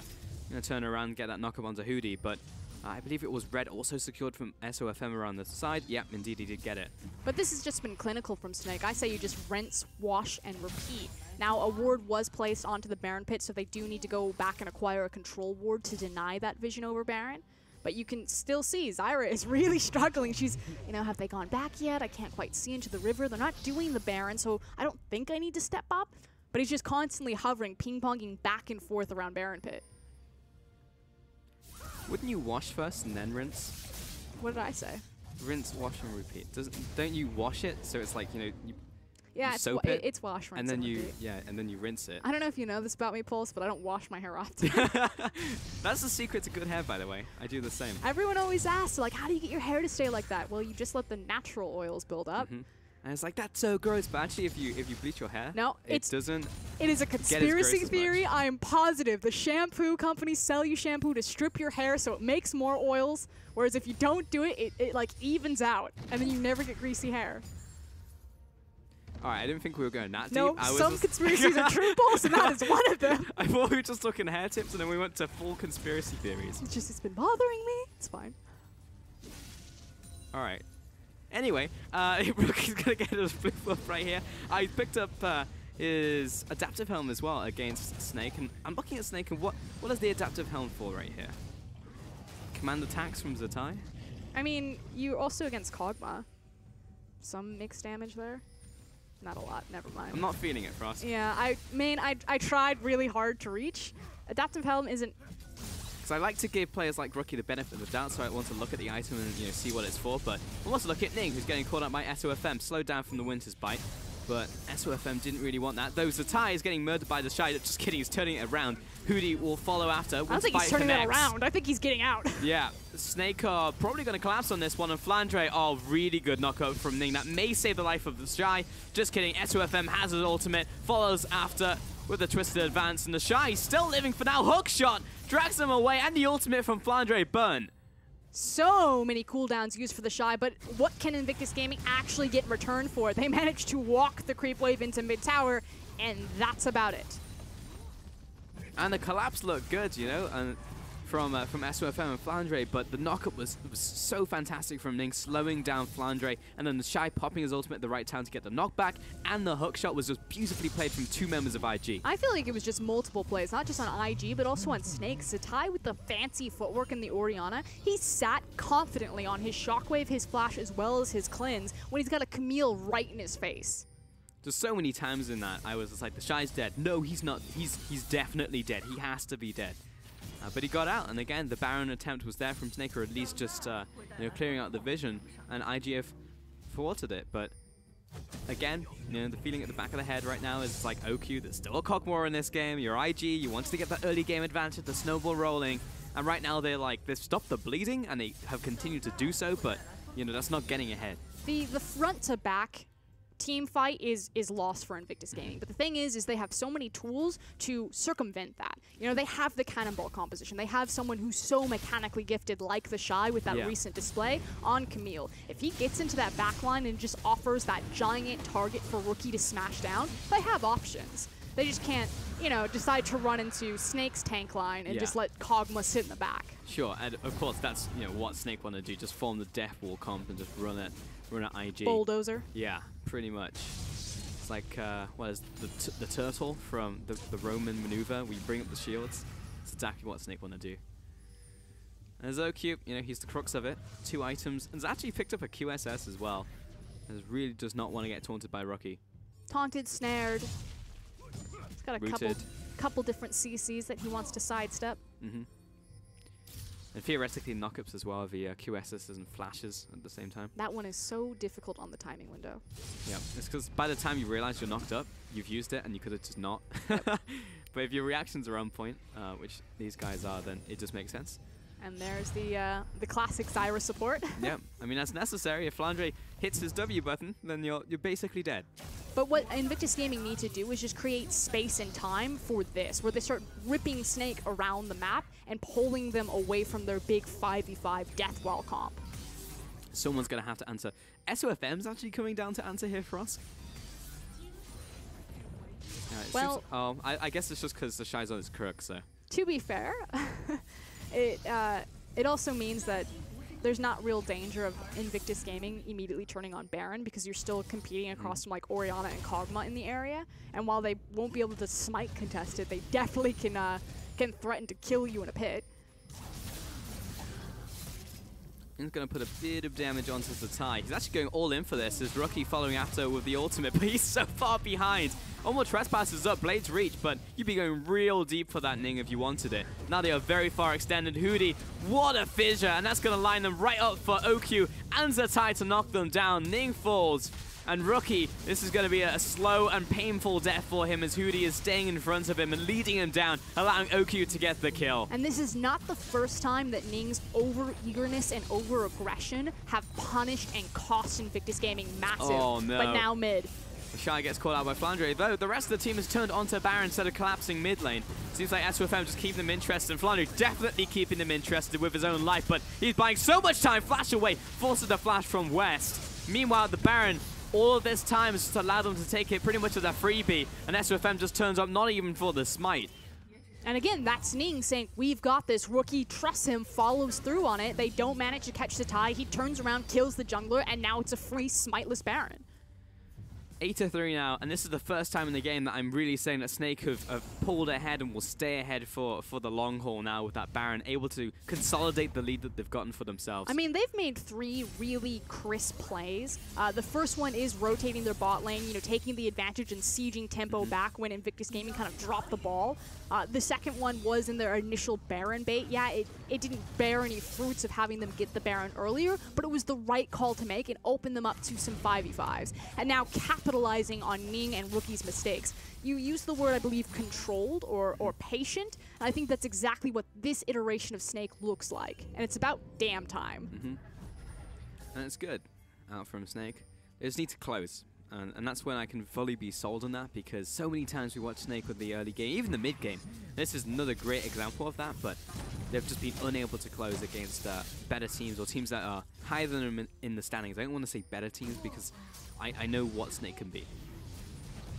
It's one of the fun things about the LPL is how lopsided of a league we are, because you have, you know, the potential like Snake sitting down in the last place. If these guys choose to show up on the day, and let's be honest, you know, most of winning is just showing up. Yeah.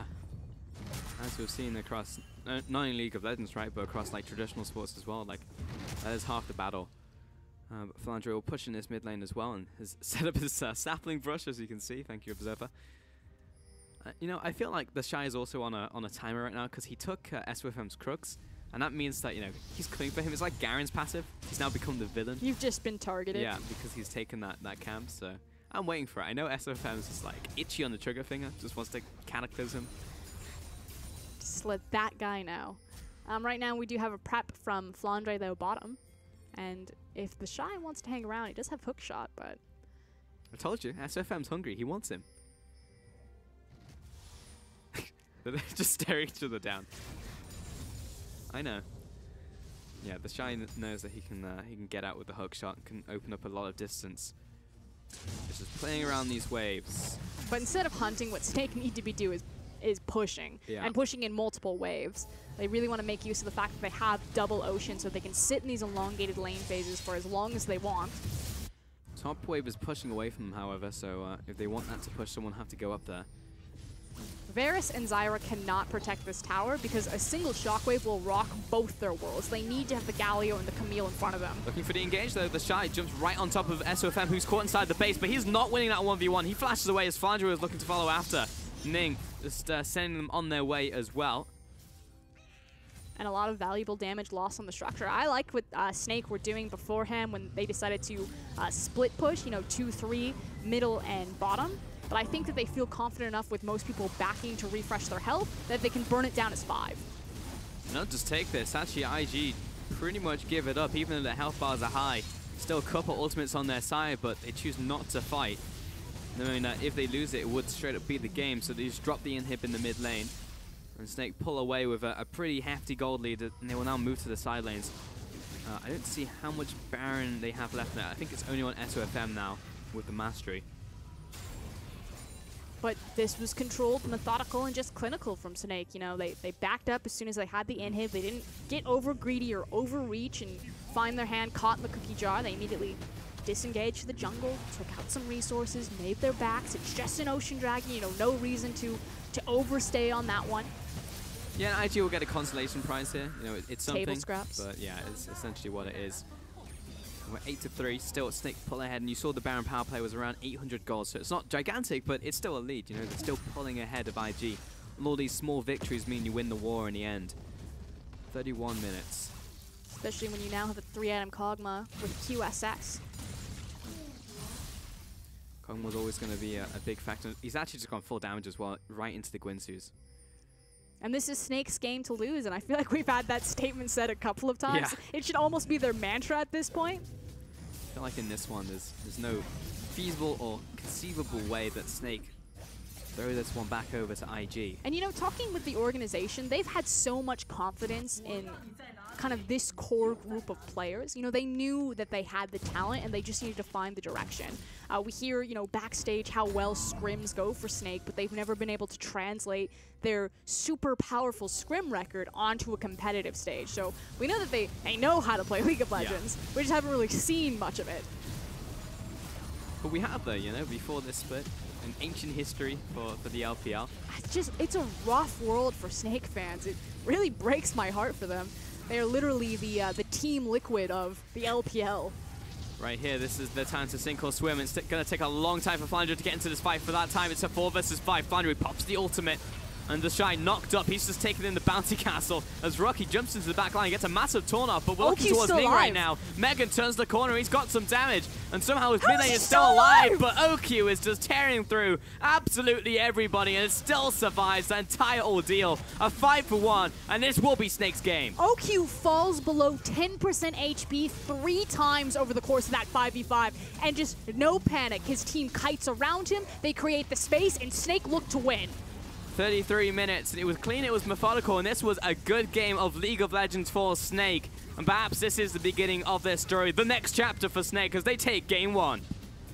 And it looked too easy, and again, we don't often get to say that of Snake. They've had such a turbulent ride through the LPL. This is not the Snake of 15 or 16 that so many fans fell in love with and decided to dedicate themselves to.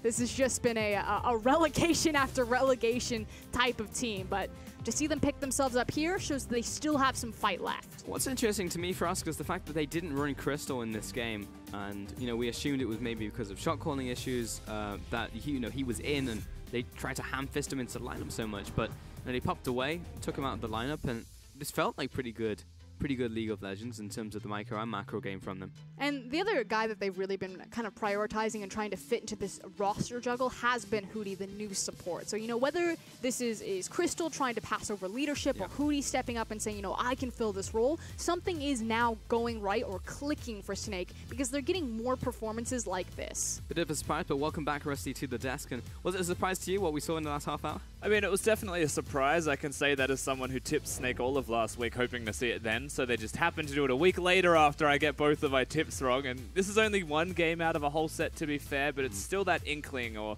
at least the insight into what Snake are capable of doing. Yet I can look at Snake and I can name a million positives from that game just because of how clean and easy it looked for them. Like, they didn't even really have to push themselves. Realistically, IG were the ones that were pushing it and making the mistakes doing it. So Snake just sat there with their open arms and just caught every throw that IG were throwing at them.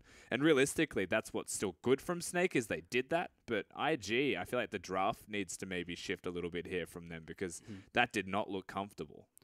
Yeah, you say it doesn't look comfortable for the team as a composition, but Ning still got his Kane, for example, and we also had like the Gallo coming into the composition. So what was about it that didn't work for you? I mean, their composition, so they didn't play it properly, in my opinion anyway. They had a really good early game, right? Kane is high value between both junglers. It makes sense that Ning will take it early so that SOFM can't have it. They both seem to like the champion, and he stayed bottom. They got the bottom lane out of turret, and then you're like, okay, lane swap, do the same thing top lane. Everything's working out peachy for IG. They just play laning phase. And lane swap. And then they didn't. And lane swap. And like 7 minutes passed where they just kept going bottom and losing fights suddenly at the same time as doing all of that. And there goes IG's chance into this game. And this is where you look at the composition then. You're like, okay, what's a Zyra meant to do here with the Galio? That's not really a combo. That's like hoping Snake come at you. But Snake are a Cogmore. So they're never going to come at you. You're just going to lose the game slowly, and it's literally just how it played out. They pretty much had the opportunity, like you said, to make that lane swap and to continue to try to skirmish and make use of where, you know, Kane and Camille are really strong. But they're like, no, 5v5 over Dragon right now into Orianna Maokai. This'll work perfect. And that's when things really started to fall apart. Yeah, and you have to wonder if IG look at that and say, can we actually skirmish like this successfully all the time? Like, should we be putting all of our efforts into skirmishing, or should we just put the Shy into skirmishing and the rest of us focus on team fighting, which means our bottom lane probably has to change champions. I don't think the rest of the map really does. Yeah, and that was a big problem. You know, in the game, it was a very slow game for IG in the loss at the end of the day. Do you think there's a chance that they bring Duke back in? Because usually they start off Duke and bring the Shy in later when stuff doesn't work out for IG. But this is them starting off a series now in the same way that they would with Duke actually, but he wasn't even the starter. I don't think it necessarily really matters. I mean, you look at the comms, and again, this is entirely subjective. I don't know how much the Shy or Duke talk. I do know that when I'm looking at the players that the Shy seems to be talking a lot more. Ning pays more attention to his lane, but ultimately I agree with Rusty. I think that was more a composition factor than an individual player factor. Zatai is going to go ahead and take the MVP for this one, 5-0-6 on his Orianna. And it was a great performance for them. Those fantastic shockwaves in the jungle. Yeah, just a little bit of salt on the wound. Looking across from Rookie, So who got the MVP. Yeah.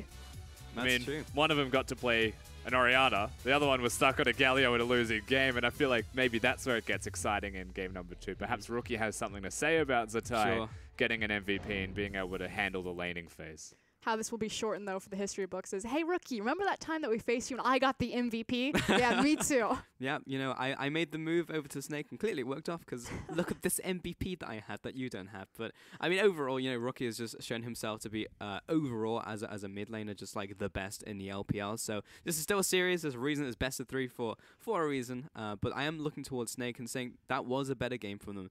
And maybe they didn't pull anything more than they have in the other, like, wins within a series, but they still did it against IG, right, at the end of the day. It's just so disappointing because, I mean, it's nice to see Snake finally show up and kind of play to that potential that we've wanted from them. But I would like the same from Invictus Gaming as well. I feel like IG also fell apart and weren't playing to the capabilities that we've recently seen. Yeah. Yeah, it's just, we'll see if they can actually close out the series, because they've closed out a game, but you've got to expand that one and actually take another win now against IG as they go back to the drawing board. We're going to do the same as we head to a quick break and see if Snake can actually close this one out.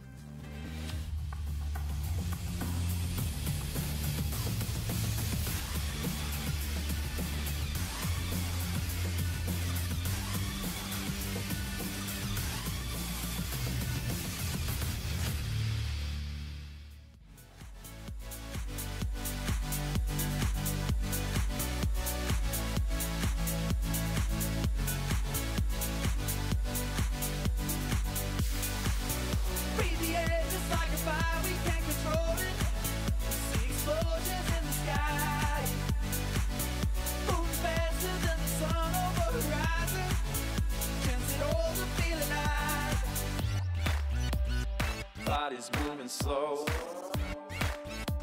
spinning in the afterglow. Got it feeling so good.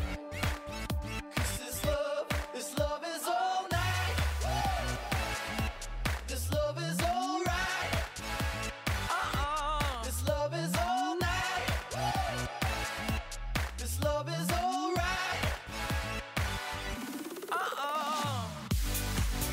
Breathe the air just like a fire, we can't control it. See explosions in the sky.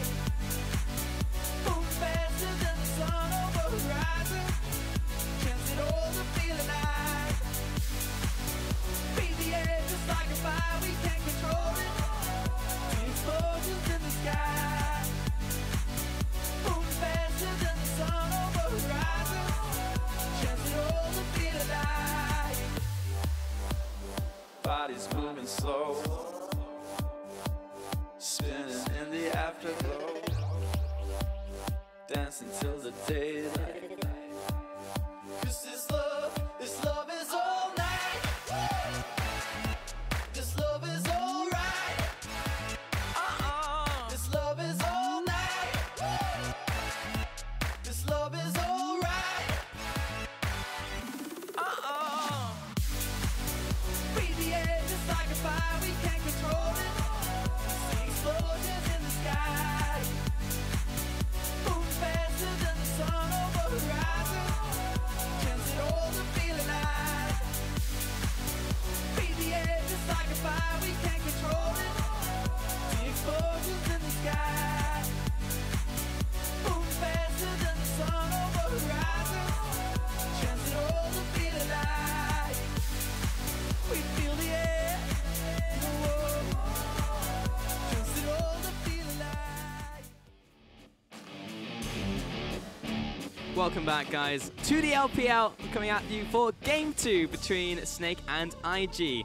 And first off, I just want to talk about roster changes because we have them right now for IG. So the reason why I raised the question before about top lane is because usually when stuff goes sideways, then we bring out a different top laner. So Duke comes in, no real surprise, right? However, I thought he was off on an island enjoying his retirement. You know, he's like in Hawaii, pina colada, feeling pretty good about life. Now, Kid's back in, and we don't know where he's going, so it could be John, could be ADC, but he's back. So IG were like, this is what we do to solve our problem. Where are they keeping this guy? Like, where has he been? Actually, we do see him come in pretty much every single time with them into the practice rooms in the back, so I guess he's coming in jungle. Yeah, we just heard jungle. Okay, that means Disaster. Ning is out. Wow. Because didn't you say that to me, Rusty? Because he was just like, it's got to be ADC. You know, there's no way I just that want he could go everyone anywhere to know else that I than tipped ADC. Snake initially, and then I saw that they weren't starting Crystal, and then I flip-flopped to IG, and now there's just so much regret. Yep. I want you to know that I tipped them and committed for all of last week and still regret it because they lost Frostgren. There is a very real chance that Kid comes back in and the miracle does happen. Yes, it is going to be jungle. I don't know if that's even remotely a good idea considering the last time we saw him was AD carry and the meta in the jungle is shifted to tank. So like he's adjusting. Like has he been practicing jungle this whole time or has he been practicing AD carry? Yeah, I mean what I want to talk about is just the fact that IG's identity has changed while he's been gone. And like if we play towards jungle now and it's Kid in the jungle, he's going to be like, but I can't buy more sight stones. Like, you know, like he's not the player that you want to invest resources into. He wants to facilitate the side lane. So maybe that's like part of why you bring Duke and it's like, all right, let's go back to what wasn't working. That doesn't make any sense to me. And you know, the mental fortitude of Kid was a big reason why he wanted to retire. It is no shock or secret that Kid was pretty much done. He's very vocal, yeah. And he was waiting for the guy to come in to replace him, be that Ning, be that West, be that Jackie Love, so he could just get the hell out of Dodge. And now, you know, he's had his rest, he's been out of the spotlight, you know, maybe he is rejuvenated, refreshed, and kind of trying to bring that veteran status or that calming voice to the team. But the last time we saw Kid, it was very shaky. There's a bit of a sly smile there out from Kid, though, so I think Excited to face down SOFM on the other side, though. Oh, forget SOFM. He's camping Zatai's lane. He's like, remember all those years where I had to stand under your boot and prop you up? Yeah, me too. I wonder if IG put Ning in just to make SOFM mad, because he wasn't just taking Raptors, he was taking Krugs, he was taking the whole damn jungle away from SOFM, and it made SOFM angry and they made a mistake. So what if IG are like, ooh, we shouldn't do that? Are you saying this is like the long game? This is like the best of 3 players? No, like, I'm saying IG came in, made a mistake, and they're like, we're getting you out of there because SOFM's pretty peeved. Like, he's coming for you. I would have loved the mind games of like, all right, annoy SOFM in game 1, drop it, and then reverse sweep them. I feel like it was more like saving Private Ning. Like, they dropped him behind enemy lines. He was definitely trapped. Now they're trying to dig him out. They've brought in the general. Kid's like, okay, guys, this is what we do. The general was on the ground right now. We ward for Rookie. And you know, quite simply, one of the easiest reasons that you could give for this, like in a traditional coaching sense, for why they would take out Ning is because he was the one that called the shots in top lane where IG lost the game. And I saw that play and I was like, I'm not sure if it was Rookie or Ning that called that because they were both there. I gave him a combined. And I was like, yeah, I don't know which one to blame, but perhaps the implication here, and again, it's just speculative, is that Ning was being the aggressive playmaker and the shot caller and saying, I can 1v1 this person, I need Rookie, and that was the mistake. And now he's got to sit in the naughty corner and learn his lesson looking back on it. And like I said during cast, you know, we've seen that type of play from Rookie and Ning leading the charge in particular many times for IG. And when it works out, it looks great. But when it doesn't like this, you know, as Rusty's saying, suddenly you're on the bench. But this seems like such a crazy swap up to go like, the play is Kid, you know, and it's just like when we actually saw Kid in AD carry before he actually like left for a good while, like he wasn't that bad, but when he was in jungle, like, you know, this was never his like primary role. What's interesting is that Invictus Gaming and Snake kind of suffer from similar problems, where both of the organizations have said that we have the talent on the roster, we just need the direction. And Invictus Gaming, for the longest time, they're like, okay, who's going to be our support? Kiddies? Nah. Tabe? No. You know, maybe let's put Kid back into 80. Like, they were trying to find some sort of shot-calling solution, and maybe this is just another iteration of that. You know, there's a reason why they kept Kid so long on the roster when everyone else looks at it and is like, that's probably a big liability there and kind of mechanical skill gap. Yeah, potentially. He's a hard one to read, Kid, especially with all the role swaps and with his place in the team constantly shifting, with the place of IG constantly shifting as well. He is a very easy person to throw blame on, and I know a lot of people that watch the LPL would be quick to do so, just because it is the easy option. But realistically, we all knew he never wanted to be there. But now he's back, you have to assume he wants to be there. Yeah. And nothing really changed when he left. It's not like Invictus Gaming suddenly took first in the LPL. They're exactly where he left them. He's gonna make him better. Yeah. Has that changed your opinion? Like, not your tips, but your opinion of which way this is gonna go, Rusty, before you leave? Maybe. I'm not gonna divulge that information. I'm not giving Stake any benefit of the doubts here. All right, I'll see you after the game and see if that's changed, Rusty. Let's get into this champion slate. IG and Snake one more time. It's going to be Rumble, Zac, and Elise there for the bans from Snake, and Kog'Maw, Cho'Gath, and Thresh from IG. So mixing things up certainly a lot. In fact, they're going to go one farther and deny that Maokai away from Flandre. He performed so well on it in game number 1. Yeah, I actually thought it was going to go jungle, but in the end it did go top lane, and he did very well into that Camille. So I'm surprised that the strat actually wasn't able to dissect him more in that top lane, but regardless, IG will be, yeah, that initial Maokai. Now over to Snake. Where are their priorities? I do want to quickly touch on the Rumble ban, because the last time that we saw Invictus Gaming really thrive, it was because of back-to-back blind Rumble picks from both Duke and the Shy. And I'm glad that Snake have kind of honed in on this and just like, nope, we're going to deny this option. Show us something new. Show us if you have another play in that playbook. Alright, Flandre is going to pick up Jarvan. It could be top lane or jungle, as we saw last time, but an early Rakan pick. So why would you early pick Rakan, Frosk? Because Kallista's still up and available, and so with Thresh banned, you're at least separating some of the dynamic duo, especially as Kog'Maw's also banned. Higher priority on Kallista rises naturally, but then that also puts higher priority on Tristana, and then the mind games continue to go down. It's suddenly like, if I pick Kallista here, he's going to pick Tristana, so I pick the counter to Tristana. Ah! Ballista. That's what we do. It's my favorite thing. I used to love doing mock drafts when I was coaching. We used to do it with, you know, other assistant coaches, or maybe you do it with your analysts, and you just do like 10 million different drafts, and you see, I used to keep a percentage to see how close I would get to predicting our enemy team's draft. I used to have a pretty pretty consistent Pretty record. good percentage. Yeah. We're gonna get part of that, maybe. Well, Caitlyn was still open, actually. We didn't mention that fact, so you could also just pick Caitlyn. That seems pretty okay to me. You could also pick Caitlyn. Kalista still has a high priority just because you do have the Rakan. If you want to match Caitlyn in terms of her pushing power, you can look for something like Ashe. Xayah works as well. Yep. Also had Alistair, good into Rakan. And yeah, Snake. They could just pick up the duo. That's a possibility. I really dislike Xayah into Alistar. Why do you not like Xayah into Alistair? Because she's very fragile, and it's really easy because Ali has a point-and-click ability that just gets right on top of her into that backline, and it's pretty much pulverized into trap, into headshot, into all of your health is gone. So Rakan, Hootie has to be so on point for this lane phase because it's very easy to all-in engage with Caitlyn Alistar on OQ.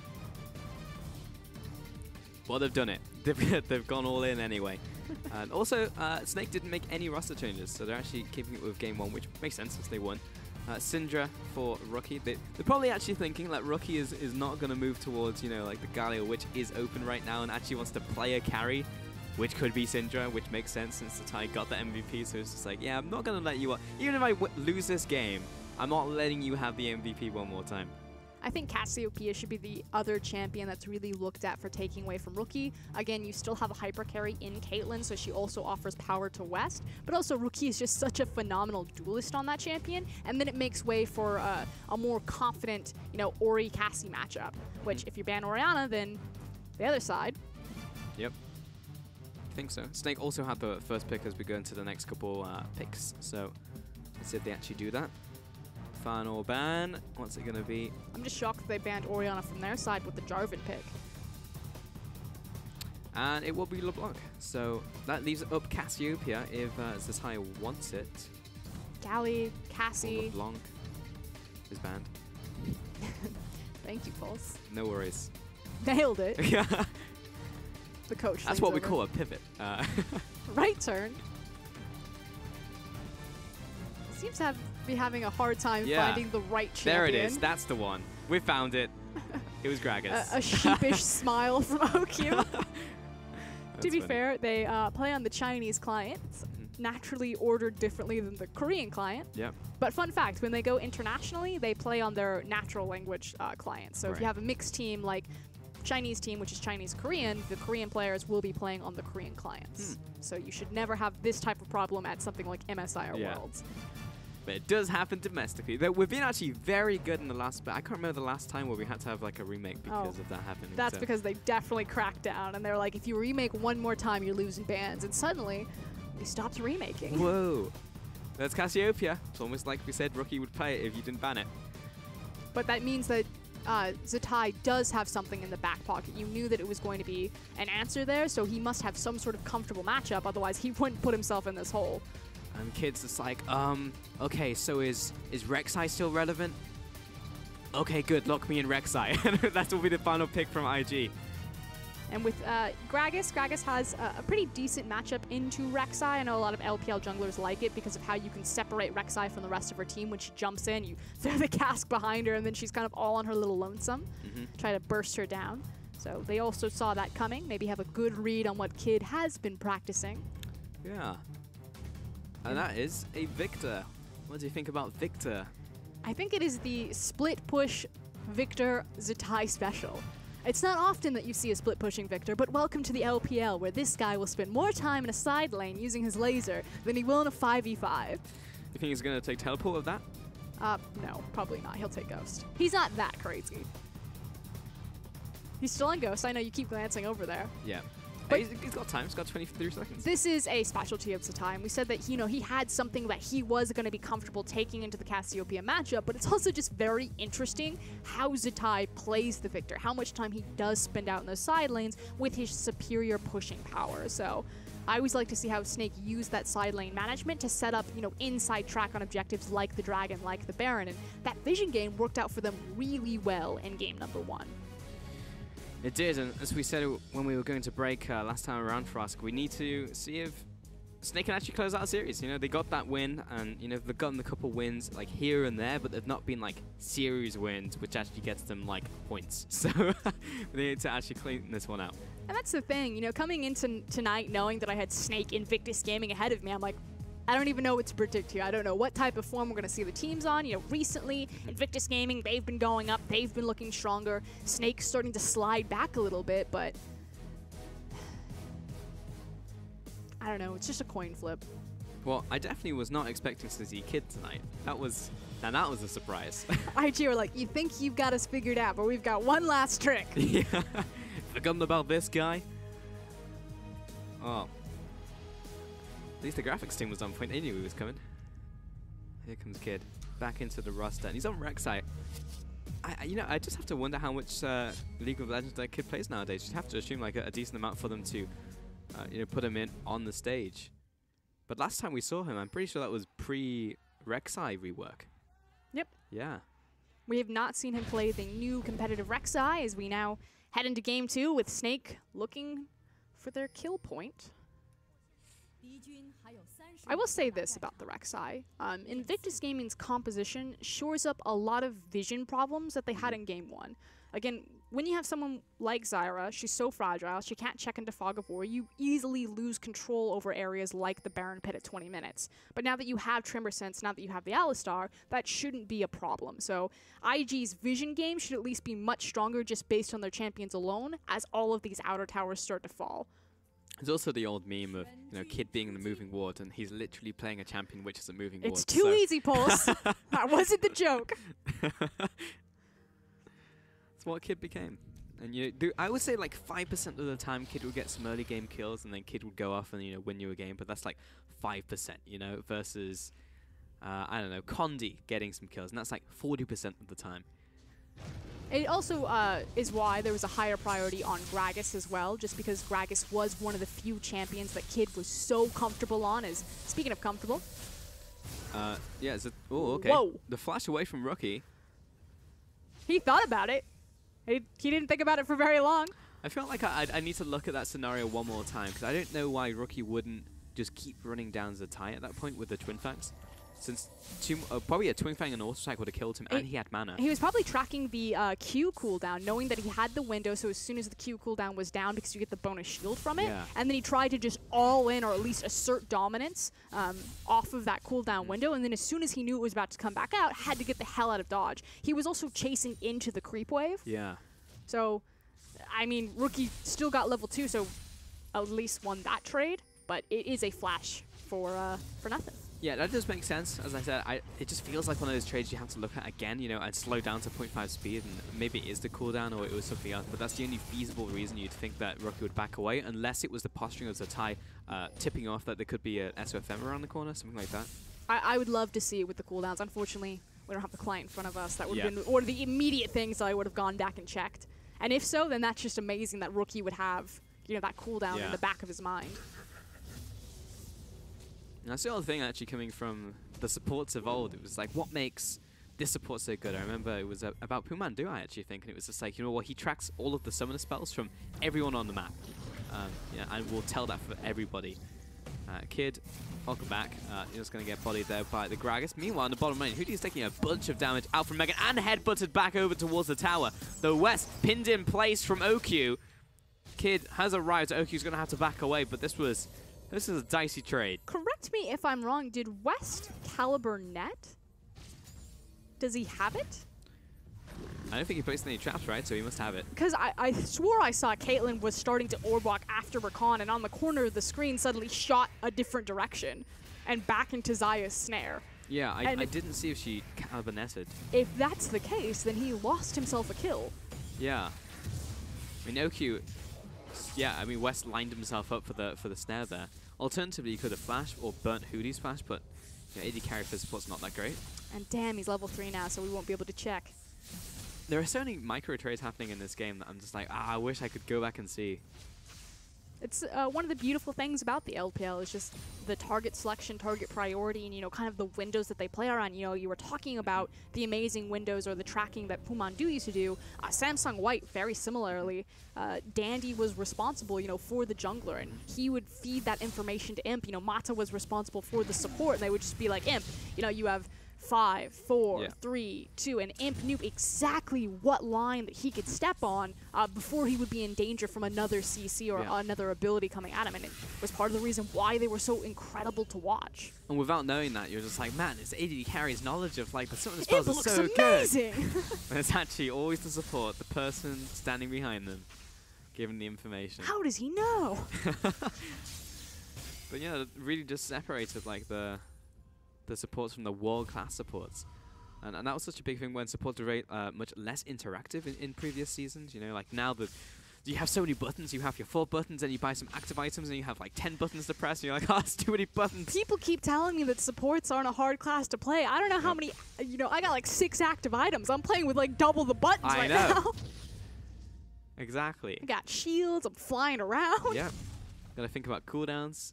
You know, in previous seasons, there was more time as that battery heater Soraka just to sit in the bush and be like, heal, heal. All right, I can track top lane timings. Like, you know, you could actually do this. That's why supports also used to be like big shot callers alongside junglers, because they had a lot of time just to look at the map and be like the commander.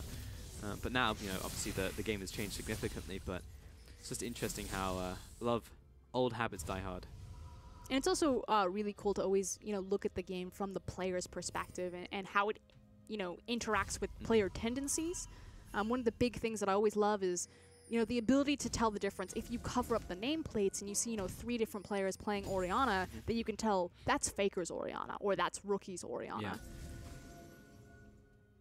And not just, this is a good professional player on Orianna playing the matchup correctly. Sure. And it's when you start pointing out specific things that they do, right? You know, Orianna, for example, like whether they keep the ball close to them so that they just use it as like a battering ram, or whether they use it to zone and they very much have that control. Like even in top lane, you can see a lot of those fingerprints. This kid will look to take down FLICKR, and this is a little bit awkward. This kid can't get into this fight, but FLICKR very much committed. Maybe could have backed away of there. Will flash into the river. Of not a flash coming in, twisted advance, and now everyone's turned up to play for the party in the top lane. In comes the disco ball, and Duke is slowly getting run down away from his tower. That's the double kill for Zatai, but Rookie's turned up, pops the ultimate, turn around, takes down one, looking fast to FM, cut off the vision, but he's grounded. Following after with the damage, he'll get the slowdown with the barrel roll, but that's not gonna happen. Rookie with a double. And both these mid laners are trying to go Super Saiyan right now. It's a 2-kill pickup for both Victor as well as Cassiopeia. Do want to shout out to Rookie's cleanse, was perfectly timed right there to make sure that the slow didn't, you know, hinder him in finding that last twin fangs to walk down Gragas, and does you one better. He also resets the wave nicely for you. But as we start this one, FLICKR, you're in way too deep. I could see exactly what he wanted. He had the minion horde behind him. He thought he could definitely 1v1. Kid shows up, and now it's just Operation Save FLICKR. SOFM looks to reach, even going for the flash to try to lock up Duke. Doesn't quite get it, but Zatai's here, and he's going to pick up the double. Now, Rookie against the world. Manages to flash to make sure that the gravity field doesn't CC lock him. Then finds the slow, walks down 1, will now cleanse the barrel right there, and walks down 2. And like, we don't talk about it very often because it's not as relevant in our game, but that was like frame perfect from Rookie. Like literally, he was probably on 2 stacks of the gravity field before being stunned. Now on jumps out of it. 2 different forms of CC, and the fact that he held his cleanse, you know, he decided that that's the flash. It's not just, because he could have also just cleansed the gravity field when the tick came through. But it's, I'm going to flash forward to connect the slow with my ultimate and to chase. And that's Rookie, you know, he's a world-class mid laner, and he will do that. You know, when you put them in those mechanical situations, he will outplay you. I feel like this game has just been, I don't know why we've had, looks like he was trying to poison the ward. We've had so many like mechanical outplays, but I usually don't get a treat like this, and we definitely didn't see it last game, but this time it's just been all about them. It's because we have, you know, Snake versus Invictus Gaming. There's so many quality, very talented mechanical players on both these squads. You know, SOFM, Zatai, OQ, FLICKR, Rookie, Duke. Hootie just picked up 80 gold. 80 gold! That's absurd. It's that coin. That's like 4 minions. I will sing you the praises of the talisman all day. I think it is a ridiculously overtuned item right now for supports. 4 minions. Most AD carries can't even last hit that. Good knockup from the kid, but he's still locked in the 1v1, though, with the top lane coming down and Rookie looking to cut off Flandre. He's going to have to wait for these cooldowns to jump over the wall, and it's already with the Void Rush. Nice juke out there from Flandre, mitigating the damage, but the tree is coming. Get the root down onto 2, and well, Duke is going all the way in, but everyone has turned up from the bottom lane as well. Here comes Hootie into the play. Flandre gets slapped to death by Megan, and he gets another stun down onto Hootie. He'll flash the wall as Zatai retreating, but again, Duke just keeping him in place. Nice disengaged barrel, knocking back Rookie. And the sapling's gonna hurt, but it won't kill. He'll run away from it, in fact. Nope, just kidding. That was close. That was, oh, Megan. Oh, hidden cow. Here comes the cow! Slam bam! That'll be the kill. And Hootie, doesn't matter if you kill me, because I got the kill into the mid laner. And Megan will walk it off. Good read from Megan. Obviously, it's blind. He's just taking the guess that Zatai didn't walk the full distance back. And this is what we talk about, you know, tendencies. The professional player is like, why would I have to walk back further? Who's going to come kill me? But that's twice that vision worked out really well for Megan. First time he sets that up, he places the control ward to catch Zatai off guard. But the first time happens here. So this fight is actually quite extended. Rookie, again, very good job kind of getting away from the danger zone. He walks up towards the Maokai ultimate, but it's this bush that Zatai is standing next to right now. There's no vision in it. So they don't actually see Megan show up until Alistar is right on top of them. So for the first portion, they probably feel that it's a 4v3. Suddenly, ah, crap, it's a 4v4. And Duke, he'll just stay on you all day. Gets that final slowdown. The sapling did a lot of work, actually. There's a big AoE. You'd be like, I'm away. Nope. Sapling is pretty insane. And then Vision Punish number 2. Megan shows up. He's got the control ward just for added effect. Turns the corner, catches him shopping. Yeah, even had the ultimate, so he's going to walk it off. 5-2, IG take the lead in the early game. And it was all off of those small micro plays again against Snake. And Kid is actually coming into the mid lane. Flash knockup. This will be a kill over to Rookie. No, Kid's going to steal it there with the Furious Bite, it looks like. And SOFIM doesn't even try to help him. He's like, you're too far gone. But I will take your wave. I'll definitely take that from you. Kid has been putting in work, however. Teleport's incoming as well. Hootie. There's a knockup. West falling after as well, but Kid's actually coming into this bottom lane. He is just gank after gank, and Rookie closing them off. The trap has been set. OQ, he's on a timer, and Hootie knows that he has to walk back in or he can just save himself, and he probably should have just gone with the latter option, because now he might die for it as well, as Duke is following after. His AD carry is down, but he even uses the quickness to get out.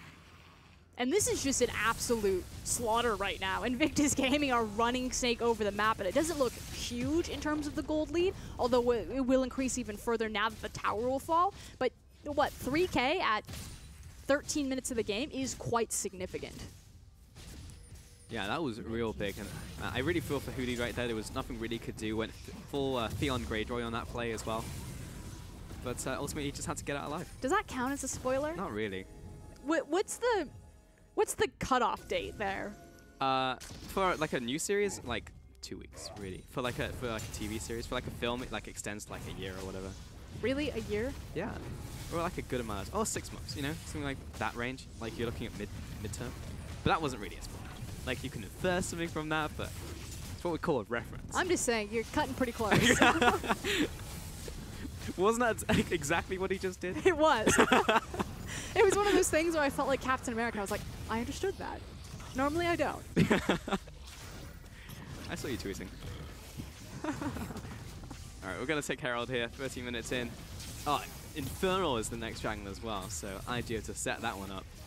And I feel like we're going to continuously have clash after clash. Both these compositions, you know, really want to get into the nitty-gritty thick of it with their 5v5 powers. Oh, I'm all for that. Megan just saying, hello, I'm a cow. I'm just watching you do your thing. Move over?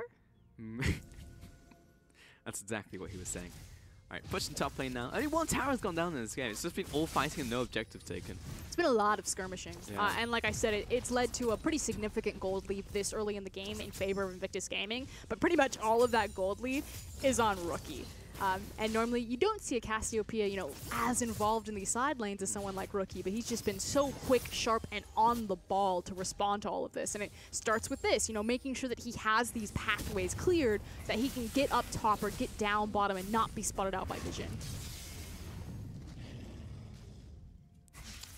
I was actually just looking at that sapling. Almost took that blue buff away from him. Rookie's going to get his own, and IG continuing to push the top lane. And we've just gone full Australia lanes, Frosk. Back at home. Feels good. But in order to break one of it, they will have to bring their junglers, mid laners, or top laners. Because otherwise, we're just going to be trading CS back and forth. That said, both Xayah and Caitlyn, totally fine to do that. They're like, we're scaling. Scaling, baby. But you've also got Cassiopeia, who's 303, has a 30 Context, CS context advantage was small pulse. We were just on over Xayah. Zatai. I'm just saying. It's pretty big. And now everyone is in Cassiopeia's lane. You have to. Like, how much... I want to know how much gold he has over Zatai, but we can probably count it since Zatai has his Hex Core upgrade, and that's all he has. Doesn't even have boots. He has Corrupting Potion, Dark Steel, Tear, Phoenix Codec, and Rod of Ages. But also doesn't have his boots. But doesn't have his boots. Wait, who? That's the joke. Oh, got it. You got it. Yep. So you put one on his head? Cassiopeia with the... I thought she'd be really cute with one on her tail. One on the head, one on the tail. And just it kind of flops back and forth. But you can't build them anymore. Feels bad, man. Definitely not Cassiopeia. She takes off her glasses when she stuns you. I've got all the ideas. Why aren't I on the skins team? I don't know. I think that Rek'Sai should be able to buy 3 pairs of boots. I thought she had 8 legs. Really? I don't know how many legs she has. 1, 2, 3, 4. She's got 4. Wait. 4 on each side. She's got 8. Really? I didn't see the 4th one. She's got 3 little prongs. Yeah. Oh, and I guess the claws as well. But I was thinking there was a hand. You don't wear boots on your hands, do you, Frosk? No. No, you don't. What do they call gloves for your feet? That was an OPL reference. Does that count as a spoiler? No. Well, what's the difference? One of them wasn't Game of Thrones. Speaking of All Game right, of see you, Thrones, nerds. Red Wedding! Run! Duke's out. That was a bit of an awkward flash from SOFM. I will flash into the trees. Maybe he was trying to flash over, but I think they're too thick. I think he was trying to flash over, but he couldn't just quite squeeze. That said, it means that all of those resources that were committed bottom mean that Invictus Gaming, Duke's like, this is totally fine. You can gank me. My team's going to take your top side tower, and there's still nothing you can do about it. Rookie's still hammering down mid. Zatai's locked in that 1v1 fight to the death. And Snake are just really slowly losing control over everything in this map. Our observer's showing us the Rift Herald. Use it right now, SOFM. Don't do the chickens. You don't have time for this. You gotta use the Eye of the Herald. SOFM. He's got time. He took the chickens. I don't know if he has time Use to go it. on a little bit of a wander. Meanwhile, his mid laner is literally getting blasted. Underneath his tower. Zatai is not having a fun game. Okay. He went from chickens, he went through the pit, Yep. he now places the Rift Herald bottom, and Zatai's like, guys, hello, team, please, someone. Herald was very confused. It's like, where did I spawn? Where am I? Where is the nearest lane? Herald's not even going to reach the tower.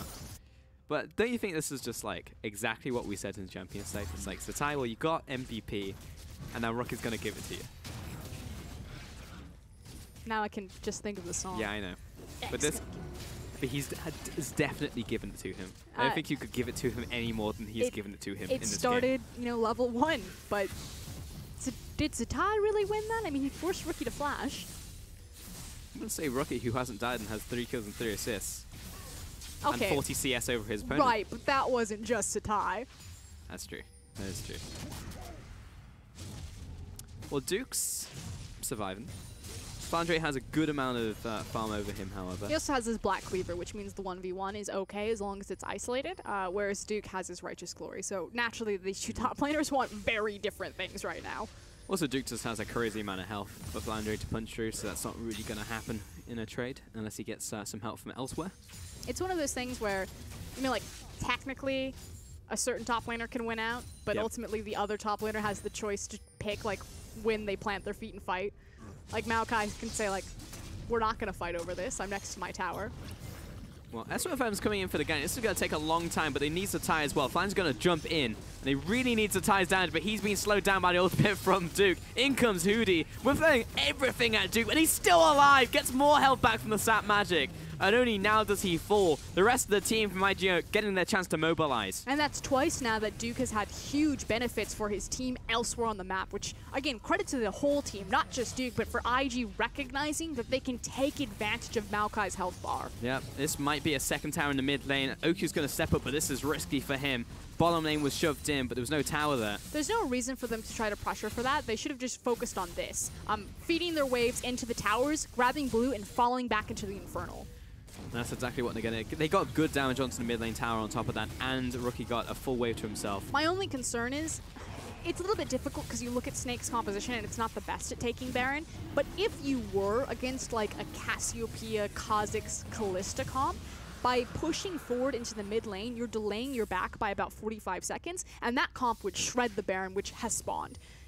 And, you know, maybe you can make the argument, IG know that that composition can't immediately turn on Baron, so that's why they have the confidence to do this. But I don't think that's the case.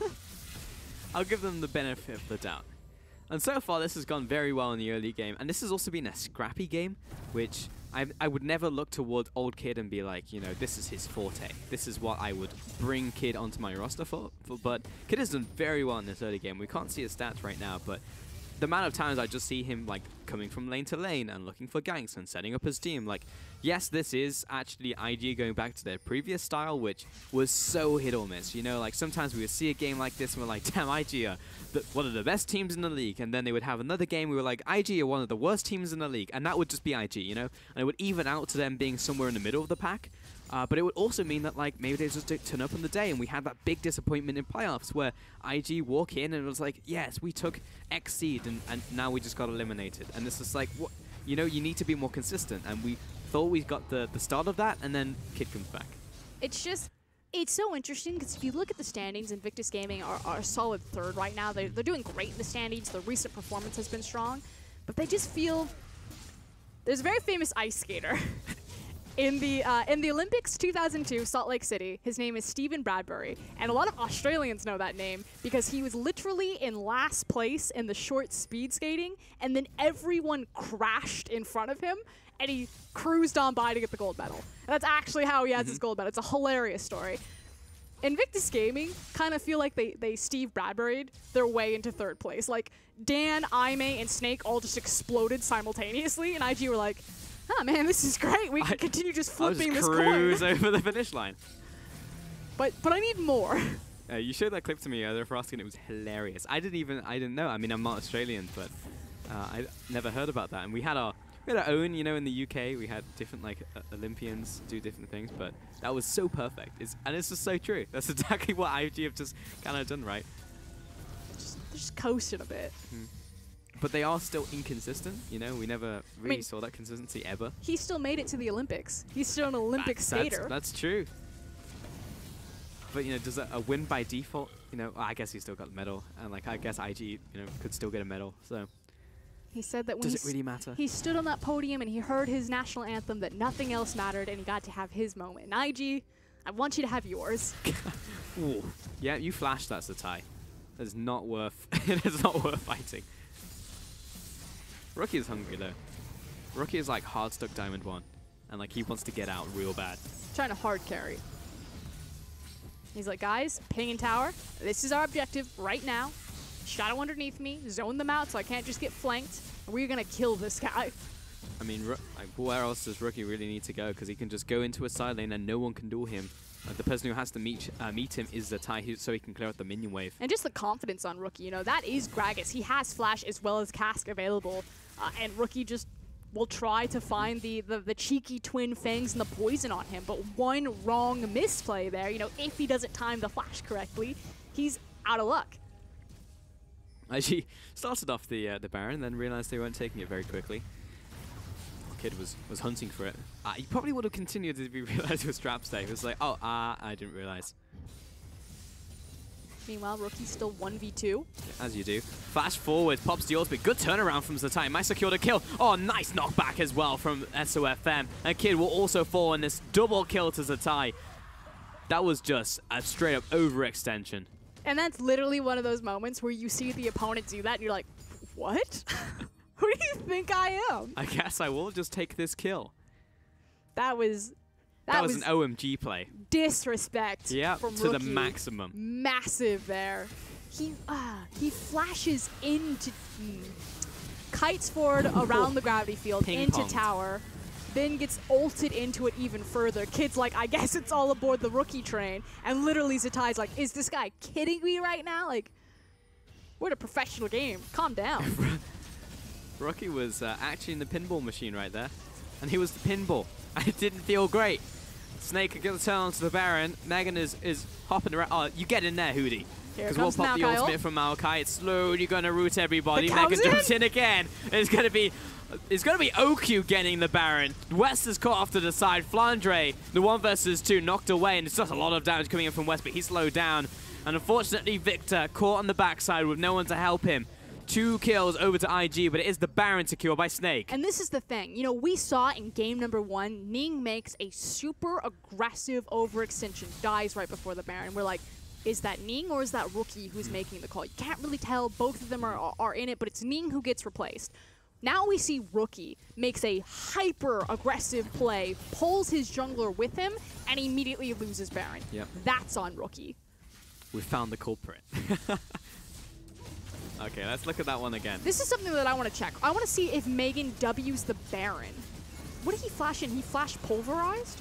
It looked like it, yeah. Because normally what you do as Alistar to steal Barons, of course it is Xayah that gets the Baron there, is you actually walk in and you punt the jungler out. Because if they see a big fight happening, they tend to stand at the back of the pit, and then at least you're not competing with the smite. Yeah. So I just think it's very interesting, but maybe his W was on cooldown. But fun fact for all you Alistar players in solo queue that really want to screw a jungler over, rock in, punt that guy over the wall, and then pulverize the Baron. Yep. Or if you want to mess with your own jungler, then knock the buff over the wall. I don't know, what's your jungler dance? I see the system is working. How's that honor level 3? Pretty good, actually. But, yeah, you know, smite support Alistar. It's a great thing. With teleport, excuse me. Okay, Rookie. Calm yourself. Chill out. Let's win this game. That's all you need to look. Oh. We're challenging SOFM over a buff. That's never a wise decision. For some reason, I thought that was Kid. I was like, whoa, Kid's getting real. Yeah.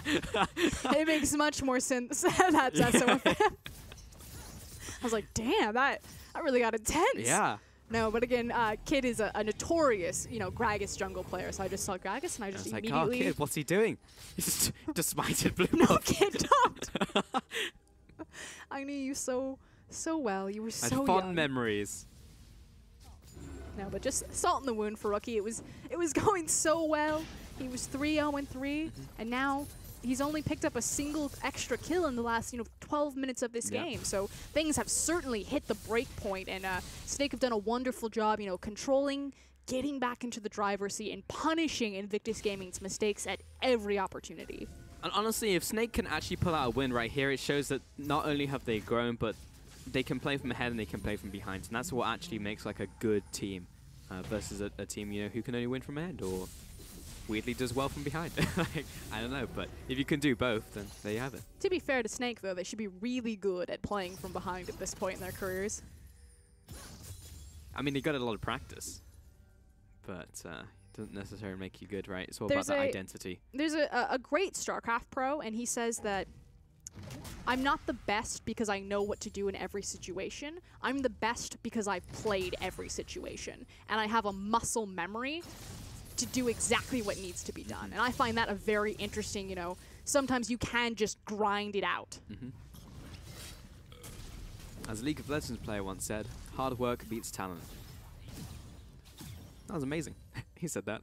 And it's true in a lot of times, like, talent means that you start at a certain point, and if you're starting from the bottom and you see them just like way off in the distance, like, well, that's annoying. But hard work will eventually put you past them. That moment when you use that quote for Snake, though. I mean, they are literally the definition of like the prodigies that never showed up. Everyone's like, man, these guys are going to be great. You got OQ, SOFM, Flandre, Zatai. They'll start off in the distance. They'll be near to the finish line, but they need to put in the effort to keep on going, They're about to get flanked. Uh-oh. Nope. SOFM's been sitting there for, a good 30 seconds. We're still moving. We're fine. We're out. Moving on up. Moving on.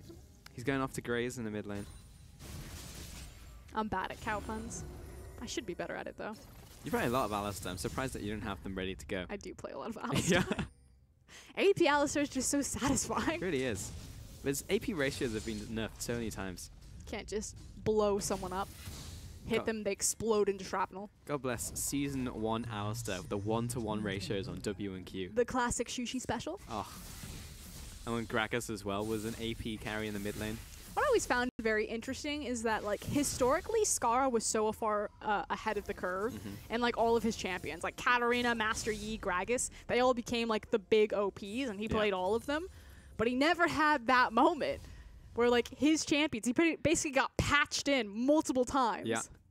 He could have gone the distance. That was his time.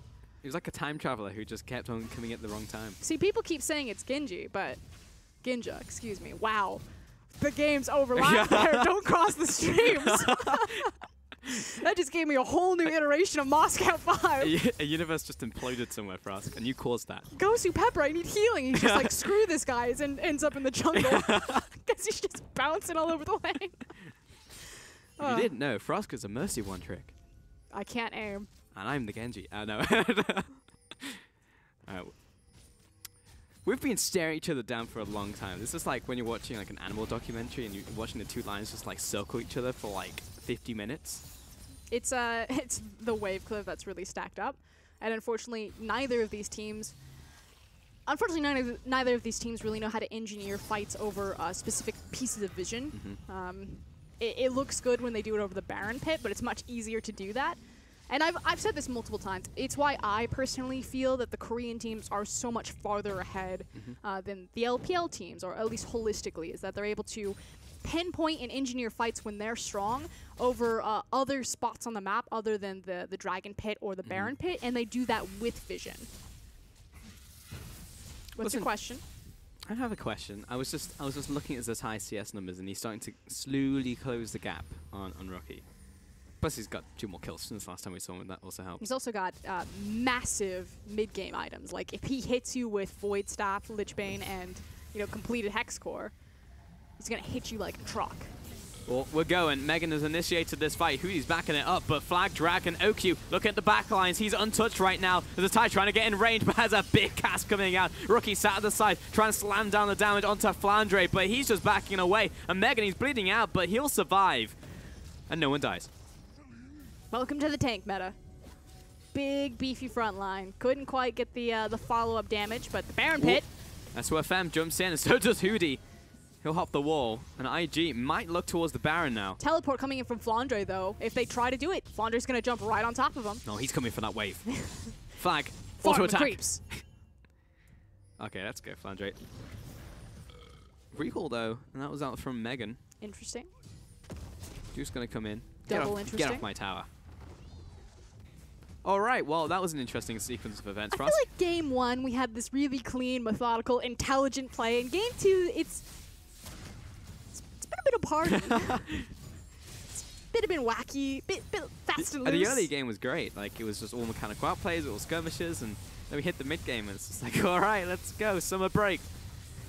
Kids tanking this one to the maximum by standing at the back of the pit to take the spike damage, but Rookie and West tearing this one up, and that will be the Baron going over to IG. Snake running it back. Flandre, you're not doing much there. I would go back to my team if I were you. Yeah, and there's no reason for Invictus Gaming to fight this one, so they smartly have Maokai, Alistar zone away from the Baron, take the objective, and go home. Well done by IG. I think that's the cleanest play that we've seen this entire game so far. Yeah, straight up.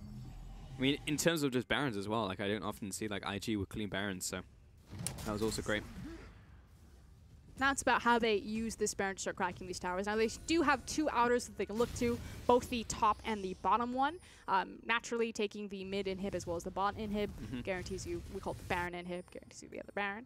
So I expect to see IG use their resources there, and as I say that, West is like, assist ping, please! Come to the bottom lane. There were literally 4 pings, so I think it got timed out. What do you think about Kid this game, Frosk? Though, probably a poor timed question, as Flandre is sitting in the bush, and he's going to be interrupted by Megan. Kid looking for knockup as well, but he's fairly tanky. That was a big headshot coming out there. Hootie gets a knockup, and Kid just completely disintegrates. What do I think about Kid? I think he is trust falling on Invictus Gaming. I think that I asked that question at a very bad time, because Kid is now dead. And I think it sometimes works out for him really well. You can definitely see that Kid is just, he's being a role player. He's doing his job. He's got Rookie, he has Duke. There's no reason that he needs to do any more, and so he's just trying to support his team. Yeah, it's the old Kid. Just in the new meta, in the new world. Just feel like he was like, trust fall, catch me team. They all just got out of the way there. Yeah, they've all just like gotten up and left. All gone. And that loses a lot of momentum on this Baron. The fact that they have to disengage from an inner turret and then settle for the Ocean Dragon. Now, there's still a lot of time left on the Baron. You know, it's a little over halfway. But this is not the type of ground that they wanted to make with this at 35 minutes. Well, yeah, I mean, like, when you have the Baron, you get, like, 2 to 3 pushes. It just means that you just lost one of them. So IG will come up now and probably look for another push. Like, as you can see, they're pushing in the bottom lane, so get the inner tower, but and the big thing here is that Victor's not there. And if Zatai's really late on his back, it could mean that they also get to crack the inhib line. Although SOFM's actually doing a phenomenal job zoning them off by just standing on the side. Yeah, it doesn't seem like that's on the cards here for IG, unfortunately. So most likely this game's going to feature another Baron. If not a Baron, then an Elder Dragon, which is the next dragon spawning. And we're back to chill. I think both teams are just going to back away and keep farming up for the most part. I don't know if either of these teams really recognize chill. We've had we had like 5 minutes of chill. That's true. I will say though that he went for the rapid fire cannon as opposed to the Phantom Dancer on OQ, which means that he just wants the extra distance there, the extra safety net. But Caitlyn also kind of denied her or delayed her power spike by not going for double attack speed and instead looking for the QSS upgrade and now looking for her armor penetration because we are in League of Tanks. So I feel like unfortunately because of the itemization choices by both AD carries, this game kind of got bridged over into, you know, not like a 3-item power spike, but kind of like a 4.5. Yeah. Toto's going to fall here. Yeah, but it just makes sense from how I've seen these team fights as well for OQ. He has been standing at the back, and it's for the most part been a front-to-back team fight, so opening up that distance even further so he doesn't get just killed. And we talk about this all the time with Xayah, that she's great when people try to run into her just because she has that low mobility, and it's so much easier for her that if the feathers are behind you, she can find that lock-in and really maximize her damage and utility output. Problem is that Caitlyn, you know, she's so strong as a blind pick because she can run at you, she can run away from you, she can hit the towers and duck in and out when she's chunking away in these structures, as I expected that West is going to do. There he goes. Yep. Quick love tap. Miniwave comes in, and the Baron, it's worn off, but yeah, just those rapid fire cannon auto attacks. And Hootie, that's ill-advised, walking into traps, honestly. West is still coming in. Megan, what? Why are you there? I mean, he'll pop his ultimate, and Duke is going flying into the backline onto Hootie, pops his gargoyles, and will walk it on off, and hopefully shrug off this damage. Flandre is going real deep. The rest of the team isn't even there. Look at OQ. He's trying to put down the damage, but Flandre just went so deep. And no one could die. We just had 2 Gargoyle Stoneplay as well as Alistar ultimate used. And everyone's like, this is fine. Yeah. Redemption coming down just for damage. Frontline still holding. Oh, it's red. I see. I'm used to seeing it coded as red because it's the enemy. Yeah, exactly. That was... My mind just got... blown. Wrecked it's like, there. Why are they standing inside it? This does damage to... This time was pretty much gone, though. And Flandre will go for another initiate. Round Zatai 2. Look pops at the West. disco ball. He'll have to flash away. And Duke... He might actually fall here as the knockup comes in once again from Hootie. And Zatai will finish him off. And hilariously, SOFM shows up when it's all said and done, like, guys, I'm here, I'm helping. He literally rocked up, stepped on a trap, and it's like, okay, creep. Okay. This is my life now. Oh, triple cannon wave. And effectively, that was breakdowns by both teams choosing to overstay their welcome in IG's case when they pretty much used all of their valuable cooldowns. Oh, wow. The tower isn't even dead for us. I thought it died in that engagement, but apparently no one hit it, so... Well, West couldn't hit it. He was being chased down by the disco ball. That's true. And then we reset again. Baron's up in a minute, and this has been 6 minutes of just not a whole lot happening. But the scary thing is the breaking points that Zatai is reaching.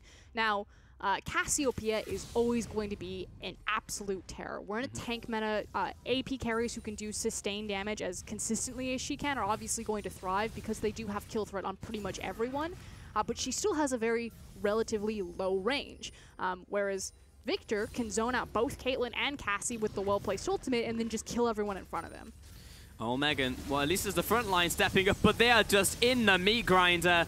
Kid will drop, and Megan hits the ultimate, but he's still very low. Hootie wants this kill, but Alistair will walk off the damage. Rookie slam in from Flandre, but she doesn't want to be here anymore as West is laying down the damage. Good little snare out from OQ, but the re-engage from Duke, and oh, Zatai caught out on the front lines. Hootie trying to run it back, but West is relentless. He will chase him down. And he's actually out of there. SOFM was coming in with the assist, and after all of that, it was just a 1-for-1 trade. And you know, that looked great initially for Snake, but I'm actually going to point out SOFM. I hope we get a replay of that. He held onto his cask for so long in that fight, and it just goes to show kind of the miscommunication and miscoordination of Snake's team fight, because multiple members were locked up by CC that he could have jumped on. Teleport flank out here for Oskin. It's going to be Megan stepping up, but remember, he doesn't have the ultimate. Oh, SOFM got picked. This feels bad. I was going to feel really bad about this game if it ended on just a vision trap placed by Snake. But now it feels even worse if IG win this game because SOFM just gets caught at an inopportune time. West has started the Baron, and he just chunked himself. Okay, well, he's got his keystone. Duke is hitting the gargoyles, and Kid, he's coming out for some revenge right now onto Flandre. You can see that ultimate from Maokai. He's just rooted for so long. OQ can't get involved in this fight. Kid gets that kill. And where is Zatai? In base. Not able to do any follow-up damage. That's now both tanks, Flandre and SOFM dead. And again, we're in a situation where, you know, Snake has a good early game, and in this case, it was the early game was the series, but they just are unable to clear out. This is a bit of a Hail Mary, but they have to go for it.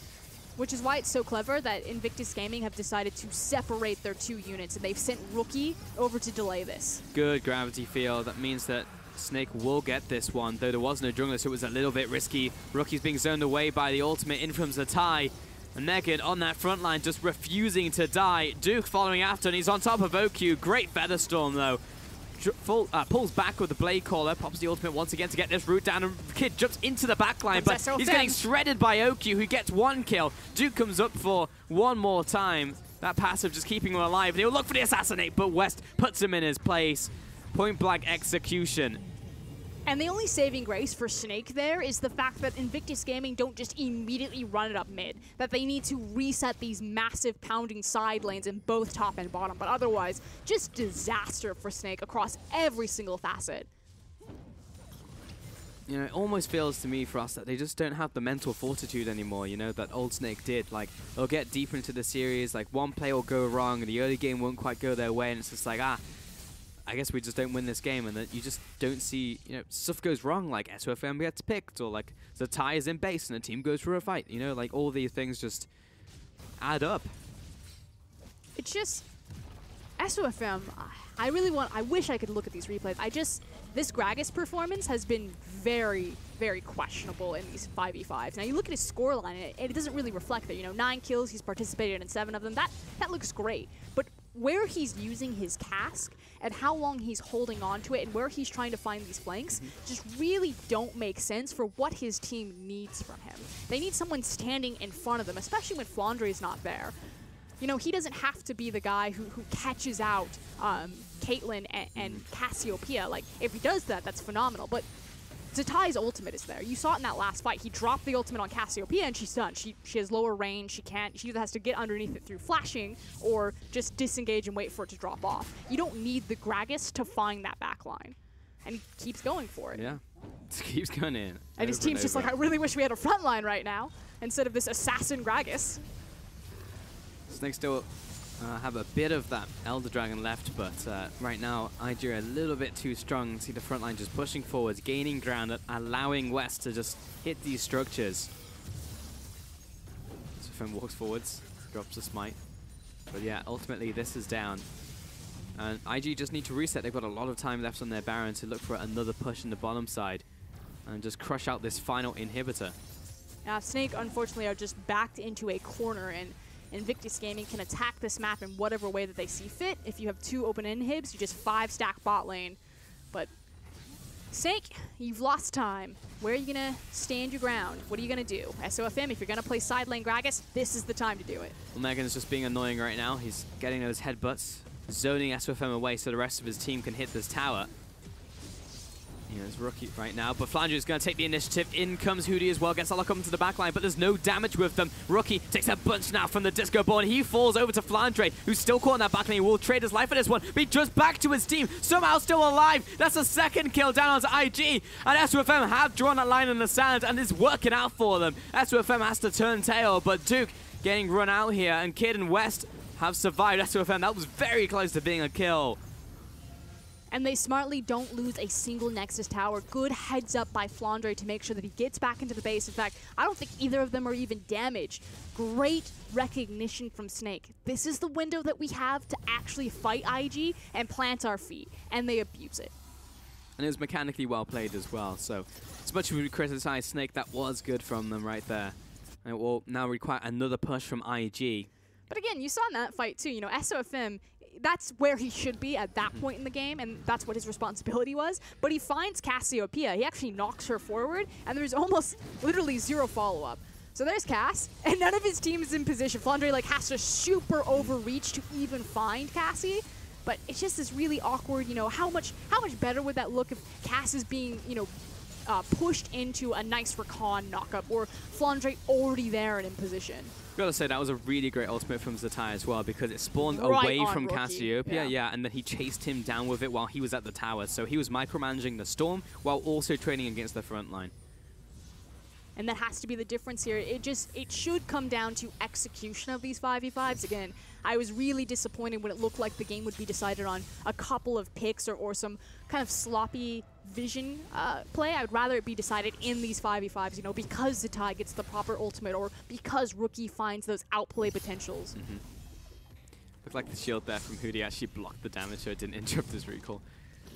Yeah, but Wave now pushing in, and that tower is still very low, so even the last play didn't work out. And is that a promoted caster minion that I see? Sometimes you gotta make do. Oh, FLICKR's gonna go in for the play once again. Megan buying time, but look at OQ. Right now he's untouched, but he can only hit Duke, and he's not doing a lot to him. Neither of the front lines, for me, the team have really sustained much damage.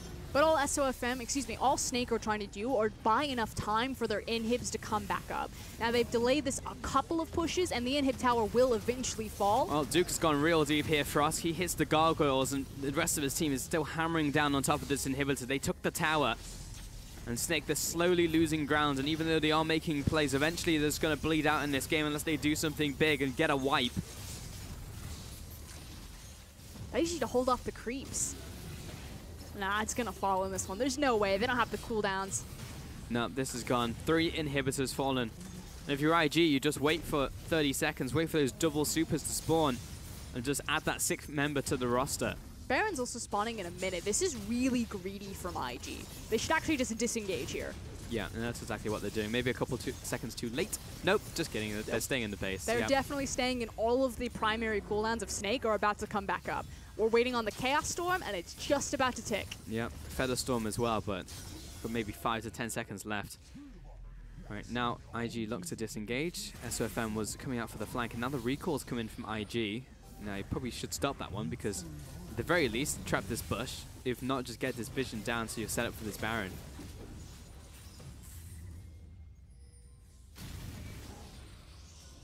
A lot of pings coming in. They didn't make their base, so they don't have the control wards to deny vision. It's just going to be a scrap. Yeah, SOFM knows he has to go in, but West was on the front line. He gets caught. Kid will die. Rookie caught in the Cataclysm. SOFM will follow up to that one as well. A 3-for-1 trade, and Zatai is absolutely out of control right now. Duke just buying time, and Alistair, he backs away. A triple kill to Zatai. When people ask me the difference, what is the difference between an amazing team and a good team in the LPL? It's decisions like that. And I'm not talking about the decision to execute on the 5v5 there. I'm talking about IG staying longer than they should have. Megan will fall. And pushing or trying to siege into the base. Those are valuable seconds that IG could have been resetting their position, grabbing control wards, making sure that something like that did not happen. They just lost the game on a single bad push. And you know the calls are coming in right now from Snake. We can end, we can go for this, finish the game, go for the Nexus, because that's what Snake are doing. And in one team fight, 48 minutes into the game, they turn to the Nexus and they will clean sweep Invictus Gaming. And that's a heartbreaker. With that said, Snake fans rejoice. You found the 2-0. The Prodigies are still alive and well, and they're still on the upward climb. But that is bittersweet. That is a devastating loss to Invictus Gaming, who had the game in their hands. You said it in the base, they were overextended, they should have backed off. They do it late, and who's the straggler? It's Wes. He gets caught out and dies, and Snake, I mean, they probably weren't expecting to win that game, but there are smiles on their faces like, we actually did it. We got the 2-0. Look at that smile on Zatai. Open arms, takes Rookie in a full-on hug. Again, this is Zatai against his old team. This is effectively double lift versus CLG. Good analogy for Western fans for sure, but Snake, the 2-0 here, and it was crazy to think it was all in that team fight. And they did it in 2 different styles, in 2 different games. You know, game 1 was very methodical, it was clean. Their old manager is still with them. You know, we showed that picture beforehand, and it's exactly that guy. And then game number 2, it was scrappy. It was that, you know, mechanics, dueling constantly back and forth, that tug of war. And in the end, they won both of them. It's high checking damaged out, I'm sure, but I'm really glad that we talked about Snake today, you know, before the game and their history and how they've, you know, come to be as a team in the present split in 2017 summer. Because right now they came away with a 2-0 over IG, and it's really important for them. You know, like maybe the playoffs are still a pipe dream for them, but as a team, as an organization, this is key. And it's the fact that people like their support staff, again, you can see them on screen right now. They have so much faith and so much belief in these players. We know that the coaching position in Snake has been very rocky, very turbulent, but everything else around them has been so solid despite the really disappointing results. And Snake, they know that they have it in them. They just need to dig deep and find it. We said at the start, like, have Snake finally just been knocked out? Are they just going to stop coming back up? And for the majority of the split, that was indeed the case, but that was a slugfest. And see how much of that goal graph was blue. At the very end, Snake turned it. Look at all the dragons. Invictus Gaming had 4 dragons on top of that. They don't manage to get the Elder. I mean, they had everything for us. Snake made great clutch decisions that game. Well, welcome back to the desk, Rusty. And you said you were holding your thoughts for me, so what are they now?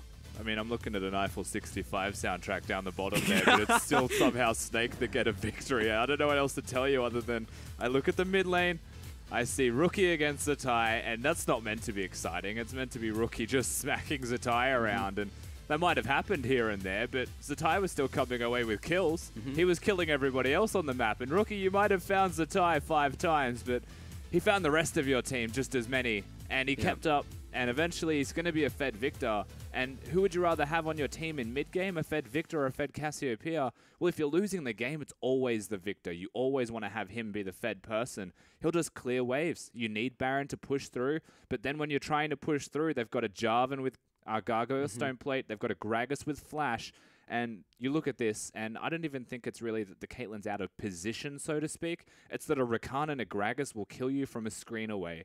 And that's exactly how the game's going to end there. That is actually incredible that Snake can get the win, because you can take a step back and say, IG should have won that game 20 minutes beforehand. Like, we shouldn't have had a 6-item team fight in the first place.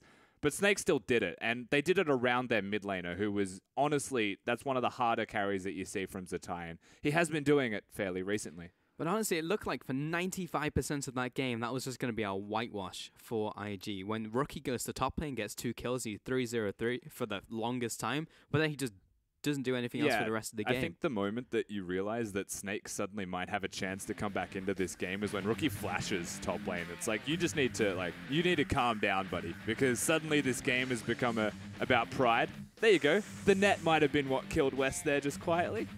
Doesn't net over the Baron wall and then just finds himself in the middle of the wombo combo from hell. Imagine that. Imagine going to VOD review after this and just sitting down and watching yourself not net over the wall. Like, quite literally, that was that was the game. Like, missing a 90 caliber net literally lost them the game. To be fair, like, it's so easy to look at that net. I'm sure West is going to feel real bad about that one. It's back-to-back MVPs. It feels good. That feels good. It's a dual MVPs. But there was still multiple mistakes. You know, Rookie flashing into that tower, Invictus Gaming as a team overstaying instead of taking their back when they should have. West missing the net. Like, it's not all on the miscaliber net. It's not, but I am but a simple play-by-play, and a lot of people look at that game and look at the net. And that's where it all still comes back to Zatai, though, for me, right? Because it still takes a great play to catch the throw. Yep. And when Rookie flashes under that turret, what he does is he flashes, throws the W, and then ults, expecting Zatai to turn around and combo him. Zatai doesn't. Zatai keeps running and then turns around after the ultimate, knowing exactly what he's waiting for, exactly what animations are there, right? And, like, the awareness, firstly, of the player, the mastery of Victor as well, to be able to use the Chaos Storm in team fights to kill someone whilst he's focusing somewhere else in the fight. Like, Zatai was absolutely the MVP of this set and is the reason Snake have a win at all. Yeah, honestly, I'm almost speechless. The fact that Snake have not only won a series but gotten the 2-0 here against IG, because I was fully expecting that to go to 3 games, and by all means it should have done, honestly, with the lead that IG had right there. That should have gone to 3 games, but that's just... I don't know. Like, Kid comes back in, like, all this stuff happens for IG, and it's just like, oh, it's starting to work. Like, they should be able to close it out, and then it falls apart at the final hurdle, and then it's difficult, right? Because, like, you look towards IG right here, and you see them putting Kid, and it works out for, like, 95% of the game, and then they lose the game. Then you start criticizing, like, the change in the first place. I still think that, you know, Kid, Ning, both of them played fine. Obviously, they have very different styles. I don't think that we're going to see Kid take over, although, you know, don't quote me on that. IG have done, you know, stranger things in the future. I think that the focus really is still on the bottom lane. We've been happy with West and Megan's performance. You know, recently they've been picking up. They've been naturally winning. But just imagine the pressure that West is under. And now he makes a play like that. It's very obvious. Like you said, everyone's going to target on it. The audience size in China is brutal, and it is massive. And I cannot imagine the type of weight that West is now going to have to stand under Invictus Gaming fans. And then he has Jackie Love behind him. Invictus Gaming have been playing their prodigy AD carry, very young guy. They're basically just waiting for him to come of age. And West has to, you know, sit week in, week out at a professional competition and think like, man, as soon as this guy turns 17 and he's legal to play, I'm pretty much done. Like, how much does that weigh on him? It certainly hurts a lot for West in particular. I do want to say, though, from this game, Megan was still the shining light for me. He was the one amazing takeaway from this game. And if IG won, yes, you would naturally look towards Rookie, but I actually think Alistar would have been an MVP performer in that set. And by no means, I don't think he did anything poorly. And the interesting part about that last game is that the reason IG were losing team fights with such large advantages is actually the mobility of Rakan. Not just once, but like twice, dashing back towards Xayah for the dash distance and bringing a Maokai with him. And then Duke has to use his stone plate. And then the next fight is a loss for IG. And it's like this small thing where having an interaction like that means so much for Snake. And the fact that it means a lot for Snake is quite simply because they will take the engage. They know that's important and it's gone. And they're willing to step up and be that aggressive to have the mistake happen in the first place. Like, no other team's doing that. They're just going to put a Victor there to wave clear, but they just send a Jarvan in, they just send a Rakan, and let's just see what we can get, and it happens to work. So what's the storyline now for Snake? Because I feel like the monotony of like the week to week, and I said like, you know, Snake, they have their roster problems and they, you know, they never get back up and they're at the very bottom of the scoreboard. Like, has that actually changed now? Can we actually say that it's changing? It's endurance. Snake have proven over their history that 10-game series, they have played 10 games in a single day. They went without eating. They had their hearts broken. And effectively, they earned a ton of fans there because Snake had that Cinderella story. They almost went the distance. And now coming into 2017, I think that all Snake can ask of their fans is to also just have that same endurance. Trust us that we're never going to give up. We're going to keep fighting, and we're going to keep going. You know, that game should have ended 20 minutes ago, like Rusty said, but Snake never gave up. They sat there, they planted their feet, they looked for the opening, and they executed on it. So we know that they can do it. Just trust fall. It takes some real tenacity to get knocked down, like actual knockouts, 4 times in a row for them, and then to get back up again. And it was slow, And like it definitely was like an entire spring split of them pushing themselves up off of the ground and getting back to where they are right now. But it seems like we are finally getting there. I mean, there's an argument to be made here. When you spend an entire split losing, all you know is how to come back from a bad position. And so now when you're winning in a losing position, sometimes it's by no means as bad for you. And the one thing they've got going for them is Zatai's form, is that when they're winning, Zatai will carry. But when they're losing, they all know how to come back from that situation. They know how to play to their like very limits, just the edge of the limits, and maximize what they're able to do from a losing position to come back into games. And for me, that is something that we'll look at for Snake, because they will still lose games. But like being able to hold on for that long against IG and come up with a win is still very admirable from a side that is well and truly going to stay down in the bottom by my narrative. Because ultimately they are still at the bottom of the standings, and just above them though, one win ahead is Dan Gaming, followed by Aimee. So they are within touching distance now, though Aimee and Dan still have games to play this week. In the opposite side, you still see JD Gaming in a very similar boat, and Suning is starting to pull away from them as well in the bottom of the standings. Yeah, JD and Snake are funny teams to watch, really, when you watch the LPL as a whole. That they should probably be higher up on the standings to the teams directly above them in Suning and Dan, and they are starting to show glimpses of that brilliance, but here they are, 6th place. I feel like Suning are a bit more of the slow burn, though. I feel like Dan are continuing to scrape backwards, but Suning get to test their teeth tomorrow and really show everyone what they're made of. Yeah, make sure to tune in tomorrow for JD Gaming versus Newbie, who they'll be taking on, and Suning Gaming and RNG will be rounding up the day on that one. Yeah, Suning Gaming, RNG, you mentioned it. They have been getting better as the weeks progress. The slow burn against RNG, though, I don't know if that's a realistic thing to look at. Yeah, Zhao's going to come at you. The Tiger's going to completely destroy you in the mid lane. But then it's the clash of the bromance. It's Doinby versus Swift to open us up. The Heartbreak Club. Oh. They're not best friends. They're not best friends. They're enemies now, but they were. I mean, we were putting it together. You got like Vasily and Moore, so you've got like the bromance in the bot lane. Then you have Swift and Coco, and then there's like Fifth Wheel Sky, who's just like on a double date and he doesn't have anyone next to him. Doinby will look at Vasily and feel like there's a bodyguard for Swift and he can't go near him anymore. So that's a problem. That's actually true, yeah. But that's a really fun narrative for tomorrow as well. Do we have any closing statements from today as well? Because we just ended with a pretty crazy series. I hate my tips. All right, cool. Frosk? I bet on Snake too, and I'm just cursing myself. I should have had faith. I should have trustful. I know. You joined the dark side. You came to IG with me, and then we just got wrecked. So they keep breaking my heart, and I keep going back. Time and time again. But sometimes you just got to commit. That is what we learned today on the LPL. I hope you've learned that as well too at home. We're going to close the show there, so thank you so much for watching. We're going to come back tomorrow for more LPL action.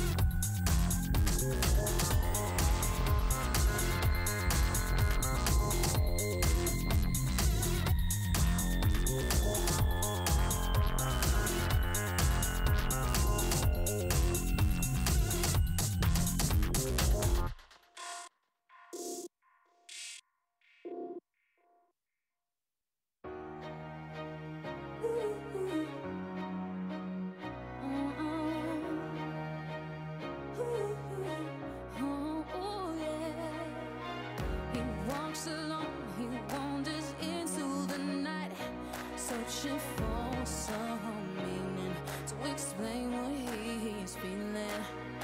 She walks alone, she shelters far from the light. She's seeking validation.